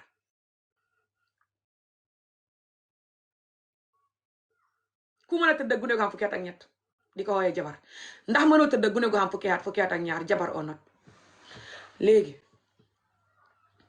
ndax ñi nit xam imam buy campagne ne kuy wax pour lii dakk fa lay ñaan yàlla nga xala ko wala nattu dal la mu jaral ko lii continuer noonu ne ku vote ci parlement bi pour bu luy xam yow ci sa bopp danaa meg soo ne nga génn parlement danañ la vote nga génn ci parlement bi du xoo jullit di mbubboo yàlla képp koo xam ne xarafaloo sa doom ju jigéen boo deexee bu kenn ñëw sa dëj du xoo jullit looy jaay bu ko kenn jënd boo xamee xew bu kenn ñëw ngay xeex islam doo jullit mooy ne sunna yàlla ji nga xam ne bug baa ngi nii sunna jaa ngi nii extra sunna ji rek jaral na ko lii yëpp surtout benn sunna boobu sunna ji xam nga yu bëri la mu ceppati benn ñaar yooyu mu ceppati benn boobu muy xarafal jigéen ne sunna la léegi takk gune bi mu ne yàllaa ko si alxuraan ne gune gi bu gisee reegalam war naa sëy te suma reegal ba ma xamee fukki at ak ñaar fukki at ak benn laa ko gis moo tax ñu yóbbu ma ca paa ba ma xamee fukki at ak benn waaye sëy bi tax ndi paa bi mënu a tëddoo paa ba fa yomboon ma sant yàlla si loolu paa bu màggatee ni moom léegi ba ma xamee fukki at ak ñaar keneen takk ma mooy kooku moo njëkk ki tëddoog man mooy ki njëkk a tëddoog man ñii ñu ne ñoo may xas de askan bi ñu ne ñoo may xas liñ def seen ndey def ko seen bàjjen yi seen yumpaañ yi seen mag yi seen rakk yi nit ñu bëri di ko dund right now seen mbokk yi seen nit ñi ñu xam ko gis ko mu rampañ surtout dëkki kaw yi bot even teeru bi ñoom ñu bëri ñi may xas ñu dund loolu ñoom jigéen ñi ñoom si seen bopp ñu làmbatu leen takk onot góor ñi sax ñi leen juutal ci daara yeeg fu ne gune yi bu yàggutoo ndooy ustaas xibaar yi di ko bind gune yi góor yi ustaas yi juutal ba seen day yi tuuru seen tuun gi mën a tuta téye day di tuuru guddeeg ba ca subaangoo minute bu ne ñu wax ko ci xibaar yi nga gis ko ba Nabou Daas génn di yuuxu ba ustaas yi di ko yóbbu tribunal di ko tëj ci loolu xam nañ nag jot ak fit ak defante boo yam ni tëj Nabou Daas ngir lu tax mu wax loolu waaye duñ xam genn wàlli loolu pour wax pour ustaas yi ba gune ñii nit ñooy ennemi askan bi te xam ngeen ko waaye ñëw leen ci man attaque ma lu gën a yomb ngeen attaque ma lu gën a jafe ngeen wax ak ñi kuy wax ak ñoom dee yéen seen baay laa wax leen ak ñi seet xool leen ni ngi salaamaaleykum ndax seen baay sax mën naa def lii jos pour bugg askan bi faju jaral na ko loolu sister Ami naam nagam nag yaa ngi cool man kay kuulu moom maa ngi ci xare bi benn loolu waay man kay duma ko ba mun naa laaga soose so then you can understand wow lan lafta mel na Ami comme mbeta ke follow nag mbeta ke la video over la lomoyle yeah but I have something to yala nenda ka kuma lafa ka kuma je yala na kula je ko mo tan yala ne dega nak mo like nak so lafta la yam bala le nana tare ba diam la ko nyine yam bala rek ya jala ndalo da ma jindi non dala talo jindi la atele ka campaign about this atole nafiki yata ate ka video ke everywhere kadiam about this for years sisimu adnimu ala do ko let no nge dani yala natalo nga bondi from the news what's on Gambia so why do you have problem with it he doesn't have problem with it atele ka fam video kanyim fo No, yala muna na ngofu no yala no Get come out of like here, why? Ali Bojang. no boy kana ne dani no ami kana jin Okay, Ali tap and see her.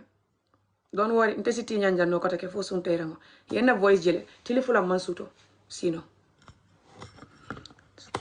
Dimas lumo mansino. Camera, oh my god. So ma nyimbe vote la kadiningol futu ndeysaan again. Kadiningol la juwo kuntu ndeysaan ka fo ala. Adu niye duningo futu ite ala la na kotake. Jeno, musukumbo, 400 years. Ani nyinke ofata muso nyanta tenjele. Ka fa nyade mane ko ngotanji. Aya mura karinani ka dua. Pour alaye samba arjana. Ite min ka kumbondi ni all these years. Cannot ndawal kilindi yala. Ndawal betema. Cannot domor betema di yala. Cannot law betema di yala. Ka kumbondi all these years. Ate nyanta dua la sa karinani 24 hours. Aye dondi ka koyol dung. Aye trabun kono ka dua. Pour ite ita arjana. Billahi wallahi tallahi ni askan musol wol yalo ne atol le mu wala enemiti. It's just imang hani kafo. Niafo futo be banna albe wol sab nenna comme alkan ka nyame. So mune easy da wol yena ye side ning atol. Hey, you're right. Ami is rude. Ami joyata. Batu ngatara jang. Wala yati na nyinkan na fiki daji ko ke komedi ni mereng bori. Itol yalo ne atol le mu nyun la enemiti. Ali video tap doron alias ya. So Albenala again. This is the agent. Hello, Ami, Hello. Ami. Okay, moi. Ite nye muda mbe ba be te kalete la, mbe fa photo kuntu kalete la, mbe fa ma photo kuntu la mbe ba be hotel ite.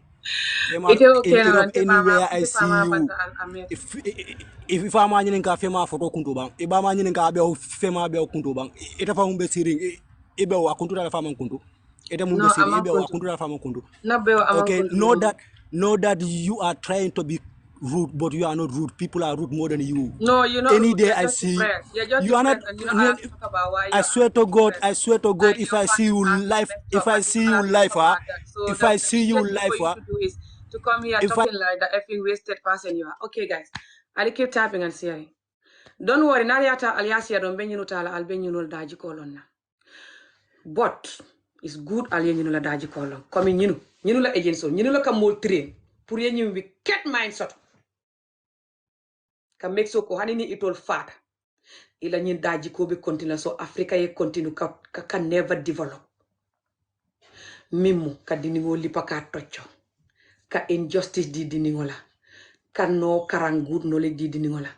Ka diningo ese ka ma ida ya futule or not. Keo o muso or not. Ka lipa ka injustice ka futu jawo di diningo ba mala.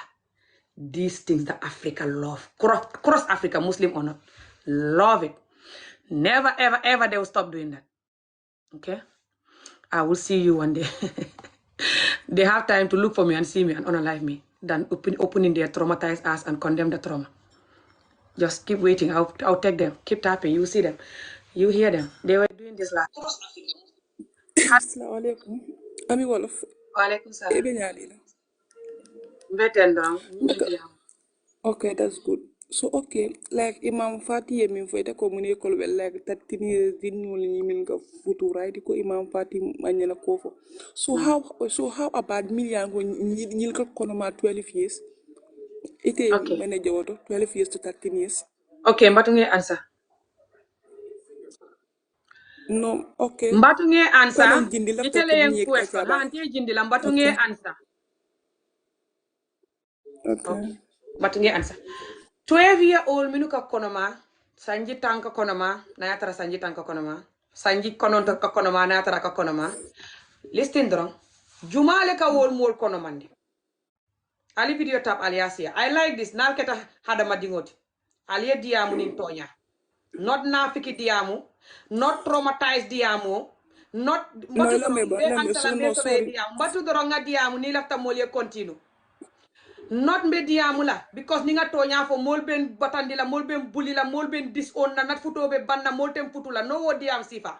Ye diamu with the truth, with the diningol, with the askan ye tonya jube ye diam. Ni natal ni like that. I like it. So sign. But nge danko. Diningol mi ka kono ma hani na tara wol ka ke sanji lulu sanji tang sanji konon to diningol. Wolle ka kono ma na tara no. Jumale ka wol kono mandi fo sanji kono to diningol ka wol kono mandi? Most likely no. So, hani na tara sanji kono to diningol ka wol kono mandi. Hani sai. Wol mu din kewol leti.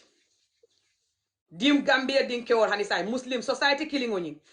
Atika society killing o min diamundi. Mune yatina amala energy focus on nyindindi merengol woto minu ka nyindindi merengol dol kono mandi ka wol won ka wuri ka match ka wol sonka ko alikana nyi musol ma alaman la fiye mo ma ima futu is haram the same ala ikamin foko wole ya foko ye musol la fenko kuntu by force is sunna ilafta ala la laida ilafta sunna la too much ilafta barajo la too much so much da ilafta dini wol la fenko kuntu la by force ana yeddi no futu alale ya fo mune yatinna ima fo mol minu kadiningol kono mandi mi yalon ko itol jama wolle keba yata nyindiningoti itol dol nying ejlem warante sanji tumwani lulu sanji muwang sanji tan saba nyol kadiningol okay kono mandi mune yatinna wo ene jimatta wo keolya okay ami mbar yalla mom be duma siata pour kasel sen te kete nyina gamne very simple na pour nye kata da mani ndor okay se yeti amna mi yalla ko tinje dinno mi yalla ko nyil ko kono ma yeti amna luwa nyen daga min kula ke nyimol yite mineje a nyanta luwa nyanta min kala wole mo momo mi yeddini ngo kono mandi surtout ite fango itambita sanji tanni what's it called sanji tanni woro ite kewonyin which mean you not dinding e nyanta le yeta molie gel surtout paringol minu kadiningol ma cross Africa hani dinding kewol Senegal not long ila koren affaire dinding kewol mi yala ila ustaso ye ma fo ila juo bobu ka mutano mo anybody ye dinding ma ke o muso mo ye a soron komi ni mo ye FGM ke mo be soron na nyame what is the solution okay sembatu ami ate wono ne denite so yamne why ite avec yamne dingo ko bilim la pour ite ay yamne exercise focus dingo si bilim live jam okay I'm so sorry ami yamne focus si live jam kata yamne wala aw nendiro fol banyun ko bu borno moman nendiro kede molbe diam itole kan nendiro ke itole ka fuko mi manta nyaka ala be keso ka jampale ate kurto dunnola aka ala aka sasale ala juo ka sunkante ninten atele ka fo since how many jumalo fo years ha imamu panka wo fole wala maybe wita mal juma ami wala malam fo itulo kan ko momuy bakale okay mola ka hana badu isa ke nya yentele ye fonkulu ye diam nyalo ye ke nyalo soko min kete musud alendal musul bu nya bakale barkatala life ko mokan ti nyarim fu ami wo mite na fafen fona ke dara makuma joda kanti mala jini ñaari fonke tiam wo fole pour askan ye mbatu kudi ite yeddi amre ngoni muso bi ite respect be tenti nyan ni a tara ni te yelar mul be tele ni video le post la ami nintendo ite be fe bola ninta ngete je ni ngeje life lagi be ni diam sifala mbalo ko fene bak nka je ha ko wala because fana ite tingo la min ñongol fana wolle ka bawma askan ñu trauma because min ite bawma ñongol ñin duwabi matu nge ansa ni la ta moledi ya warante nge jindi ite okay ñongol okay ite ñongol yo lay wo mero mbena wo mero nati la next ibaje la min diya muta kunum min ka foko ma tay nga modo FGM kunum government have to arrest wo mero nka government ne batu ngaji ay wo mero arrest wo mero ko ma tay nga mo tele tawta nga mo samba nyaka kunu du dinding killing adum be continue la kamol samba nyaka keep tapping and sharing the video guys so okay atol ami nyongo kabirin kunun ko ni sister so min ke da so okay jam matunge sembola danko mam pare folo okay so okay let's go atol nyongo bari be ku diamo ku na fitana kana jam fa ba ite son nange danko ali video tap don sa matunge danko ali video tap aliasi I like it na nata jang kal fangs yitande I like it when Alkal Safe Young. Be careful. I'm looking for you. I'm gonna unalive you. Yes to FGM. I love it. You know why? Den mol minu kanten kon te kanyin do ko ke for no reason. Nte ka view le nyini. Nte kulubali yata. Even though clearly yenyi imam jela ka campaign anala group pour underage marriage, sexual abuse, you continue. And FGM, human right violation, chopping of the little girl clitoris, you continue. Ka ala use ka woke, but nenete ala use la pour kewol ye jino bula, ye muso house, ya close, ya feed, ya look after good, so Muslim muso nyimbe happy la, that is a Muslim muso. I comfortable, I see no, I happy. ala dimbayal be barkan woni ne tekala ala ne te nanata musola side albuka ala long apart from ka musola jiwo kunto ali ala long wala kadini ngo futu na parete wala ali ala fay jana 99% of at all cross muslim africa cross africa muslim be jam fo Ghana everything so ñi muso jube mu dunta jannu ñi pick me hopeless wicked musol ñi minu yalon ko they're dying from what I'm talking about.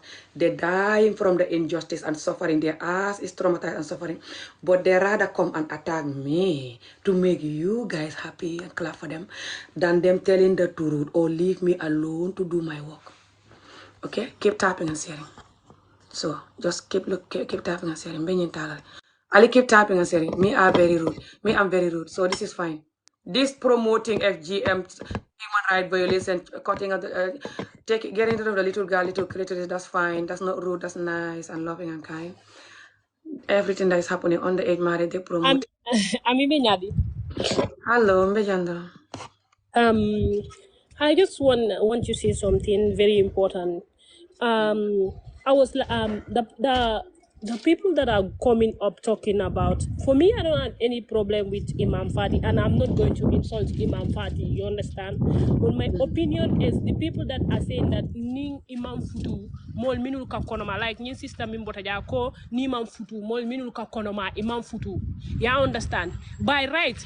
Ite yalon ko ini dindingo le be nyo bulo kon e ka dindingo ta e ka la nyoya man sa kunda nyanta ka luwa la woto mu yalon ko ne dindingo la nyoya abe soro na fo siyo dang ya understand like they believe in God iko dingo alale ka di mola ya understand modol bije wol ka dingo soto maybe ka soto mate kama but dol bije wol ka soto accident kono e ka soto wala because they don't know what they are doing and we mudindingo leti e male ka munke ika kono soto wo kono by right ni ela ini dindingo mi yalon ko am 18 years soto ni na ela by right man sanyanta ke soro ya understand ma foko minul lafte ka futu diate tole ka futu they are under age ilafta ka futu ya wala decision wol bar minul yalon ko ke forcer le but that is not right pour mo forcer ay ta futu wala anyanta ka choice make afangoye ya understand anu ni Gambia loi bije bu ko mimuta ani sembola yalla mol minu bebe sele kanje be diamu kan minul ka be nendirola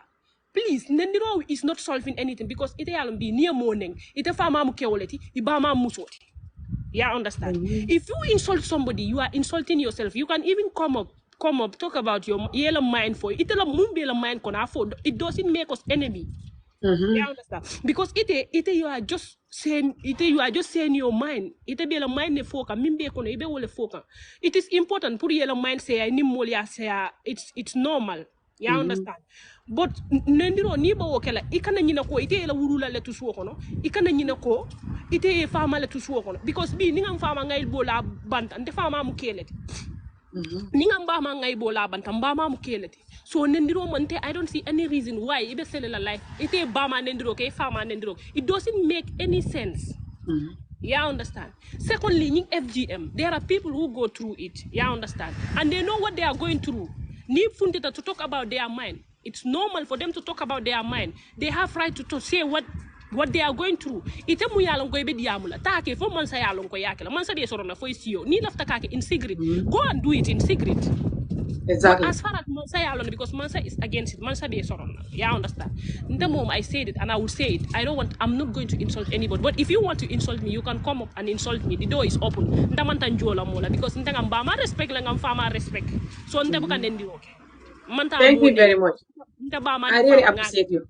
Let them just insult. You should not even pay back. No, don't mind them. You should not even pay. It can age because everybody knows that Lua Mimbije, Lua Mimbelaring in Akoma. Didn't Nina Yela. Imanya naka dindingo la nyoya mu yalon ko amang 18 years so mol be diamu kan do be dof coming from be sel ka fo ko nani benta be butel. That man is in Europe, he will not hurt you. They're capable of more than that. Who cares? I don't care. At least not Atebe minge kan BBB ni moli ala atemuta jang ya samba police. He's just violating the human rights. Aba mole batandika mayanko. He's going against human rights. He can have problem. You understand? He can have problem. But he's just talking here and insulting people. People have evidence of you. Ikela he says screenshot no le ye muta. You understand? ite be mol batani kam minul mol be min kele kam pour ka bonni ite be sele kay be mol nen kam for no reason. You He understand? left the People know muso what they bata feel. and they all People know loveless what so they much. feel. In the early marriage, I did not go through it, but I go through FGM. You understand? I go through FGM and I know what I feel. And untenga min feel ntabe funtila ni moli asea. If you want to take it, you take it. If you don't want to take it, don't take it. But as far as ntenga min lo ntabe na mindful. If you want to insult me, go ahead and insult me. I don't care. You understand? I don't Thank care. you very much. I really appreciate it. I don't mean selata yen in Canada. Inya kasala. Abula Thank you, yen. Dankula. They Iman are just answer talking because soto they know that the law is against this. You understand? If you want to get married at the age of 14, 15, you can get married, but it's not right to force somebody to get married. Oh, it's not right. Thank you so much. I really appreciate it, sis. Thank you so much. I really appreciate people like you. Keep going. Okay, guys, keep tapping and sharing. So, guys, Ali keep tap and share drong. Ali yal fanke moti. Ali yal long konti ami holo. Hani nataram fata num be right now. Inside nyim video. Yenje fa. Allah dingol minu be diamula. Ibe diamula worse than me. Ali yal dingol jele already. Surtout nyin keme dingol and the rest. Mol batata al ka blackmail minke. Ka mol toucho. Ka mol traumatize kake like Islam is very bad. Fatu fanye wole fanye. Akonye nyinne yati na tubabul buka mo respect ka fuko Islam people, Muslim people are violent and muya wole yati na I hate the Muslim people la kana Europe tubabul ya hate le ka hibadu nyim ban ka Islam kele because of nyinko ajube nyinu minu be kumbola kunun kamaj because of dindi muso mo yala ndi ya fen ko kuntu komi nyimero kunun aya foko ntenga mo nye sambanya ka kunun fanga kele and I will never stop ala video ben na page ara boro ila government mu yatna manyi mero arrest nyimmo le ka foko ite buka do ko ke ila government is just sleeping government ibuka criminal arrest ibuka do ko ke ite you are very useless ite ara boro in ila government sa nyimero nata on TV in the camera aya foko ntenga mo sambanya ka kunun ntendene te nyaka bulala I don't care hani nar ben soron listen to this ali video tap dorom bal talale atol ning alla kaburo tema yalong alman believing ala atol jama ka ala use pour musoni dini ngoy batana peut-être ala fay alta use la pour alye jeno bula alta use la pour al yalla musol kanu ya respect yenda wolo diala ay timma yedundi ko diala ay timma ateni dini ngol bungo yi nyinya momo minnata ay afo oh my god nice house nice husband momo yalon ko kari ke ma bete yata buka jeno ka buka muso jube fang doku wo ala dini ngol musol dorom komi ala ya fo nyaming ala ing alkaminu use ka dindingol la fenko chop ala alkaminu use ka dindingol futu you know ala is not just for that too you know that do you know ala is more than just this too okay ali tap aliasia so atina atol ning ala kaburo tema yalo alka kele like ala doesn't exist atol ka kele komi ala doesn't exist atol le yake fo mul ka dino bula kata kemet and stop nying order mul because alka ala la dino manipulate nyami ka fengol pick ala vitamina. You look like you're turning malo until you see one single thing that favor you, you pick it. You see the rest that doesn't favor you is right on your face, but it's good, especially for the married and the woman and children. You're like, yeah, fine. Okay. I told ni tumbol tema. Tumbol minu bena dunna alla kutulo one day. Aning abena dunna tola balo one day. I funte everywhere, you know. Tumbol minu ba dunna tol kon. Yalong everybody know what tumbol exists.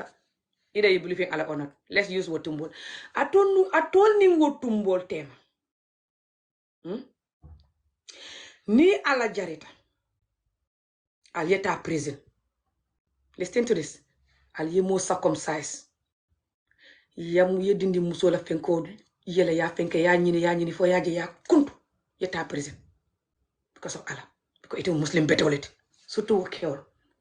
Listen to this. Ali calm down rek ali listen. Amole diam. Atol yalo ne ani alla kaburo tema ani alla tumbol tema min benala wande ntolla tumbol minu benala ntol fe wande ntol kam wande al yalo ni ntolla askan la pro ntolla community ntolla mofim banko ila mentality ila programming is mofingol be enemy atol be wolone momo mi man wolang anyamata okay ali tap ali osia bari al katawle ka ke community intele ngal enemy ti nte ami hani nim fata sai nyim minute nyin live video ali njube kafa I'll be batalat 100 time more. Billah wallahi tallahi. Al yalo ne alla system alla eneminity. Janimbe na la fang albe batakan. Hani sign. Janinga wulu. So cross Africa jam fo Nigeria ka bata fonte nga jelone fonte ka kadiyamule pour wala ko exactly. So keep tapping and sharing. Sign ali tap doron. Ali tap and share doron. Yalon ka ala muta nyamin. Hani nalien neng. Ka ala muta nga diyam. Hani nalien baneng. Ka ala muta nga diyam. Hani nalien ba mala. Yalon ni diyamo be ntema merol na ba malon. Ntema imamo la ba malon. Mala musol long mala dingol long ka focus na talol minu be media. Dunya be ya jente onot nka woleta nka diamu about the current affair atol nak alkatala alimba mana talo nyini na dingol na fama la talo almaje ni wonte albatala na mama ringol hani na nyankumo ni nga nyankumo sota albe nyankumo la talo lonkala alian baneng aliye yalia fukonte fututa yong na juo expire juo mi ala alla imamo ka campaign pour juol be expire fututa tini ya ul alko wo juo manyana expire al ben nen na biko na juo expire biko fututa dindingo al mankende yale yalo atul mankende atul mum mosifa sai ali tap ali ala muta komen ka ala muta nyami ka diam fon kungo ka faradimola fon voice ka ta tilifula mbe video ke kan nene man tilifula ke video continuously kunu man sino nga video ke for 5 o'clock nene man wo ke since nga video star hani sai tilifula nga di man sino you know why dimaso man sino camera wo yai so man yinu be vodla ka din ngol futu anka din ngol la FGM dindin futo ngalo ne nga experience sanji tannim fula na second husband wole ya fenkano first one man fenkano pari ngoni sanji tannim fula diningo ke oba fenke kan imalon ke wala ke ya na yatara host ke yalem wo Chinese ke yalem imalon about this is not good, it's child abuse diningo la baloma men diningo ma mari kanu tana aleta kerfato aliye sister Aissatou la video jube ali video tap aliya siya drum I'm gonna take you just wait give me 5 minutes tap and share the video al jawyata nyaawo nya al hasidiyata nyaawo nya al wicketa nyaawo nya al traumatized nyaawo nya al ye musoni dini wala bata love nyaawo nya al nenete barkala nyaawo nya al ye afrika halakiro kanu nyaawo nya al betala jahannama nyaawo nya al musola hakol bal fala al nenete kayro totolo nyaawo nya ali video tap al yasia. You know why? Because hani sai al nkal dunde al kanneng nka ala mutangal dunde hani sai al kam baneng everyday nka ala mutangana dia muka tonya fo atele why al kadini ngoni muso keteng nkal just ni ka why and you never have answer and you continue ndengim me and I keep coming ka for why hani na ngalo ne alsin jino so kon manoka al yen lipa yentilo fadi yem nyaso yem fa angalo ne al yake nole hani sai kana ka for why hani ni yem fa ite fango be nyi why sotola ile fansun kungo ka for why just why alka energy minke pour muso ye kuntu wala dindi muso futu ni energy minkata sotu muso la kuntu why half of what energy bukata futu mi yalo muso ka kumbo after ya kuntu abe kumbo la 90% of muso ali min kuntu ka kumbo futu kono surtout Africa muso surtout bolon kono nyomi village muso oh my god surtout force muso awonyi ali tap dran adu nal fata wo musol nyanta kam muri kari nani ka duwa pour atelier ta heaven ate nyane man kayro soto atol man kende yale musol manke alfula moti gis ni musol wolle kake komi wol manke moti wala yati na albete bari musol manke alla fula mota de mena imam fati nati la ko take not imam fati even FGM fati ma nati la ko take sai nyim muso yalo ay muni fokunu ngaddi ngo samba nyaka I don't care yen solo so muni yati na government ma arrest ali tap and share ali tap and share. Okay, let's keep going. Next person. Okay, I don't even know Juma Lebijam before Juma. So many talent. Okay, keep tapping and sharing.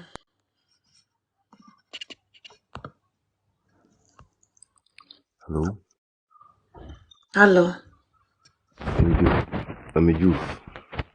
Na kontongo manke Diouf. Okay, kontongo mo fendi yalla mbo mi fule.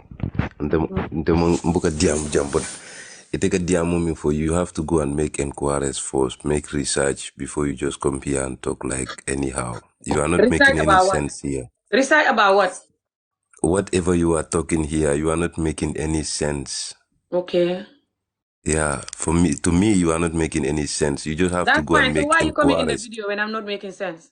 so people can know the difference between what you are even fighting for, because ite fa male coming ite coming from kele atel kam intlo ngela la moy kabrin kunu ini minute bijang atel coming from fo aning discussion over kere min from la ji atel from bi ma wolong al ni minute because atel nyum moy le drong al ka wuli ji ha musu nyaka So du mun ta mom bete discussion akete libiji ako ngakete indi thing. molma. You Munem guys munem don't ako indi know. molma. Al nyante tala le follow ye fongol ta ya karang ya long follow Ye ya long wulu. minom. Ite ye No, wulu. kana neng nte mba ma Ye respect le wulu is nte not bante nel nendiro. Ika wulu le ye ibe fen yalan ka wale fo ye nte wulu. mon Wulu is fanya not fo nendiro. nka Ibe min fen fo yakane right now. ta enquiries ke Okay, ta batu nge enquiries ke jabi. Batu nge jabi bang. ibat ta Ibatu enquiries nge ke jabi nge nyimmin fo warante nge tuba jing. uh, whatever isa Ye nyininka or nyimmin fo whatsoever. ibatu nge jabi ye continue wala ye Okay, ji. nyininka what it is what Ide nge jabi wala ye ji. okay njabi Okay. So, ali video tap alias yero. So guys, nyinkeo ako ite mbe ite le diamu nila. Iko onte malon kamin diamu. So onte mamade ka moy ma angale ka moy man suwa ka moy nyin pa bi anala grupo. Iko mol ye dindingo bula ye dindingo samba nyaka because it's sunna. So ha mune ante sunnolom konte ha man wolang. ite mina mindira pro ite ni ite ding sambala fo mole ite ding sambala han Adam Barrow don't have any power over anybody in this country. Banku dingolom kom Okay, banku dingol nobody nyami. having power. This is the Nde problem. You feel power. ni de lafta nde betel commande la fon na lo mbandi muso sambala daming mba fole Okay, mba address pare fole ni eta pare da police commande yen ni ko. na. Ni pare da Yeah, yen ko. yeah.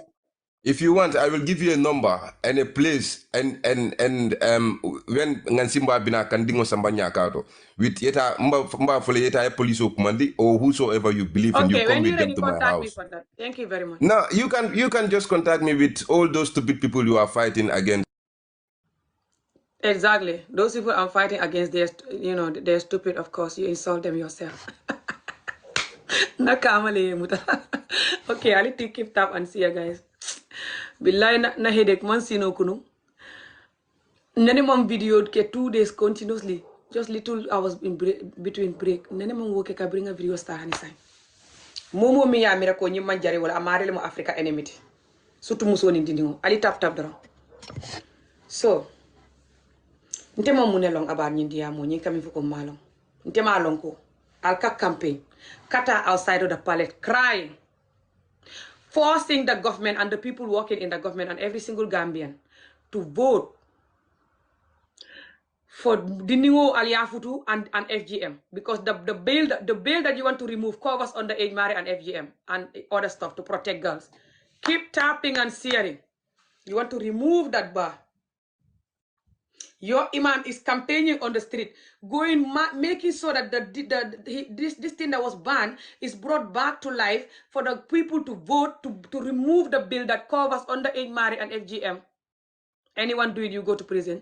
He want to remove him and his group of people so people can marry young people and FGM girls. And he said it's Allah who told him that. Who said that when you do that FGM is sunnah, you will have good deed. You do sunnah, Allah will bless you. That's why they're choking the fresh newborn babies to open their little tiny vagina and cut it. So they can have sunnah good deed. Because they cannot have good deed themselves. Because a lot of them cannot stop cheating and lying and making their wife cry. So Allah can give them good deed. They should be housing, feeding, clothing their wife and not to cheat. So Allah can give them original good deed from the Quran book. That is more than even sunnah. They cannot do that. So then they're going to force the child to have a good deed, opening the little child, little tiny vagina, and FGM in them, and call it good deed. When they're clearly lying and cheating and traumatizing their wife, 80% of them cross-African Muslim, by the way, not just Gambians or Senegal or anything like this. So he's saying, I don't know that. I don't know what I'm talking about. So what else do you want me to know? What else that is there? Nothing else. Keep tapping and sharing. So look at all these men. I'm going to take them. Just listen. All of these young men that are coming, they're his agent. This man is a Quran teacher. He have army of people like him. Okay, they make sure that all the young people they train them like them. So even if they're no more alive, their work will continue. Africa will continue suffering, them or not. Africa will never ever develop. These people are Africa enemy. Now let me take these people. You just hear them here. Let me take them. Keep tapping and sitting. Let me take them. Let's just see how they're gonna insult me and support this. Just watch them, okay? Hello.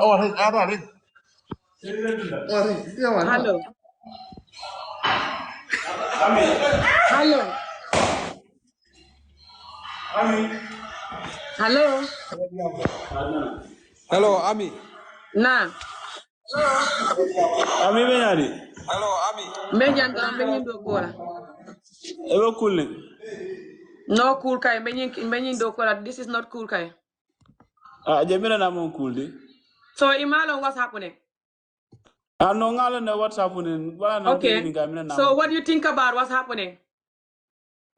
But this right, mo nying nyanta kele go. Fo ito ko mina na So nyimba this nyana kele. supposed to happen. So why are you coming to the live video if this supposed to happen? Angka not a live video. Fo ito iba may masa mo nyakad.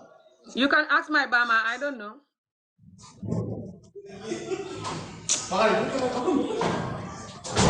Okay. So guys, keep tapping and sharing. This person said that that's fine, you know, that this is happening and this is fine, that was happening, what I'm fighting for it to stop. That's good. I shouldn't fight for that to stop. And that he's asking if my mother was taken to FGM or not. I said, you can go and ask my mom. Okay, the next person. Keep tapping and sharing. Just watch these people. You know who they are. They're very good at exposing themselves. And I love that. It's painful, but it's good. Keep tapping and sharing. Okay? Just listen to them. Keep tapping and sharing. Hello, Ami nyadi. Hello. Ebe nyadi. Mbenyi ndo kola. Abi billahi wala ya. Ikaw mo over disappointed like billahi wala. Okay. So ite yamira nying is fine. Take a minke is not fine. Ikaw mo over disappointed like billahi.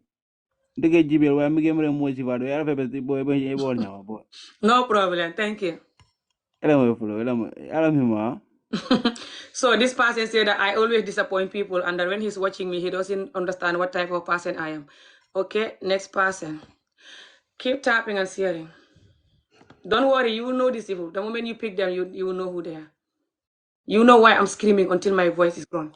You will see how sick this community is. And if you have one vein for this community. Assalamu alaikum, Ami. Hello, alaikum salam. Nakita nyari. Yalo ni aketa nyadi kai. What do you think about the topic? Bar be nyine kakanne. Wo mu kondon drol te abe nyadi. Doesn't matter. No one have time for content draw. What do you think about the topic? Yo ndeke meme fule. Yara be la do ko la no fote. Yo bari imamol be men fokantay. Nyin dala mu sunno le da manke farloti. Ya understand. So ite Mario, ni tebe agire le ye dun ke ay sunna. Ake, ni te Mario ta kele fana mele ba ke ga wol bele yake. No. Fodi amo ko It's dala. whole like a denial abuse. It's called child abuse. Bari sila tebe men diamo kante fo baro be tala yin diamo nyin president nyi wotlo be tala yin diamo la. I don't care about president or not. Me diamu la pour atol minu ka ke ka atol le diamu ni ka atol le question. Bari baro nyanta mol arrest la kay because at ala banko not baro pam police ol. Gambia police nyanta nyi mol arrest la ha. Yo bar ndeke men foyten baro melta da meeting nyin na ngama baro le to mo wala islam council la nyaato ngol fo yalla hani baro na loi bondi So ite fe ila mo doro ite fe ila mo doro ite fe mo nyanta ka fo ala wala yatinda nyanta dindi muso landi la ngala seto landa kan ala wala yatinda nyanta dindi muso futula sanjita ni saba ala woman jari nga jeno bula nganna muso look after good muslim keo ala ye mimfo nganda walo di ala ndawalo ye timma ala bungobe nyinyala all the time dondi kol fengol ateni dindingol ye minute wo wodene te mankila because nteka ala le lamoy so ala is just pour muso ye bata ala is just pour ye muso la litul penko kuntu ala is just pour ye muso futu sutu dindingo na pareta wala ima ala lon katake because that's what 80% of you are doing 80% of African Muslim cross Africa that's what ndeka me explain nyi ngamu sunno le ti so you're not going to answer me there you're going to go to the sunnah again Okay. Ale ya farle. Okay, get out. You asshole, idiot, evil bitch. Okay, keep tapping and say Siri. So guys, we have this effing evil, hate women, hate children, traumatizing people, love to lie, to keep you suffering, use Allah for their own gain, marrying children because they're pedophile and call it Allah. Torturing children, cutting their clitoris because they want you to get used to pain. So when they marry you, suffering you will not cry.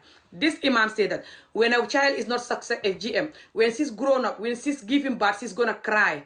A doctor tell him this. He even mentioned the doctor name, mentioned the name of the hospital, name band clinic, Dr. Samate, whatever the hell the man name is. Told him this very clearly that women that come into his hospital to give birth, they cry when they're on FGM more than the ones that don't cry, because the ones that don't cry, they already used to the pain. Their private part already been abused from a long time. So to give birth is nothing. It's just like pushing the baby. My baby, I love you. I don't feel nothing. Now, they want you to get used to pain, give birth or not. They want to beat you, FGM or not. They will beat you, torture you, insult you, chop you, do everything. So when they marry you, you already a done person. You already have the pain in your blood. You already surrender to the pain like you're doing now. So they can be outside having sex, doing whatever they want, bringing you STD, never give you the love and care you deserve, and you will agree and say that I'm gonna wait for heaven, so I'll finally be happy. That's the reason why they're doing it. Nothing to do with anything else. But let's keep going. So the next person. Hello.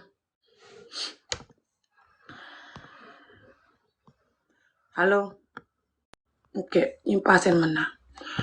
Okay, next person. Hello, may find you. Keep tapping us here. Sometimes te bang boko kukena cross. Ite ke mimi fan kile tente ya jive na fatala. Okay, so why you be doing that? Because na fatala because kabite ba ma be uluka wato me na famanta FGM. So muna yatin na E ba ma famanta FGM ba. E ba ma be uluka wato me na be FGM. Inyanta yefan Ya respect. kundi ye ba ma ta kundule anata. Ina te ba. Okay, so this person is saying that this thing that I'm fighting for is no point, and that my mom herself was FGM, blah blah. So why he's coming then if he knows that this fight is no point? Why he's watching it and coming in the video? Okay, keep going. Next person. Okay, just keep going, guys. The next person. Okay, the next person. Keep tapping and sharing. The next person. Whenever you tell the truth, they call you all Ami kinds. Olof. Hello. Hello, Bulsone sa boba. Ken All la right. degula. Wallahi mo de la moy lay. Ite ke fanna botandi doro wallahi. Moten la moyna. So ite manke moti. Ako. Ani mbeme nele kuma kawni mo buga muta. Me wale ma. So mune yati na ite dunta ni man na kumo muta. Ah, daga itan le da hala because mo de No, la unte because da hala. It's fine, mon mamuta. That's fine. dibitol mo nanda male 4 or 5 mo Don't tanna worry, nim moten fembe kuma kam. kumo muta la. Wota amanja ika fa nyanga da man la fi da hala. So thank you Kane very much. fambatandi wallahi. No, it's fine. Matungam fam batandi. Don't worry. Okay, bari ka bal men sakin Thank you so much. So guys, this person said that nobody listened to my talk and that my talk is a waste of energy and that nobody will listen to me. Then I asked him, why are you watching me and why are you listening to me? He said that I don't take you serious even though I'm watching you. I said, then why are you bothering yourself? Because nobody take me serious. So why are you talking then? He said, I want you to rest. I want you to relax and just leave the video and rest. I said, I don't want to rest. So that's what that person said. So let's keep going. Next person. Just asking these people questions that they're never going to have the answer. And they rather call me everything than answering me. I'm just asking them why, if they're looking at Allah to think the little girl private part, FGM them, why they're looking at Allah to marry underage people, but they'll never look at Allah to be a good husband. They'll never look at Allah to stop cheating.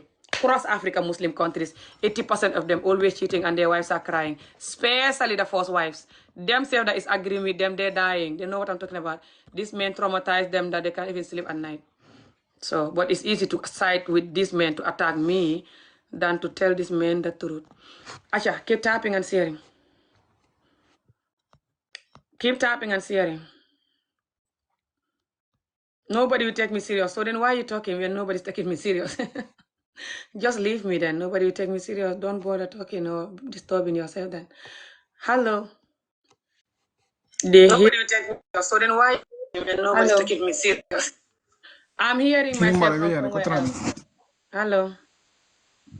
Ite iti mi fallong li mi la porlo mi fallong ima lo mi ibe mi fong Alright. trela So ima Imam Peng karang Fay ima Bengu dino Kola lo apart from Man Fan Long. So until Man ha Fan Long nento to Ami Jobleti and I am from the Gambia. Ali tap and see. So guys, next person. This person said that I don't know myself, and I know myself. My name is Ami Job, and I am from the Well, Gambia. I'm Yonof. Hello, How are you doing? I'm doing this. That's how I'm doing. This war of That's the really people good. I continue respect you, to the violate energy you have to children talk. like. Hmm? You have a lot of energy to talk. Of course, mashallah, blessed, because I need to talk for people like this to wake up, and for I mean, but Africa to be free. like people are disobeying you and disrespecting you. Why can't you please? I No, mean, it's fine. These people are more disrespectful. Them that is promoting little girl vagina to no. I of a mean, little you are the tiny one they clitoris. are disrespecting. That's Like fine. you need I to. don't mind. That's fine. I am an activist. It's worth it. I know my work. I know the benefit of my work. You are wasting your energy, but no one That's gonna fine. agree. Don't worry about my energy wasted. So why are you wasting your energy on me wasting my energy? Okay, keep tapping and sharing. So you see these people, guys? Just keep tapping and sharing. You will know these people. By the way, this is Gambia. For some of you that just arrived here and you don't know what's happening, keep tapping and sharing. So guys, what happened is I've been doing video for 2 days that I only rested very tiny amount. Yesterday I did video until 5 o'clock in the morning, which I never done that before. The day before I couldn't sleep because I know that yesterday, Monday, they were gonna go and vote. They go voting for people to marry underage people and to FGM children, okay, in Gambia. That's what they're voting for. The women are crying. Bunch of women. I'll try to show you the pictures. Bunch of women behind these men, rallying behind them. You see all of this? Saying, La ilaha illallah, let us marry young people. La ilaha illallah, let us we have to chop the little girl clitoris. If you don't allow that, Muslim, you're gonna ruin our deen. Let us practice our deen. This man was talking from the parliament. He said that I will never against this. This is what my mothers do. You want me to arrest my mom? I'd rather die and lose my job. This woman was talking outside of the parliament, saying that she's gonna continue circumcising. She already circumcised somebody the day before, which was Sunday. She said, I did one child yesterday and I'll never ever stop this. I don't care. This one said that she has 9 children and all of them are big, beautiful, healthy babies that she never even have to go to hospital. She give birth to them on her own in her room after she's been circumcised. So circumcised is very good. It's going to make you healthy. And people that are not circumcised now, that's why they're not well. They're getting sick and having health conditions because our olden days people were circumcised and everyone should be circumcised and be nice and healthy, which is to chop off the clitoris. And she forget that she already begin her talk by saying, 1 year I'm not well, I've not been out 1 year, and you guys making me come out to campaign for this FGM to continue, and I'll never forgive you this karma. That's how she began her talk saying that, okay? Just keep tapping and sharing. They never have my answer. So the only thing they can do is insult. They will never, ever have my answer. Now, this person is a big politician person in Gambia who's also promoting little girls' clitoris to be chopped off. Okay? This is the Gambian president, Ada Barrow. Okay, this man. Okay, let's keep going. This is the man, the imam, that is the #1 campaigner for FGM and underage marriage in the whole world. Okay, that man. Now, let's go. And I was underage arranged marriage before I was 10 to a man this old, by the way, guys. For some of you that don't know my history. This man is the one that is working in the Gambian parliament who worked with the imam that I just showed you to manage to bring the debate back. This thing was banned already from the former president, Yahya Jammeh, who was there before this new president. They never do this because they know that man was a dictator who was more wicked and rude than them. And we look at them in the camera like and tell them, if you cross my line, I'll bury you 7 meters down. Especially Atol Mandinko, you Mandinka people. That's how he was talking to them. They know him. Now that he's gone, this president is democratic. They said he's useless, he's too nice, he doesn't talk, he's so weak, he just eat and sleep. That's why they're doing this. So they say that this president have to remove the bar by force. The bar that is condemning FGM and underage marriage. It's called the bill of whatever the F. But it's good. Just children right. I don't care. Just children to grow up, no trauma like me and you and others. They say that bill should go to hell so they can marry children and FGM them or people will all die. Okay? Keep tapping and sharing. So, I'll take them. Yeah? I'll take them. Let's continue. I'll take them. Listen to them. Yeah? Just keep tapping and sharing. Okay? Let me see. Oh, this person been here long. Just keep tapping. All you saying makes sense. Thank you. They know it. They know it makes sense, but it's easy for them to attack them telling the truth. When they tell the truth, they attack them like they're attacking me. They make Hello? They're gonna when they're married to you. Any of your wife tell the truth, they will divorce her ass. Hello? Hello, Ami. Yeah.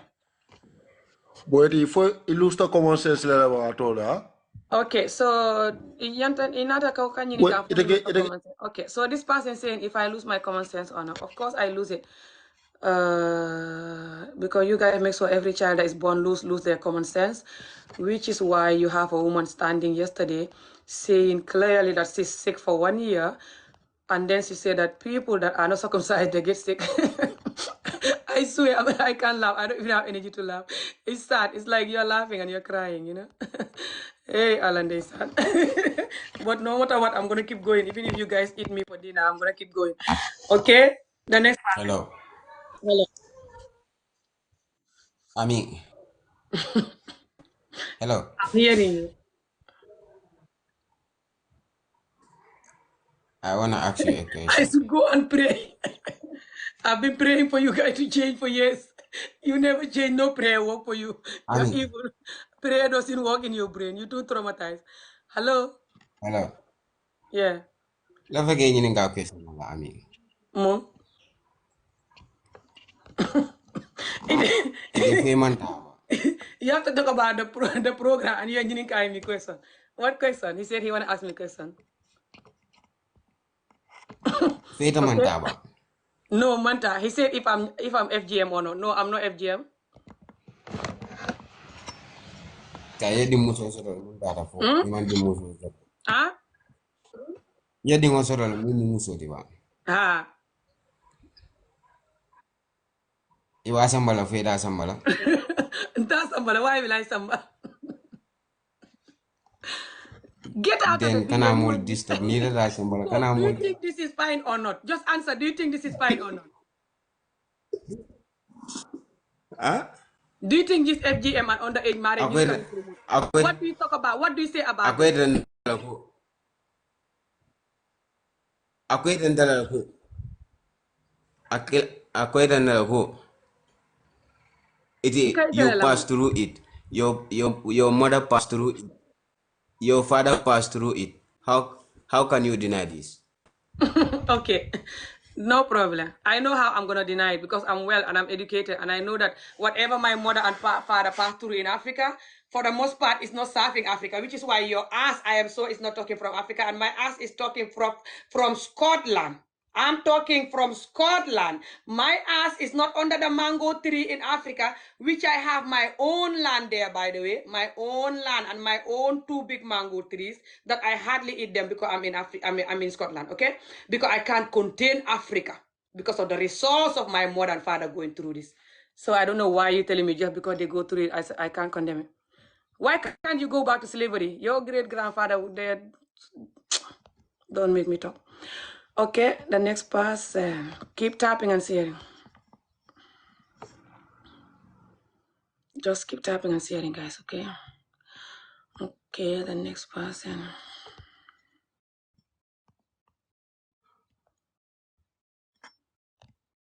I don't know. I think Imu Musoleti, but I don't know. I think this person is a woman. If not, I'll take a woman.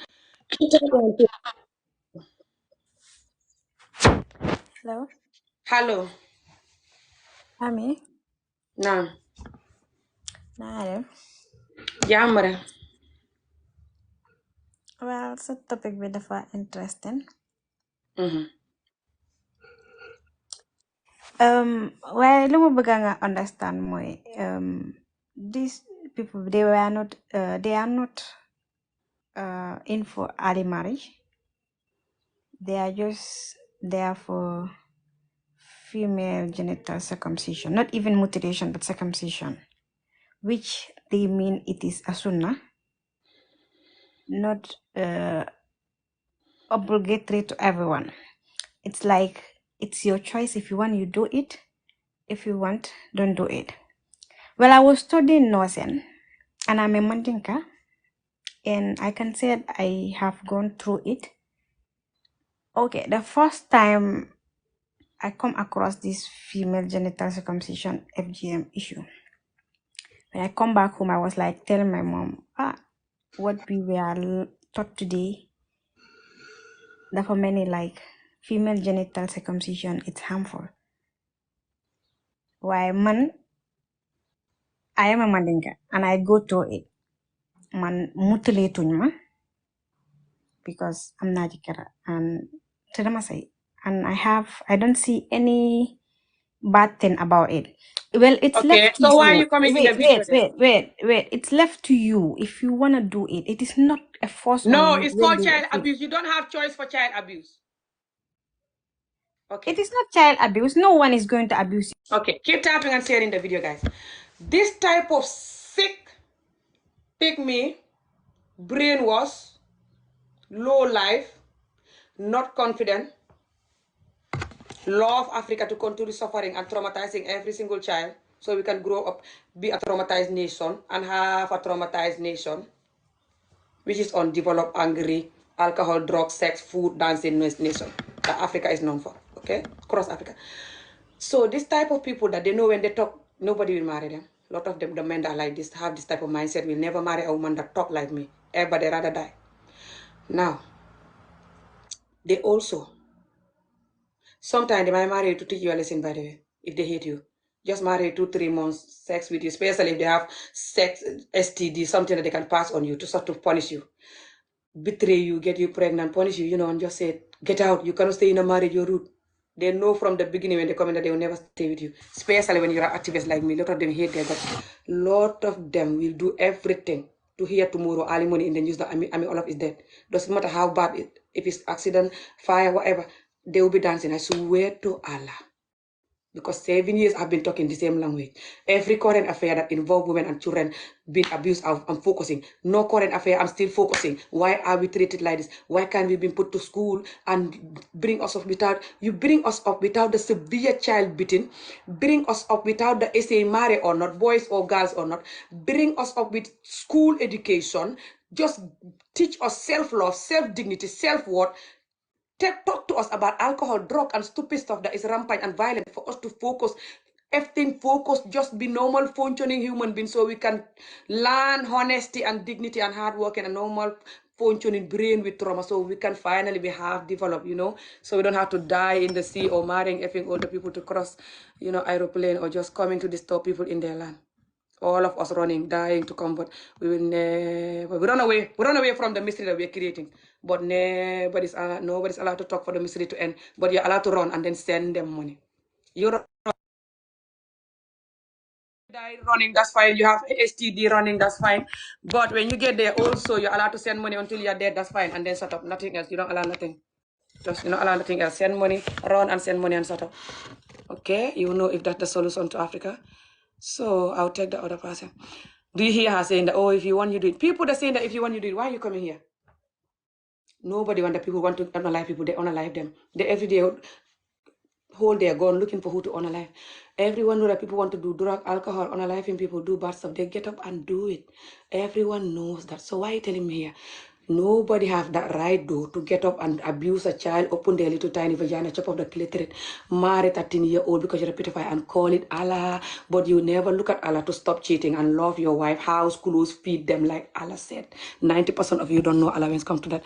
Because if you know Allah in that area, the woman after you traumatize her, beat her, cut her little private part, then she'll finally be happy and relax, yeah? At least now you know Allah, now she's relaxing, yeah? But you still not know Allah then, yeah? Then Allah will disappear, yeah? You guys know why you hate me. Let's keep going. Next person. Okay. You're never going to have the answer the question I'm asking. You never have my answer, so I know you don't want to ask you. Hello, assalamualaikum. Hello, alaikum salam. Ami, no def. Maa ngi si jàmm rek. Yo, until coming for the program or better yatale. Kiel, Kane Chika. They have nothing to do with this. We are the one going through it, and we know the pain. We know what's going on. Ninki okay requesting. Don't pick them up. They're just gonna insult you. What is FDN going to do with men? It's not their problem. They are not women. So, Kane call Chika. It's good sometimes, Angeta. Sometimes when I pick them, people will know why I'm talking. People will know that this community is still sick. Brand new young people are still sick. So it's good. That's why I take them sometimes. It doesn't affect them. Tell me, Yalongo, we go through it. Me, I go through it personal. We know about it. So if they want, let them. Nadiate yelanna, nadiate kanala mola. Is there a problem?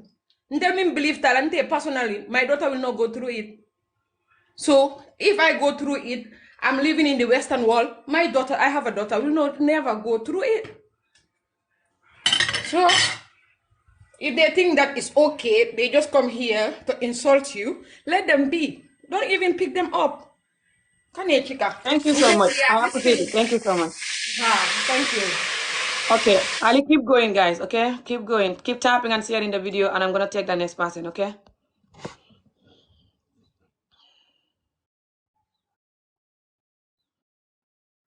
Hello. Hello. Ami. Nah. Man to nyago silo man ke support nunde me FGM ndaka kukiri na fo sai wo mul yalo e miste e problème o soto ala sai itol bo jara no la nyaadi le. What that got to do with this? Ika jara no nyari number one. Wole mukame soko problem te sotola fresh di ningon. Ima fam de mba mun na de ko mul ko iko FGM betiata mul ka fo FGM betiata sai ni mul e problème o soto mul ka fo itol e problème o soto ni mul ka fo FGM betiata yam de tol be la ko do bondi la tawol jara ba. No, itol te okay la. Itol pango ka fo FGM betiata itol jama problem soto je bari imang hani ka fo ni ya fo dro mol be divorce la, mol be nenna, mol be bully la comme ikanke nyame. So To they yago lie. nde bira stata just man da ka to be kukilinte ko le jibe biri momo dol ba fo kan nga problem soto do ba fo kan man problem soto dol ba fo kan teng say mul ko e problem soto ite bol ma ko ino la fo ite ma ko ino la wo fo lo calculate ba ya jibe ni mul e problem soto i man taro faniala après fana ka dak ka kuma kilim fana fo ka fo ko momo tata nyaka to ñaako si ɗon tol biri nun ko folel ka nun tol la sate do biri fo 2010 bang itata nun ñaka to nga moy musol la ñaka nena ma moy koten ya fam mais ika damin fo fanan ka fo ko mun tata ñaka to ibuka ta fen godo mo jelle tata ñaka to ni di diol sato mul yale man futu is too much yeah bar asiata bakele yo niyo be jibe adiyamo ka siale just nga kugili understand rek nte kukili nte bola support ka wala mun lafte ta mun lafte kanata nte No, no that you're support still anu supporting it. Momanya Natala. But thank you. I really appreciate it. okay. So this man said that if anybody want they should do it, and if anybody want they should leave it. If you don't want you leave it, and if you want you do it. That anyone say that you're still abusing it. No one have right to abuse your child, especially put the little girl down, open her little vagina and cut it. No one have that right. No one. Even the president. No one, even the queen, no one have that right in the world. No one have right to put little girl down and open her little vagina and cut the clitoris. No one have right to marry in you.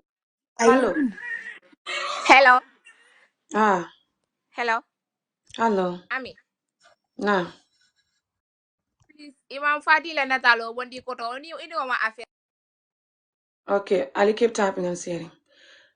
This person said that I don't have business with this man behind me, and I should take his picture out.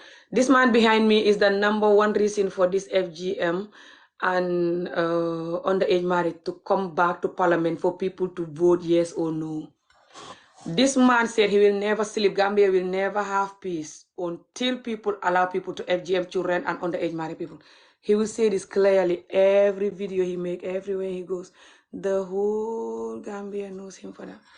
Okay, keep tapping and sharing. The next person. Just keep tapping and sharing. Pick you. Hello. Hello. Is nanga def.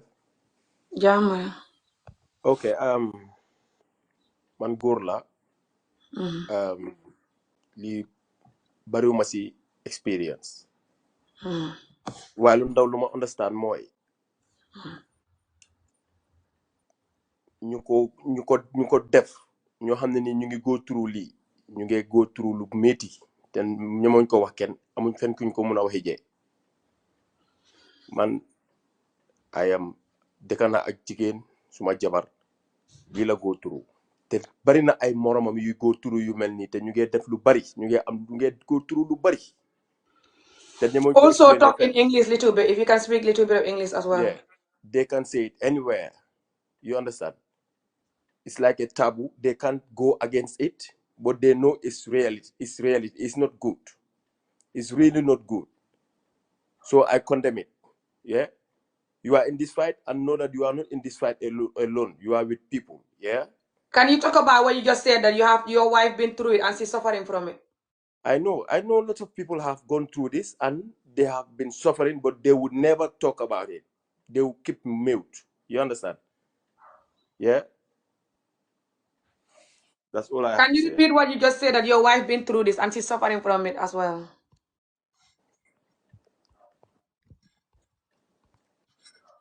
Hello. Hello.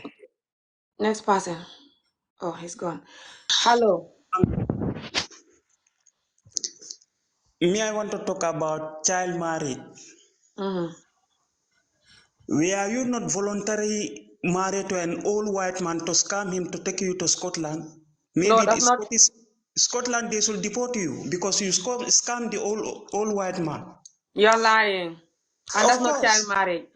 Did the imam know your parent to give you to alim to give you? I don't know. To marry you to someone? Did the imam know that? Imam did not know where you are from. He didn't even know you exist. He knows Scotland and need he's to deport promoting you. that. He knows and he's promoting that. No, when did he promote child marriage? I mean, even right now in his new video, he said people should get married at age 13. When did he promote child marriage? I mean, let's All be of his honest. videos that you're seeing saying people should get married at 13. That lie. I mean, stop lying. Go and find job. You will not Gambian, make money on people this. that will know this Scotland man, need to comment deport time. you. You So scam the I'm old white lying. man Okay, don't to worry. take you to Scotland. I'll post his new video, which he already said. I already have a new video of him. Scotland need to deport you. Let me answer you. I already have new video of him that you guys saw saying, but he mentioned 14 years because he was talking in English.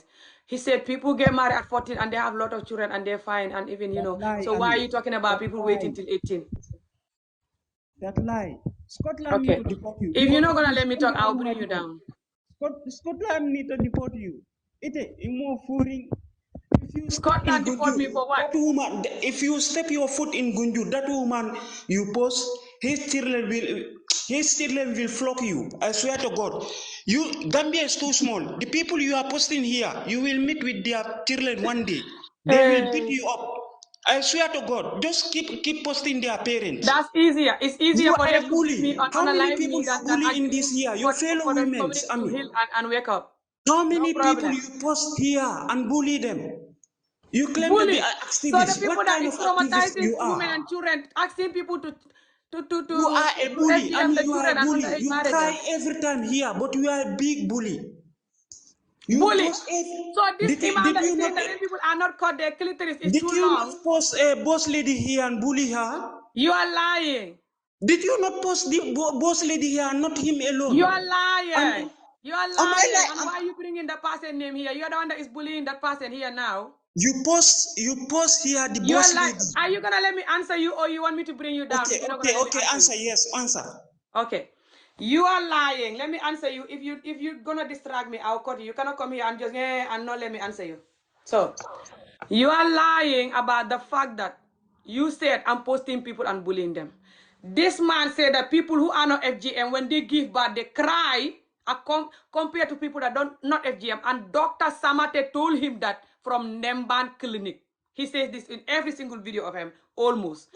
He also said, let me talk. If you distract me, I'll bring you down, okay? Keep tapping and sharing, guys. He also said that women who are not FGM, you cannot satisfy them in bed. And you need to have 4 wives. So therefore, you have to FGM them so you can satisfy them. That's not bullying for people that are not FGM, whatever the hell that word is that he's talking about.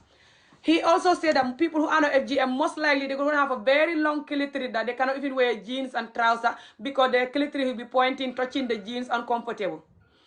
And that the people vagina will be itching and bringing some dirty, disgusting water, infection, blah, blah.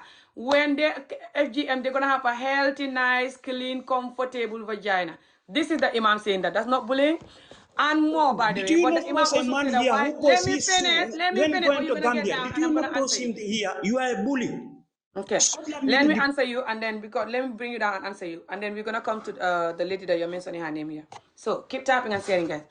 So the Imam says also that, keep tapping and sharing. The Imam said also that people have to FGM people because it's Sunnah. And he's saying it to who? He's saying it to people that their husbands are cheating, lying, neglecting what Allah said, which is more than the Sunnah, which is house clothes feed the woman. House clothes feed the woman. House clothes feed the woman. House clothes feed the woman. House clothes feed the woman. House clothes feed the woman. House clothes feed the woman. House clothes feed the woman. House clothes feed the woman. Don't cheat, don't cheat, don't cheat, don't cheat. Don't even near cheating. And that is in the middle of the Quran. Never mind Sunnah. Sunnah is extra. It's another book, you know. Let's focus on the actual book that you should zip your trouser. All of you Muslim community, especially African Muslim community, all of you cross African Muslim community, zip your trouser from head to toe, because even if you're not married, you shouldn't sleep with somebody. But if you're married and you sleep with somebody, you're meant to be stoned to death. Which lot of you, 80% of you cheating, especially the 50%, bringing HIV, STD to your wife, wasting your money, time, and love that you're supposed to give your wife and children with other people.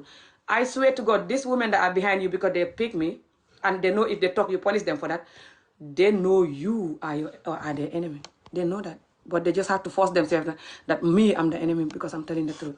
Now, that woman that, and this woman that you say I'm hanging them, this woman that I'm putting their picture, I'll put their picture again. I'll explain why I'm putting their pictures.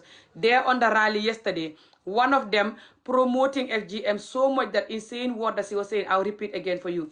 The other one too the same. And she confirmed to the whole world that she said, I even did FGM yesterday, Sunday. This was Monday, she said this. I FGM somebody yesterday, one child, and I'll never ever stop FGMing somebody. She's saying this to the camera, to the news platform, knowing fully well that the government is going to arrest her for saying that the government will arrest people that FGM. She said to the government and everyone that I FGM somebody yesterday. And I'm going to continue FGMing, which means I have no respect for the government. And she clearly will rather go to prison than leaving the little girl clitoris alone. All the little girl from their community, they're going to make sure they have no clitoris. So because they're going to make sure they're going to have no clitoris, they're going to create some lies. So this little girl will not question them. Why is that we're going to have no clitoris when we are born with our nice clitoris? And they're going to say like, oh, the clitoris will make you have infection. The clitoris will not make you healthy. The clitoris is smelly and it's going to be so long that you can wear trousers. When you shouldn't be wearing trousers, by the way, as a Muslim woman, you should wear long dress, and the Muslim men should wear long dress too, you know. Kaftan, okay, but now we have to wear jeans, so we have to have comfortable short clitoris so we can wear jeans. And they do like everyone is having 10-meter long clitoris. Even if we're having like 10-meter long clitoris, how the hell they want to cut the clitoris so the vagina is nice and comfortable as if they love us? These are the people that when they marry you, they're cheating, lying, and making you cry every day of your life. When they marry you, when they have to show you the love, the fake love that they're wishing they have for you. Okay? Now what they marry you if they're gonna show you love? When they marry you, they have to not just show you love, but they have to use the Allah that they're using to marry you young, and the Allah that they're using to chop off your little clitoris. They have to listen to him so you can be happy. How? Because they shouldn't cheat. They should house clothes feed you. No cheat, house clothes feed. No cheat, house clothes feed. No cheat, house clothes feed. They love cheating. 90% of them neglecting this thing I'm saying. Okay, or they give you like this. You're suffering. And they have extra money for girlfriend and another wife. They know why they're fighting me. They don't have answer for me apart from insulting. Now, whenever I'm talking about the sick community and how they program us to hate ourselves, from bleaching to effing everything, to hate ourselves, you know, just because this man, for example, saying that if you're not FGM as a woman, when you give birth, you cry. They're talking before giving birth, crying, whatever the hell, why they don't like that. Because they're too strict and miserable. You're not even allowed to cry when you're giving birth, by the way. Shut up, because you're a woman, don't complain. Even when you're pushing a baby out of your vagina, that is going to look like you're bringing this whole building out of your vagina. If you have natural birth, you know what I'm talking about. Still shut up and take the pain. You never should express any pain. You're not allowed to have a pain and complain and cry. Even if it's crying, complain, you're not allowed to cry. Even if it's natural pain, giving birth, that they clearly make you pregnant, they clearly know the pain of, you know, or heard about the pain.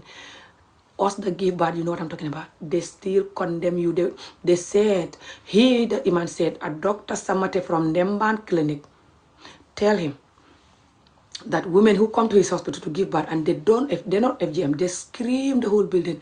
Women that are FGM, they just quiet and push the baby and like, my baby, oh, I didn't even notice that I gave birth because I'm already used to this, my private part is used to being abused and tortured. So I just gave birth like I'm sleeping. Listen to this. This is the Imam talking, okay? Saying all of these things just to make sure that people are FGM. If you see this Imam talking about, especially in this interview, he repeat all of this again in this interview. And the way he's smiling, like those Stefla Bandi, those gang leader in the movie, those bad guy in the movie that is making sure they're smiling when they're killing everyone. Yeah, those Indian movie or something, just Marika to marry up nigga. To marry up nigga. This is how this man was laughing. I swear to Allah in this interview. That fake, wicked, evil laugh like a Sefla Bandi in the movie, Hey, FGM is so fine and nice. When they go and give birth, they don't cry. Their vagina is nice and clean and comfortable. It doesn't even kill no one. They never have any problem from it. People saying that it's painful. It's not painful. It's just tiny drop, like a drip of water when you cut the little clitoris. It's fine. They're lying. They want the Western world to bring us to follow them, to leave our children alone and follow them. No, we're too wicked to do that. We never leave them alone. They want to fight the religion. So the religion is just for FGM, the little girl, and to marry children. Nothing else. I'm just asking you a question. The religion is to marry 13-year-old and FGM, the little girl. Not for you guys to stop cheating. Not for you guys to house clothes, feed your wife. House clothes, feed your wife. House clothes, feed your wife. How many of you that will give your wife money, even though this Ramadan? Even though the women that are angry with me now, the hypocrite bitches, especially the ones in Africa, keep tapping and sharing.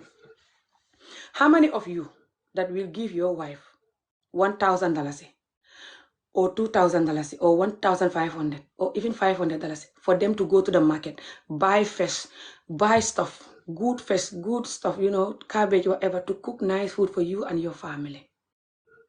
That Allah told you to do, that Allah love more than FGM, more than even the man that you're just doing like this and taking the skin. You're not cutting the heartbeat, you're taking the skin.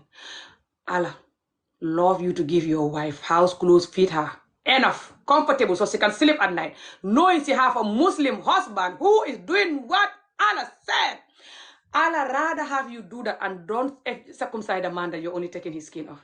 Not to mention a woman that you're taking the little tiny girl, little clitoris. You find me here. Who is going to allow this madness? Even the bitches that are behind you, they're dying. They know you're their enemy. They're just not allowed to talk.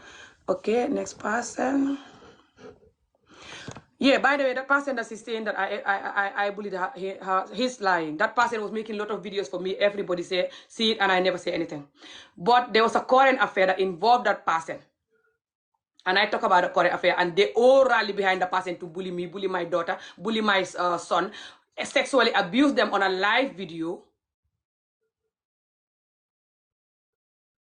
Put my children on the picture, saying, I'm going to do this to your private part. I'm going to do that. I'm going to do that to underage children. And I just leave them. I'm not going to do that to the woman or none of them. I keep going and keep doing my work, yeah? They're all looking for people to bully me and insult me. Every day they're looking for people to insult me when I'm fighting for those people themselves. So they only have my karma. If the whole world was insulting me and bullying me, I will still talk and ask you these questions that you will never, ever, ever, ever have the answers for. So let's keep going. Next person. Hello. Hello, Ame.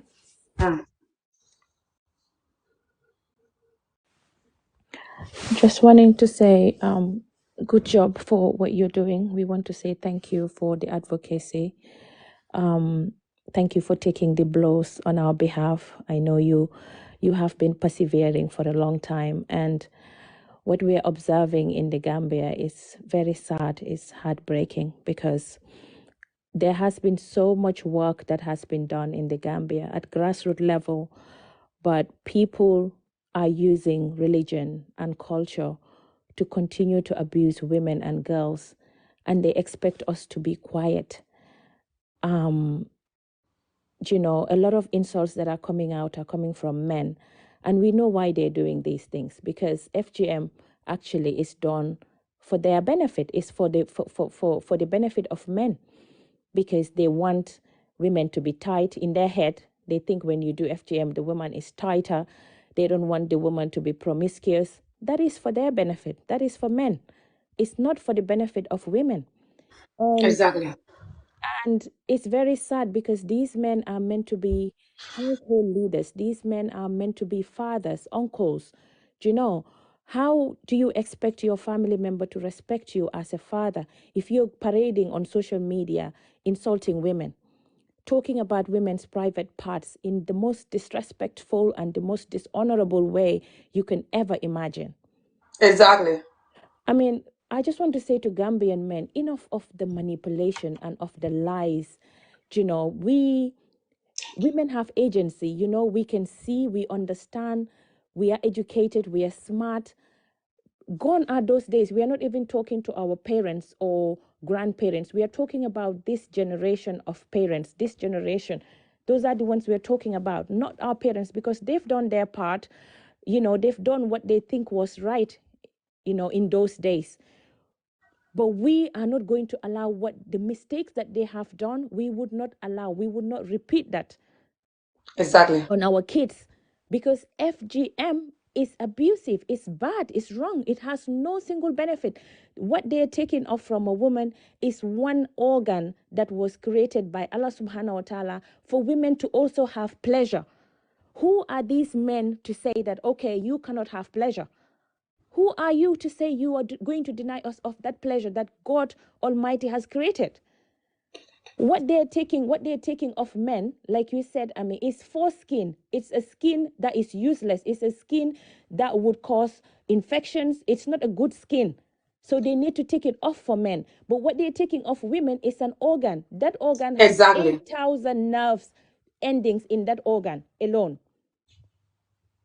So what is the benefit? None of them can tell you this is the one single benefit. Oh, we don't want our malafin dingol economy, malafi bugumangen bir, bugana fi na fele. Like, we don't want you to have heightened sexual urge. Like, hello, this is made for us to be able to enjoy when we get married. Can you look around? These men that are talking about these things now, they're the same men that are going out following white women. These are the same men going around following uncircumcised women. Then go what they do. Do you know? Turu.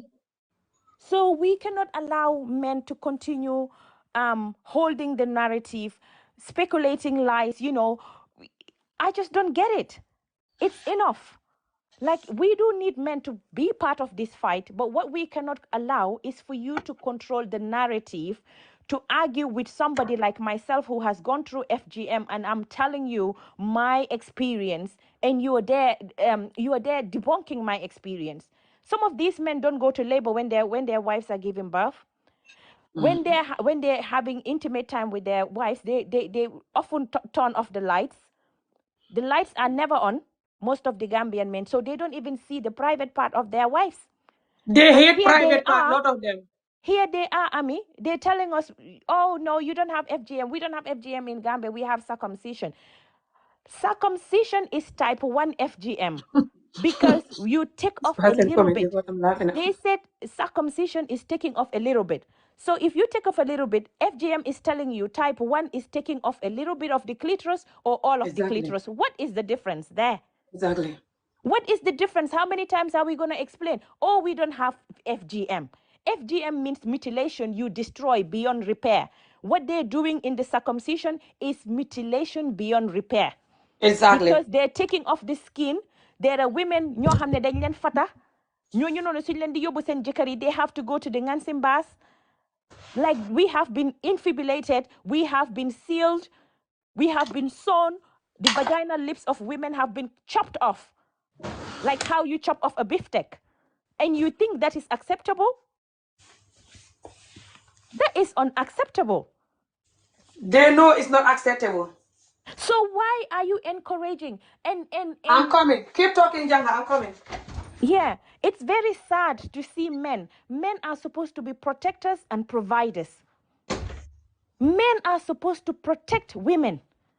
Where is the protection now? You all speaking on this call, you have daughters. You are meant to safeguard those kids. You are meant to protect them.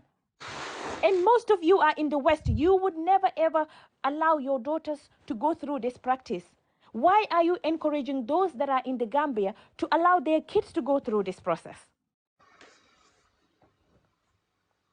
It is ridiculous, and it is sad, and it is heartbreaking. I don't engage with men who insult, and I don't engage men who insist that they know better than me, because the best expert are those who have those lived experiences, because they've gone through it. When you go through something, you are the expert of that. Imam Fati cannot tell me about FGM because I've gone through it and I have been impacted by it, by FGM. So he is not a better expert. And you see this deen, this Islam that you all are chanting and shouting about, you don't know the deen better than us. We sit down and spend time and do research and read. The Quran is translated in English. The Quran has now been translated in Mandinka. Most of you don't know about that. Most of you don't know the Quran by that Imam in Norway, Jane. He translated the Quran in Mandinka. And we read to understand. FGM is not, circumcision is not written in the Quran. The hadith that you all are banging on is a weak hadith. If it was an authentic hadith, all these schools of thought in the Islamic school of thought would have agreed. But the reason why there is dispute within the Muslim Ummah is because it's not an authentic hadith. And even if the hadith was authentic, even if this was sunnah, if we go by your argument, right? The same Islam says that if something was permissible, like for example, if something was allowed, but you know that thing that is allowed, there is more harm than benefit, that thing becomes haram. I don't know whether you understand what I'm saying. If something was allowed, you allow something. Say, for example, the FGM is permissible, but we then realize that the harm outweighs the benefits, then FGM becomes haram. That is the deen. Tell me, anyone on this call, all the men that are calling here, come here and debunk that. Come here and say to me that is not right. Fego meya lonko dino sontalale. Ning afengo nying ala mantoro le tambita, ala mantoro le siata ala kukendoti, ala kendemati. Wo fengo nying kana ke haramolti. Atol men be kol ke kanjang, al ning ami be argue kan, al na jambang, al ya fo nyefo dino le mawo fo bang. It's there. Exactly. So then, because FGM is the harm outweighs, there's no benefit anyway, medical benefit to it. There is no one single benefit to it. So even if it was sunnah, because the harm outweighs, that becomes haram. And also the same deen also taught us that people are perfect. Human beings are perfect the way God creates us. So we shouldn't alter anything in the human body. Exactly. Okay? So what you are, and people, when I say this, people say to me, oh, men also, boys, they're taking off boys' clitoris. Is that not alteration? No, that is not alteration. It's alteration in a sense, but it's not changing because it's not an organ that is been taken off. It's like when you take our tongue, nga jël suñ làmmiñ bi nga dog ko. But also, our tongue Janga, so that we cannot can I taste. say something about that, please? If they don't want to be circumcised themselves, because some of them will say in the video that, what about if you say that it's painful and it's not fair? What about us that are going through it? This is how wicked some of these men are. And I always tell them, why can't they go campaigning for people to stop circumcising them? Exactly. Let them do like we're doing, to tell them don't cut our skin, it's painful if they think they're coward and they can't take that pain. Instead of them cutting the little girl organ, because the little girl, they're cutting this hard part, like, it's not like the skin that they're pulling and taking. Keep tapping and sharing the video. Thank Thank you so you. much. Thank you. I mean, just wanted to say thank you so much for what you're doing. We are behind you. We would continue to campaign. They cannot silence us. We are too aware now to be silenced. I am not my great grandmother. I'm not my mother. I am myself. I am in this generation, and I would protect my daughters, and I will protect other girls as well. So if you are a responsible parent, you shouldn't be looking back at what has gone, what has passed. Let us pick up the good culture. We still have the good cultures. Manyo bito mobuka fokal manyo bito bula. But you're butchering people and you're saying that's culture. Exactly. We should carry it on. You're mutilating, you're saying that's culture. How many cultures did we leave behind? Culture is not static. Exactly. It evolves over time. We create a new culture, a positive culture. Thank you So so that's much. all I've got to say. Thank you so much. Thank you so much. I really appreciate you. All So right. guys, keep tapping and sharing. I'm gonna take more people, but before that, I'm gonna continue. I'm gonna say some I don't stuff know how. before I continue. Keep tapping and sharing. So guys, do you see the person that is commenting? You also cannot silence us. Just watch the languages that these people are using. So, because these people come from home that is torturing, beating, controlling, from their mother's marriage to themselves, what they've been through growing up. From the places they're going to learn Quran, to school, to under the mango tree. It's all about control. Shut up and listen to me. How dare you talking back? Until that is in their vein. So even if they're strangling you or strangling other children, you're telling them you are strangling them. They call it you are controlling me. Listen to it. They call it you are controlling me. And now, when they say they're using Allah to FGM the little girl, they're using Allah to marry underage people because it's Allah who says so that when the woman sees her period, she's grown enough to get married, and they're going to listen to Allah because whatever Allah said they would do, as if we wish they listen to Allah, half of that. We wish they listen to Allah, half of they pretend to listen to Allah, because then none of them will be cheating, making us cry when they marry us. Cross African Muslim countries, 80% of them cheat when they marry you, and the 50%, they're the one that are going to give you STD, get people pregnant, even sleep with their own children, sleep with your friends' children, sleep with your friends yourself, sleep with children that are younger than their own children. Marry them or sex in them, marry or not. That is the 50% of them. Cross African Muslim countries. Now when you talk, they say you're making our name bad. They always have ego because of pain and trauma, forcing themselves to be perfect when they're far near perfect. They always, I'm included, I'm from them, but I don't have certain mentality they have. At least I realize and agree that we're not well and we have to change it. That's the problem between me and them. Them, they talking that we're fine, sort of, so sick and evil and idiotic. FGM or not, this is just how they are, FGM or not, for everything. This is why we never develop. Now, they always like, you could, even when they marry you, when they're cheating and lying, you tell them, my husband, I caught you physically cheating. What type of husband are you? They said, you are controlling me. Shut up and let me bring you all the STD in the world, or you get the hell out of this marriage. No woman can control me. They hate women that have a voice. They call everything control, so you cannot talk. They hate women vagina, a lot of them. Some of them that are promoting this. One guy called Musa, he is a Quran teacher in Gambia, a Mandinka guy. I don't know if he's Mandinka, but he was speaking Mandinka. His new video about this on YouTube. He said new audio or video, but I don't see his face, but you can hear him. People know him, they know him. He said, I hear some people say you put your mouth in that. Who is gonna put their mouth in that ugly, disgusting thing? Are you guys crazy? Oh my God, subhanallah. He called it subhanallah. And that man himself, I swear to Allah, if I was like I put his thing in my mouth, he will scream. He will speak Chinese. Billah, that day that this man will speak Chinese, enjoying speaking Chinese, but only him have to experience that though, not the woman. So the women are not worth that. So this is just effing cut it and that's it, and the woman to sort up. Okay, the next person. I mean, you lack home training. Okay, you have plenty of bad home training. I guess we get traumatized home training. Keep tapping and sharing. Okay, this person I take, but they're not talking. Hello. Hello, Auntie Amy. No. Ekam. Okay, just to add up to what Fatu Baji said earlier about this FGM thing. Bro, let them leave us. This is not something nice. New sonal silly. Some people are going through it, but they are keeping quiet because of the consequences. Soon you hear their parents and all of that saying that it's custom, it's religious. Let them leave us ladies alone. Go to the comments see ni diwa yo hamantene ke munu ko understand. Name them minds and business. We are talking about ladies here. And we also have the right to speak for ourselves.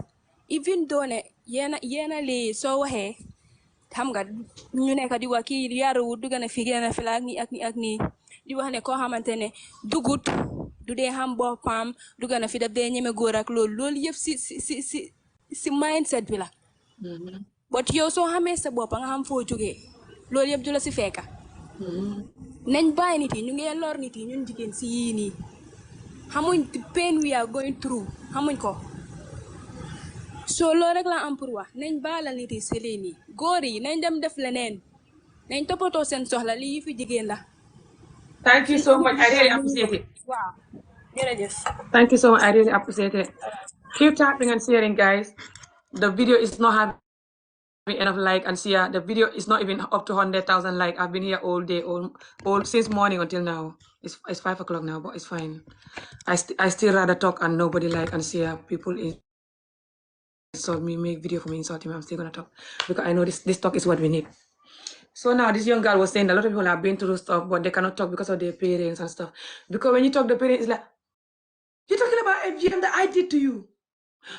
Doesn't mean I'm a bad parent. How dare you go in the internet making me like a bad parent? African parents are the enemy of Africa. Now 80% of African parents are enemy of Africa. I'm telling you this. You only have to give them money and say yes to whatever they say. Before they even open their mouth and say something, you say yes, sir. And just give them money and say yes. Money, yes, money, yes, money, yes. From when you are young until as long as they're alive, money, yes, money, yes. Well, when you start making money. But before money, yes, yes, yes. You start making money, money, yes, money, yes, money, yes, money, yes. Doesn't matter boy or girl, especially girls. Boys, they don't even tell them the truth. When they're cheating, lying, and being a bad husband, they cannot tell them the truth. Tell them, how dare you trying to be like your father. 90% of them will not do. They're happy if you're not. 90% of them happy watching their in-laws suffer because their children fathers suffer them. So they think that you don't deserve their children to give you peace and love that their father never give them. A lot of them hate that so much. A lot of them look at their children, their sons like their husband. The love that the husband was supposed to give them and will never ever give them that. They expect that love from the son, the loyalty and love and look after money, love, give you money, tell you I love you, listening to you. They want the son to do that because the husband will never listen to them. Only you listening all the time. He will never listen one single day. Whenever he have to listen, he said that, oh, you're abusing me. You want to traumatize me. No, he doesn't use that word. He'll be like, you want to control me. That's why you want me to listen. Okay, next person. Why why not you respect yourself? I already respect myself. That's why I'm talking. For people that are already traumatized me, you, your mom, your entire generation to stop. Because I know I don't deserve that, you don't deserve that. That's why I want that for children to grow up without it. But anyway, you can call it I hate myself. Keep tapping and sharing. Okay, next person. That's like I just put the camera on and I just opened my vagina in the camera. That's why you telling me that I don't respect myself. Did I open my vagina in the middle of the camera? Anyway, next person. Keep tapping and sharing. Hello.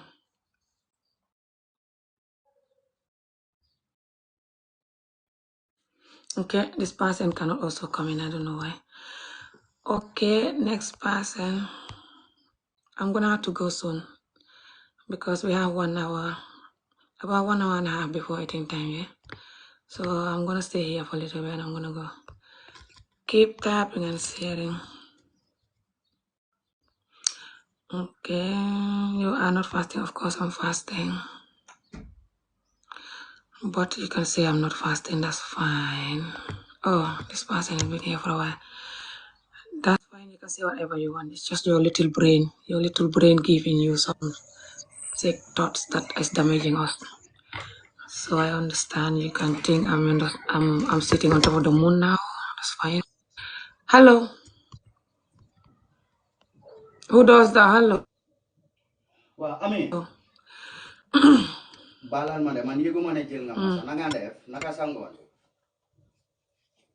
That's fine. Bu dee nga busy nga ñëwaat. Waaw léegi muut ma rek dafa am lu ma def après dama wax.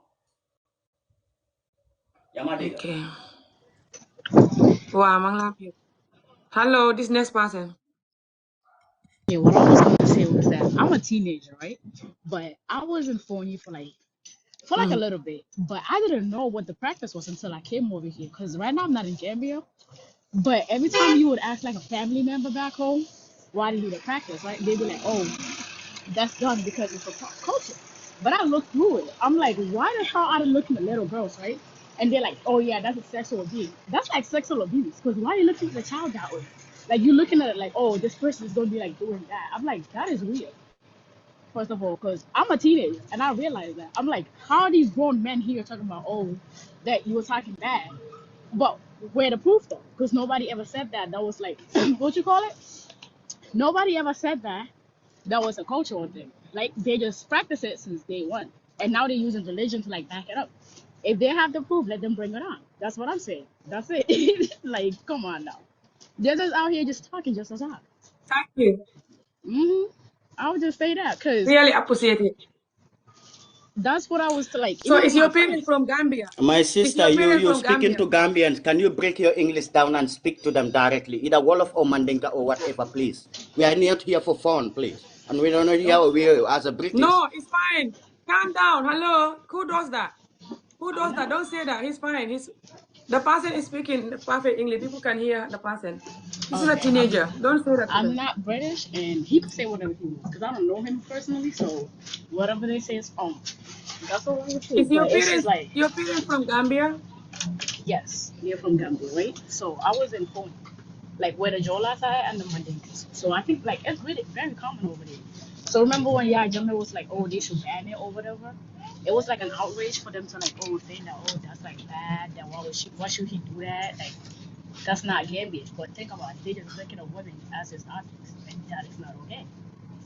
This stop is Queens Boulevard and 70th Road. Alright, that's the train. No problem. You can come back if you want or just meet. Alright, brother Sana. Ami nuyu naa la na nga def. maa ngi si jàmm rek brother Sana. Alhamdulillah waaw man gis nga bilaay lii dafa nekk loo xamante ne man dama dee ruus sax su ma gisee ay góor yu ñëw taxaw ne dañoo defend lii nga xamante ne is indefensible métit bi ci nekka ñi nga xamante ne ñoo go through métit bi dañ leen war a déglu te gis nañ ne mu ngi indi harm comme mu ngi cause harm wax diggal ne yàlla waruñ koo rafetal nañ ko stop comme dañ ko fa baan loo bi buñ ko fa génnee nañ ko fa bàyyi ma loolu suma waxi démba mooy suma waxi tey waxoon naa ko si suba ma ne kum dalut doo wax danga xaar bem la doo wax dégg nga waaye like example like su fekkee dalu la doo wax dara dangaa noppi rek waaye bu la dalee nga ne dangaa gën a di wax déedéet fekk dafa liit waxal balam laa dal waaye buñ toogee di noppi di ko seetaan ñi nga xamante ni dañoo ooyee seen bopp ay religious leaders ñu ngi mislead nit ñi te ba yàlla saakee doomu aadama daf la jox xel bi nga macoowee ba nga demee ba nekk mu kalaf lañ la bàyyi sa sago nee ne xalaatal sa bopp bu nangu dini di jël sa xel di ko jëfandikoo bu fekkee dafa def dara mu lu ñaaw yow nit nga toogal nga xalaat ne lii kat lu ñaaw la xaaral bu ma ko def du diine aada bu bon la nañ ko bàyyi buñ bañ di laaxu ci gannaaw diine bi di wax naan winint bi waxoon na ne soo leen ko def te fee leen ko nii déedéet loolu Can you also speak a little bit of English for people that hear English can hear you? su ko defee ngeen jigal ma like what I was trying to say is this is not religious, it is culture, and definitely we all know that it is deep in our minds and our hearts. When you go to that part of that side of the wall, those people, they believe it, but we still have to understand the consequences that are coming along with those things. Even if it is 100% of women who are going through this thing, only 1% came out and said they facing some problems after doing this practice. Please, let's listen to those people. No matter how small the number is, we should listen to those people, what they are going through. It is harmful. Let them stop it. It's a law already in the Gambia. Let them defend the law. Let the security personnel come up, and enforce the law rather than trying to, stop the law and they change it to another thing that, can cause the country to become something else. The religious leaders, I'm appealing to them. Please let them think twice. The repercussions that this thing is going to cause after repealing this, that's what we have to think about. Ngeen jigal ma ci kàddu yu bari ami dafa am benn vidéo bu ma bëgg nga defal ma te mooy yow sa thick skin bi fi nga ko jëlee ni nga ko defee bi am problème wax dëgg ne lu Just neex la ci I'm just yow I just had enough with the askan. That's all. You have to get here with them. Ngay just ñun ñëpp a war a def ni suñ ko defut duñ faju feebar bi du caaxaan de. wallahi I really appreciate it, te kontaan naa ni nga ko dee jëlee ak nuñ mun a ñëwee no matter whatever they tell you, you just laugh about it, and I know that these people, they are just like that. So I love that. Exactly. Wow. I know they're not well, but thank you so much. Jërëjëf Ami, thank you. Thank you. I really appreciate it. Okay, guys, keep tapping and sharing. Okay. Men like this keep us going. We have men like this in the community, guys. Okay. Don't forget them. I know them. I saw them. These are the type of men that will defend women. When they marry you, you don't cry. They don't use Allah to manipulate you. They don't use culture and whatever because they have soul and they're human. Okay. I don't know where they land is from though, because a lot of them, it's just like people around them are not doing that, but they still have few people to learn from, I guess. Like there's imams that are against in this imam, by the way. It's not an older imam in Gambia, it's like this. But yeah, hello. I just wanted to say, out of all the problems in the Gambia, these people are talking about the female private part. And when we, the female, are talking about the male private part, they see that disrespectful. Okay, fine. They want to say, okay, FGM is okay. Cool. But when we talk about MGM, which is male mutil, like the circumcising of guys, they also have consequences. You can circumcise a guy and then his private part is either straight or it's not straight. They also have problems. And if we talk about that, that is disrespectful. But they can talk about us. Also, the people or the religious leaders that are saying this is part of Islam or is part of religion, I just want to say, okay, they're saying it's part of Islam because I saw them at the protest. I went to the protest. I was shocked. And then what is surprising is that they say it's part of Islam, fine. But in Islam, if you rape someone, we kill you. If you impregnate Say someone, unalive. you Say essay. Say essay at if unalive. you Yeah. if you steal, they cut your limbs. Then why are we not doing that? That's Most of these cheating. religious They're meant to be leaders, stoned to unalive yes, when they cheat. yes. There are many of By those now religious we have leaders only that are saying this. They have kids out of their marriage. Before we go to FGM and they say it's sunnah and everything, let us start dealing with those things first. Let us stone them to exactly. death They and see. never. They say it's Islam, then okay, cool, we're good.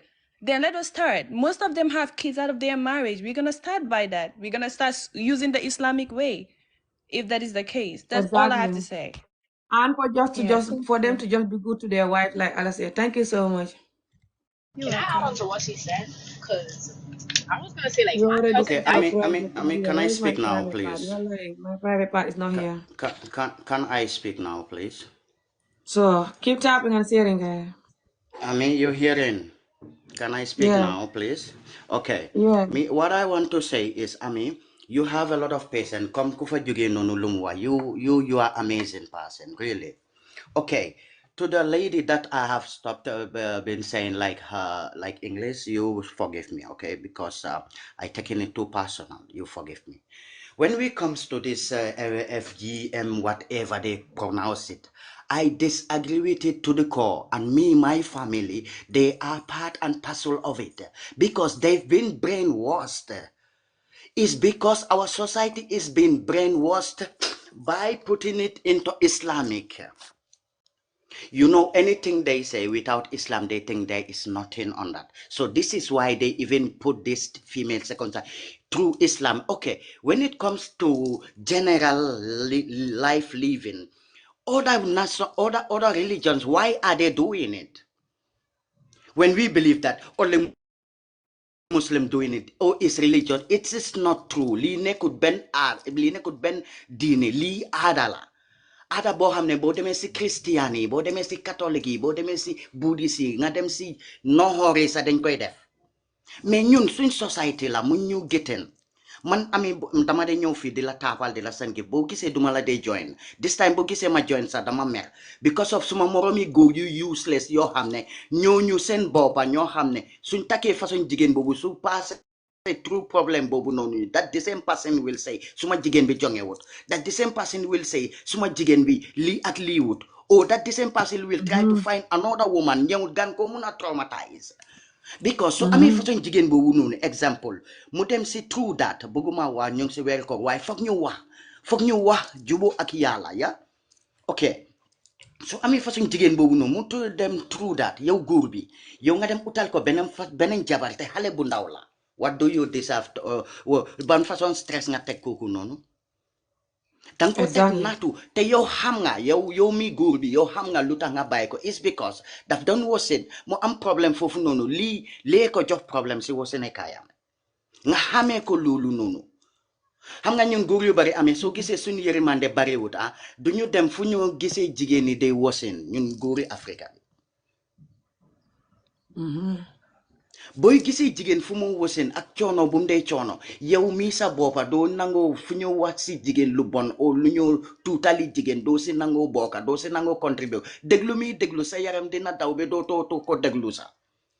Ana ñun suñ goor yi légui ñun suñ goor yi Afrika bi dafa déglu lu bon bo xamné o mom si bopa moy boka si ño xamné dañoy wax si lu gëna bon si jigen faté nañ sen yaay mi ubi ñaari tankam yi jog leen si aduna bi be ñom ñu mag be tolu fini si di sen jigen bobu nonu mi ñew wax lu bon digeen jigen bobu nonu sen yaay la na xamulen lolu yeen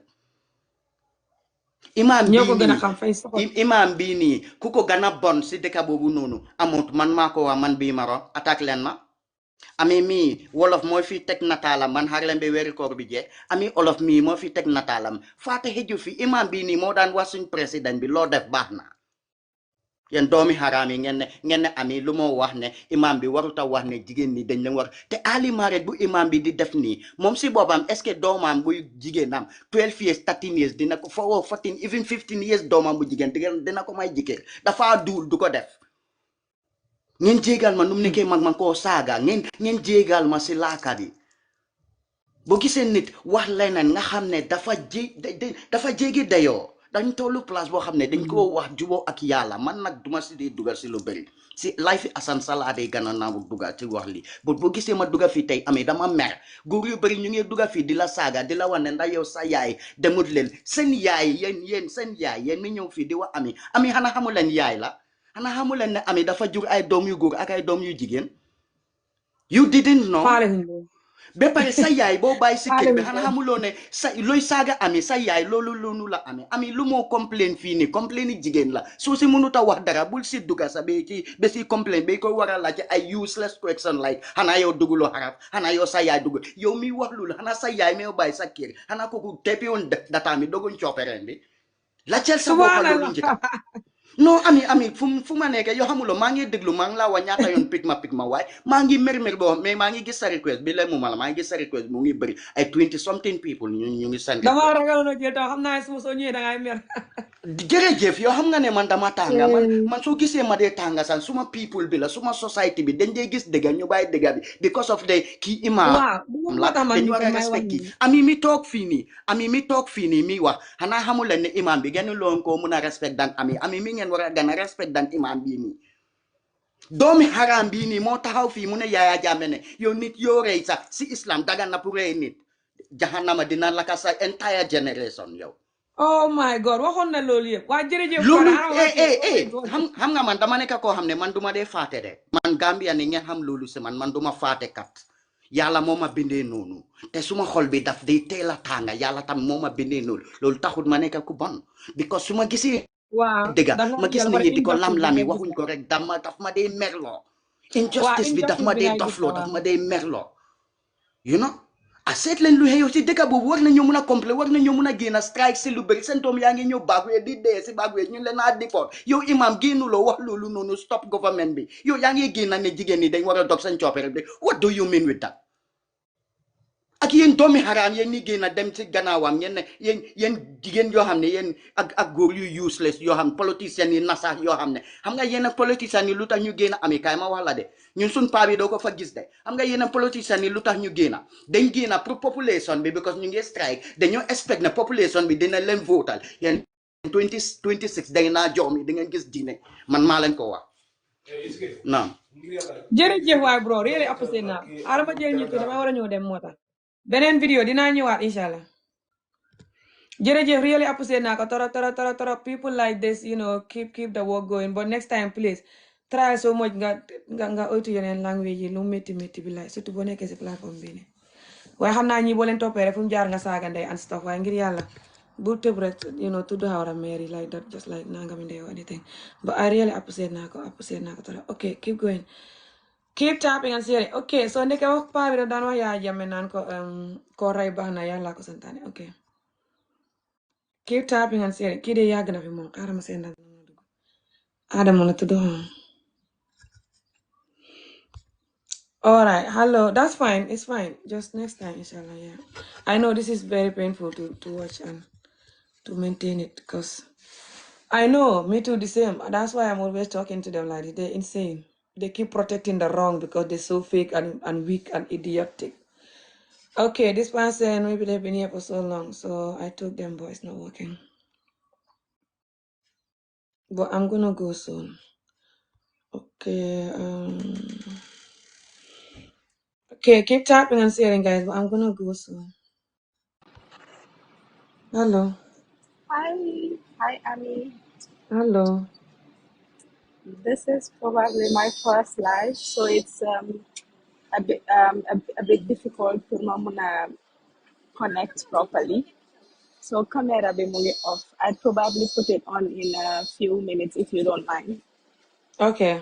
Yeah, I just want to say that content na trop si liggéey boo nekk di defal jigéeni Gambia yi, because time bi ñu ngi si a very sensitive period boo xam ne FGM dafa nekk lu sensitive.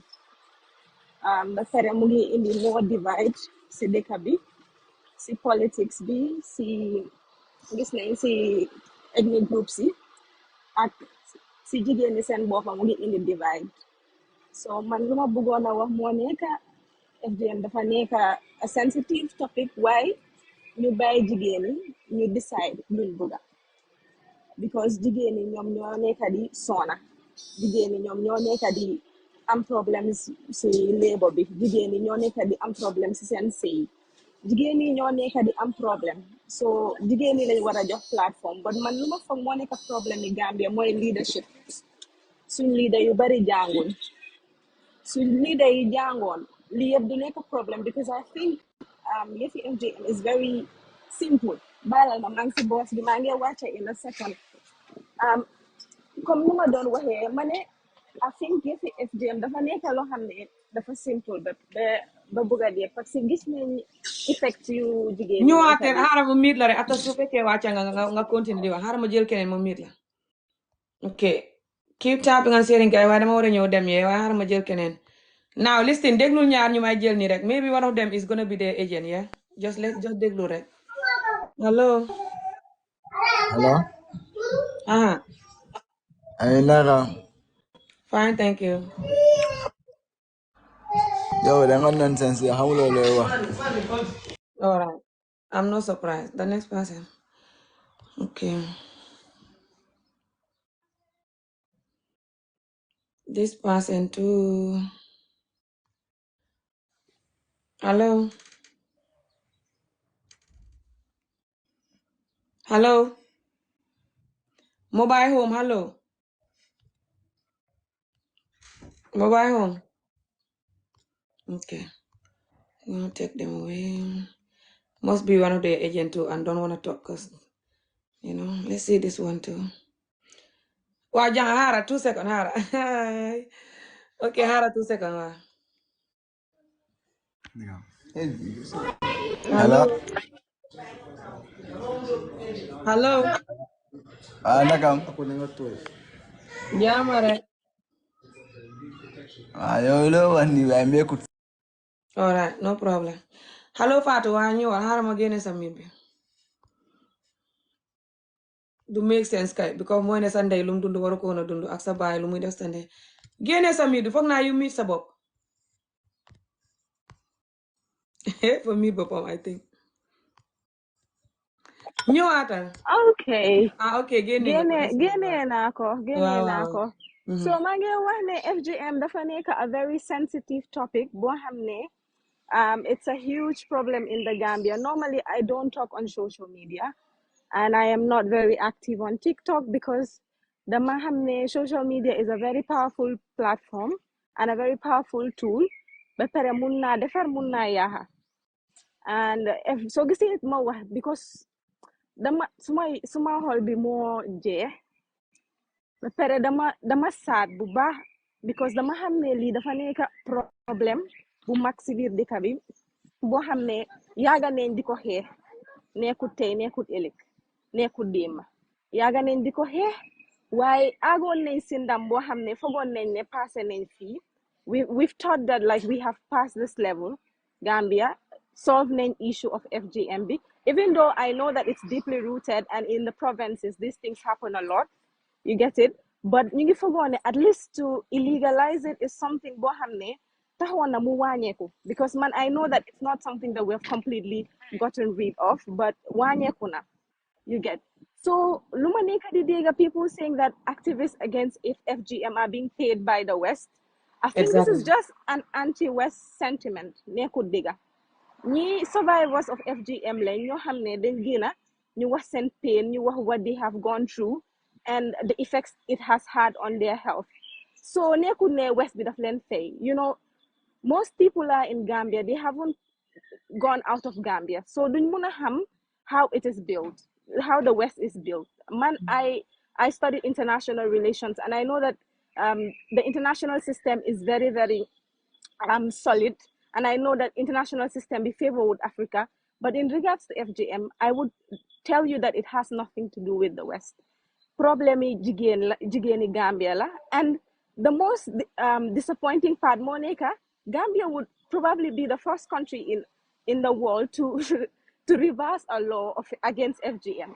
Exactly. ñun suñoo make headlines as a country I think we should make headlines on important things gis ne ñaata nit ñoo nekk di ñëw back way Europe dara nekku fi xam nañ loolu jànga moo ñu fi indi ñun suñu gënaloon dañoo toog liggéeyal suñu dëkka waaye opportunities nekkul Gambia ñaata nit ñoo nekk di dee pour ñëw fii too many people I think we should discuss about this suñu educational system bi is so backward jigéen ñi jàngatuñ drug use bi mu ngi bari Gambia léegi we have seen kush mu ngi ñu ngi ko push in Gambia from Sierra Leone Sakumalo Nyatala, I think we have a lot of societal ills that we have to discuss about, a lot of problems that we have to discuss about in Gambia, instead of talking about the private parts of women, instead of talking about the clitoris of women. I think, so we say, it's only as a result of control. It's a patriarchal society where women are being controlled.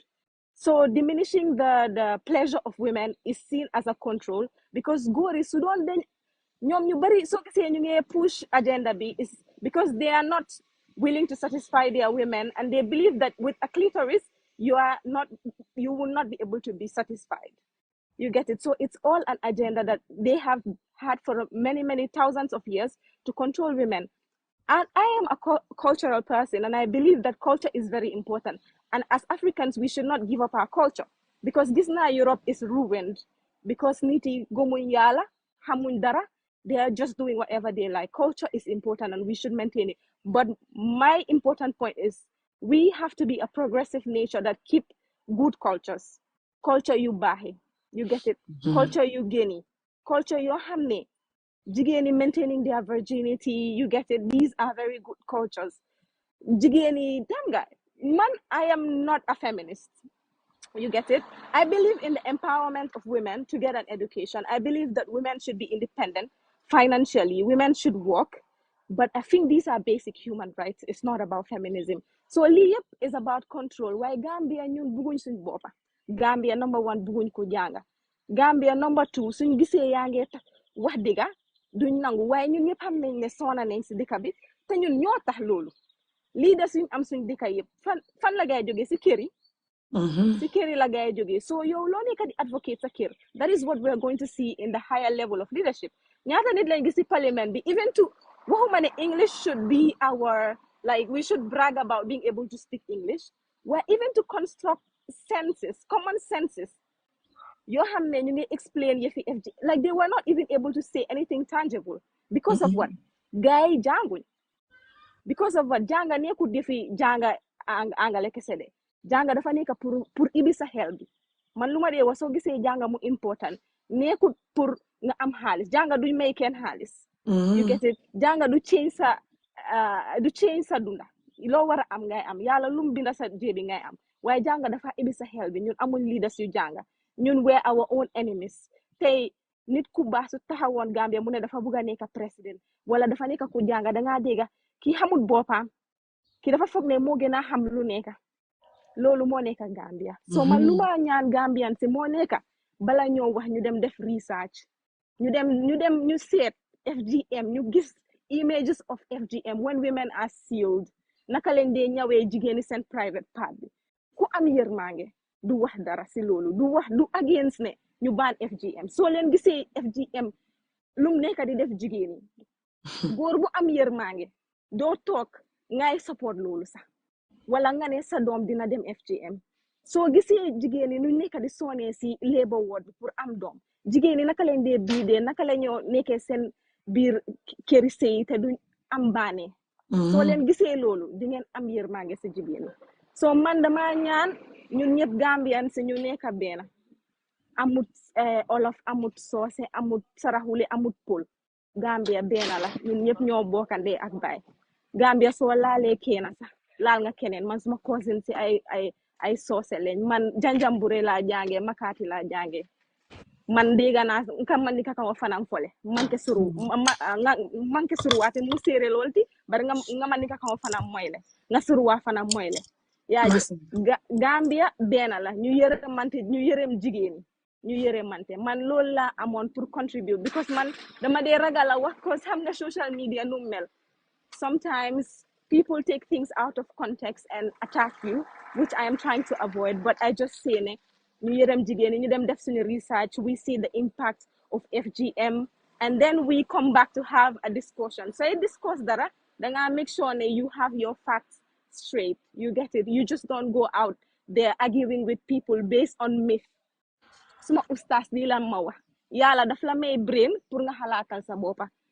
I'm not being disrespectful to our spiritual leaders suñu religious leaders yi yàlla moo leen may fu gaay toog I'm not being disrespectful waaye soo gisee yàlla mu may ñu brain pour ñu xalaat Islam moo nekk the only religion boo xam ne it means submission means bul musa question waxi yàlla waaye benn ustaas bu nekk nit la te nit dafa make mistake yàlla rek moo du make mistake you get it ustaas nit la so ustaas bi du mun a wax loo xam ne lu mu wax 100% always right ustaas dafa make mistake ku nekk dafa make mistake so nit yi dañoo use seen brain yi ñu process things not to sit down and insult people or because ustaas wax na loolu it's 100% right nobody can be ever 100% right so maa ngi leen a ñaan su dee suma kaddu bi neexul ñeneen ngeen baalal ma aha si weeri koor lañ nekk so ñoo xam ne tamit dinañ bugg a jànga more they can do more research to know about the impact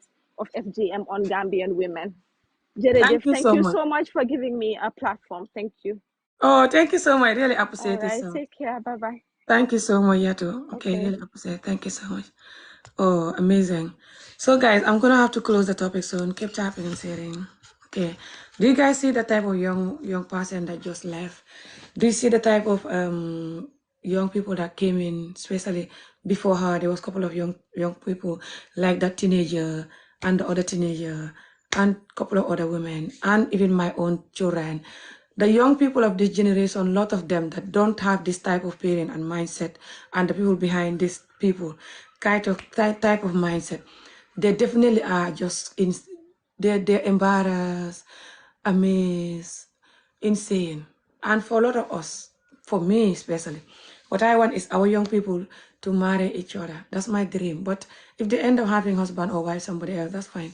But I wish my children, for example, to marry your children, you know, like, so they can all just work together and cultural similarity and develop Africa together, especially, you know, like going back and stuff. But not just that, but also to them not to just, because when a child see the physical results or evidence of where they're from, is very bad. It can kind of damage their self-confidence, depending who they are, like.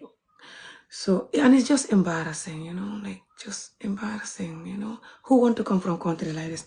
Especially when you're from the West, you're educated, you're thriving.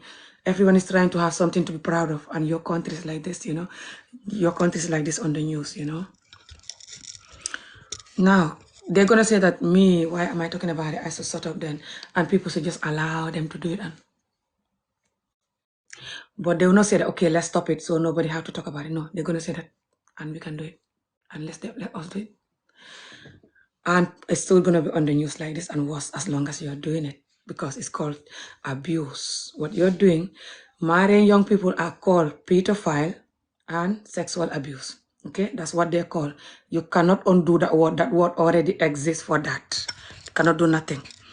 The other word is putting the little girl down and chopping her private part and call it culture is called abuse. Okay, human right violation, child abuse. Okay.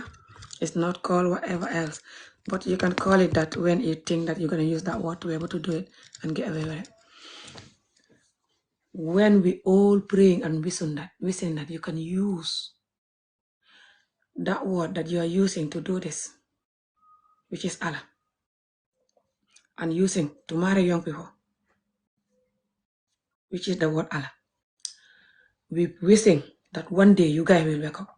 Cross Africa, Muslim countries, cross.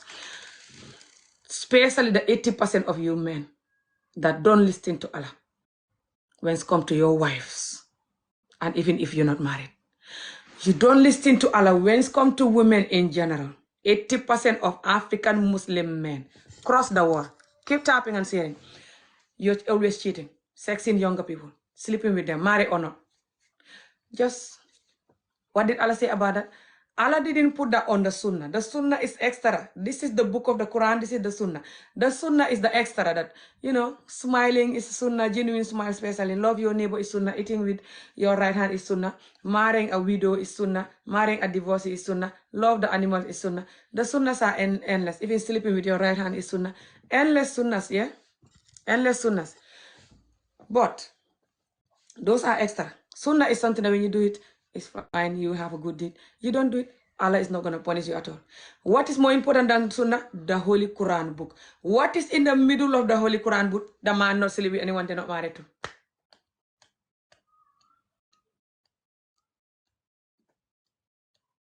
What is in the middle of the Holy Quran book? Don't marry with anyone you're not married to.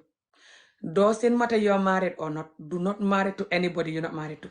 What did African Muslim men love? 80% of them sleeping with someone they're not married to. Either they are married or not. Especially when they're married. Especially when they're married. Especially Gambia and Senegal men. Okay? Especially the 50%. The 50%. The 50%. Always gonna do it. They can even bring you HIV, gonorrhea, hepatitis 1 million.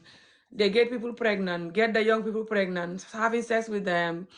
They're the reason why a lot of young people in Africa, especially the beautiful ones, they all turn into private whores now. The ones that are weak. They cannot see a beautiful girl and leave it alone. Doesn't matter they have 1 wife, 2 wives, 3 wives, 4 wives. Especially when they can afford to look after the girl. And neglect the wives.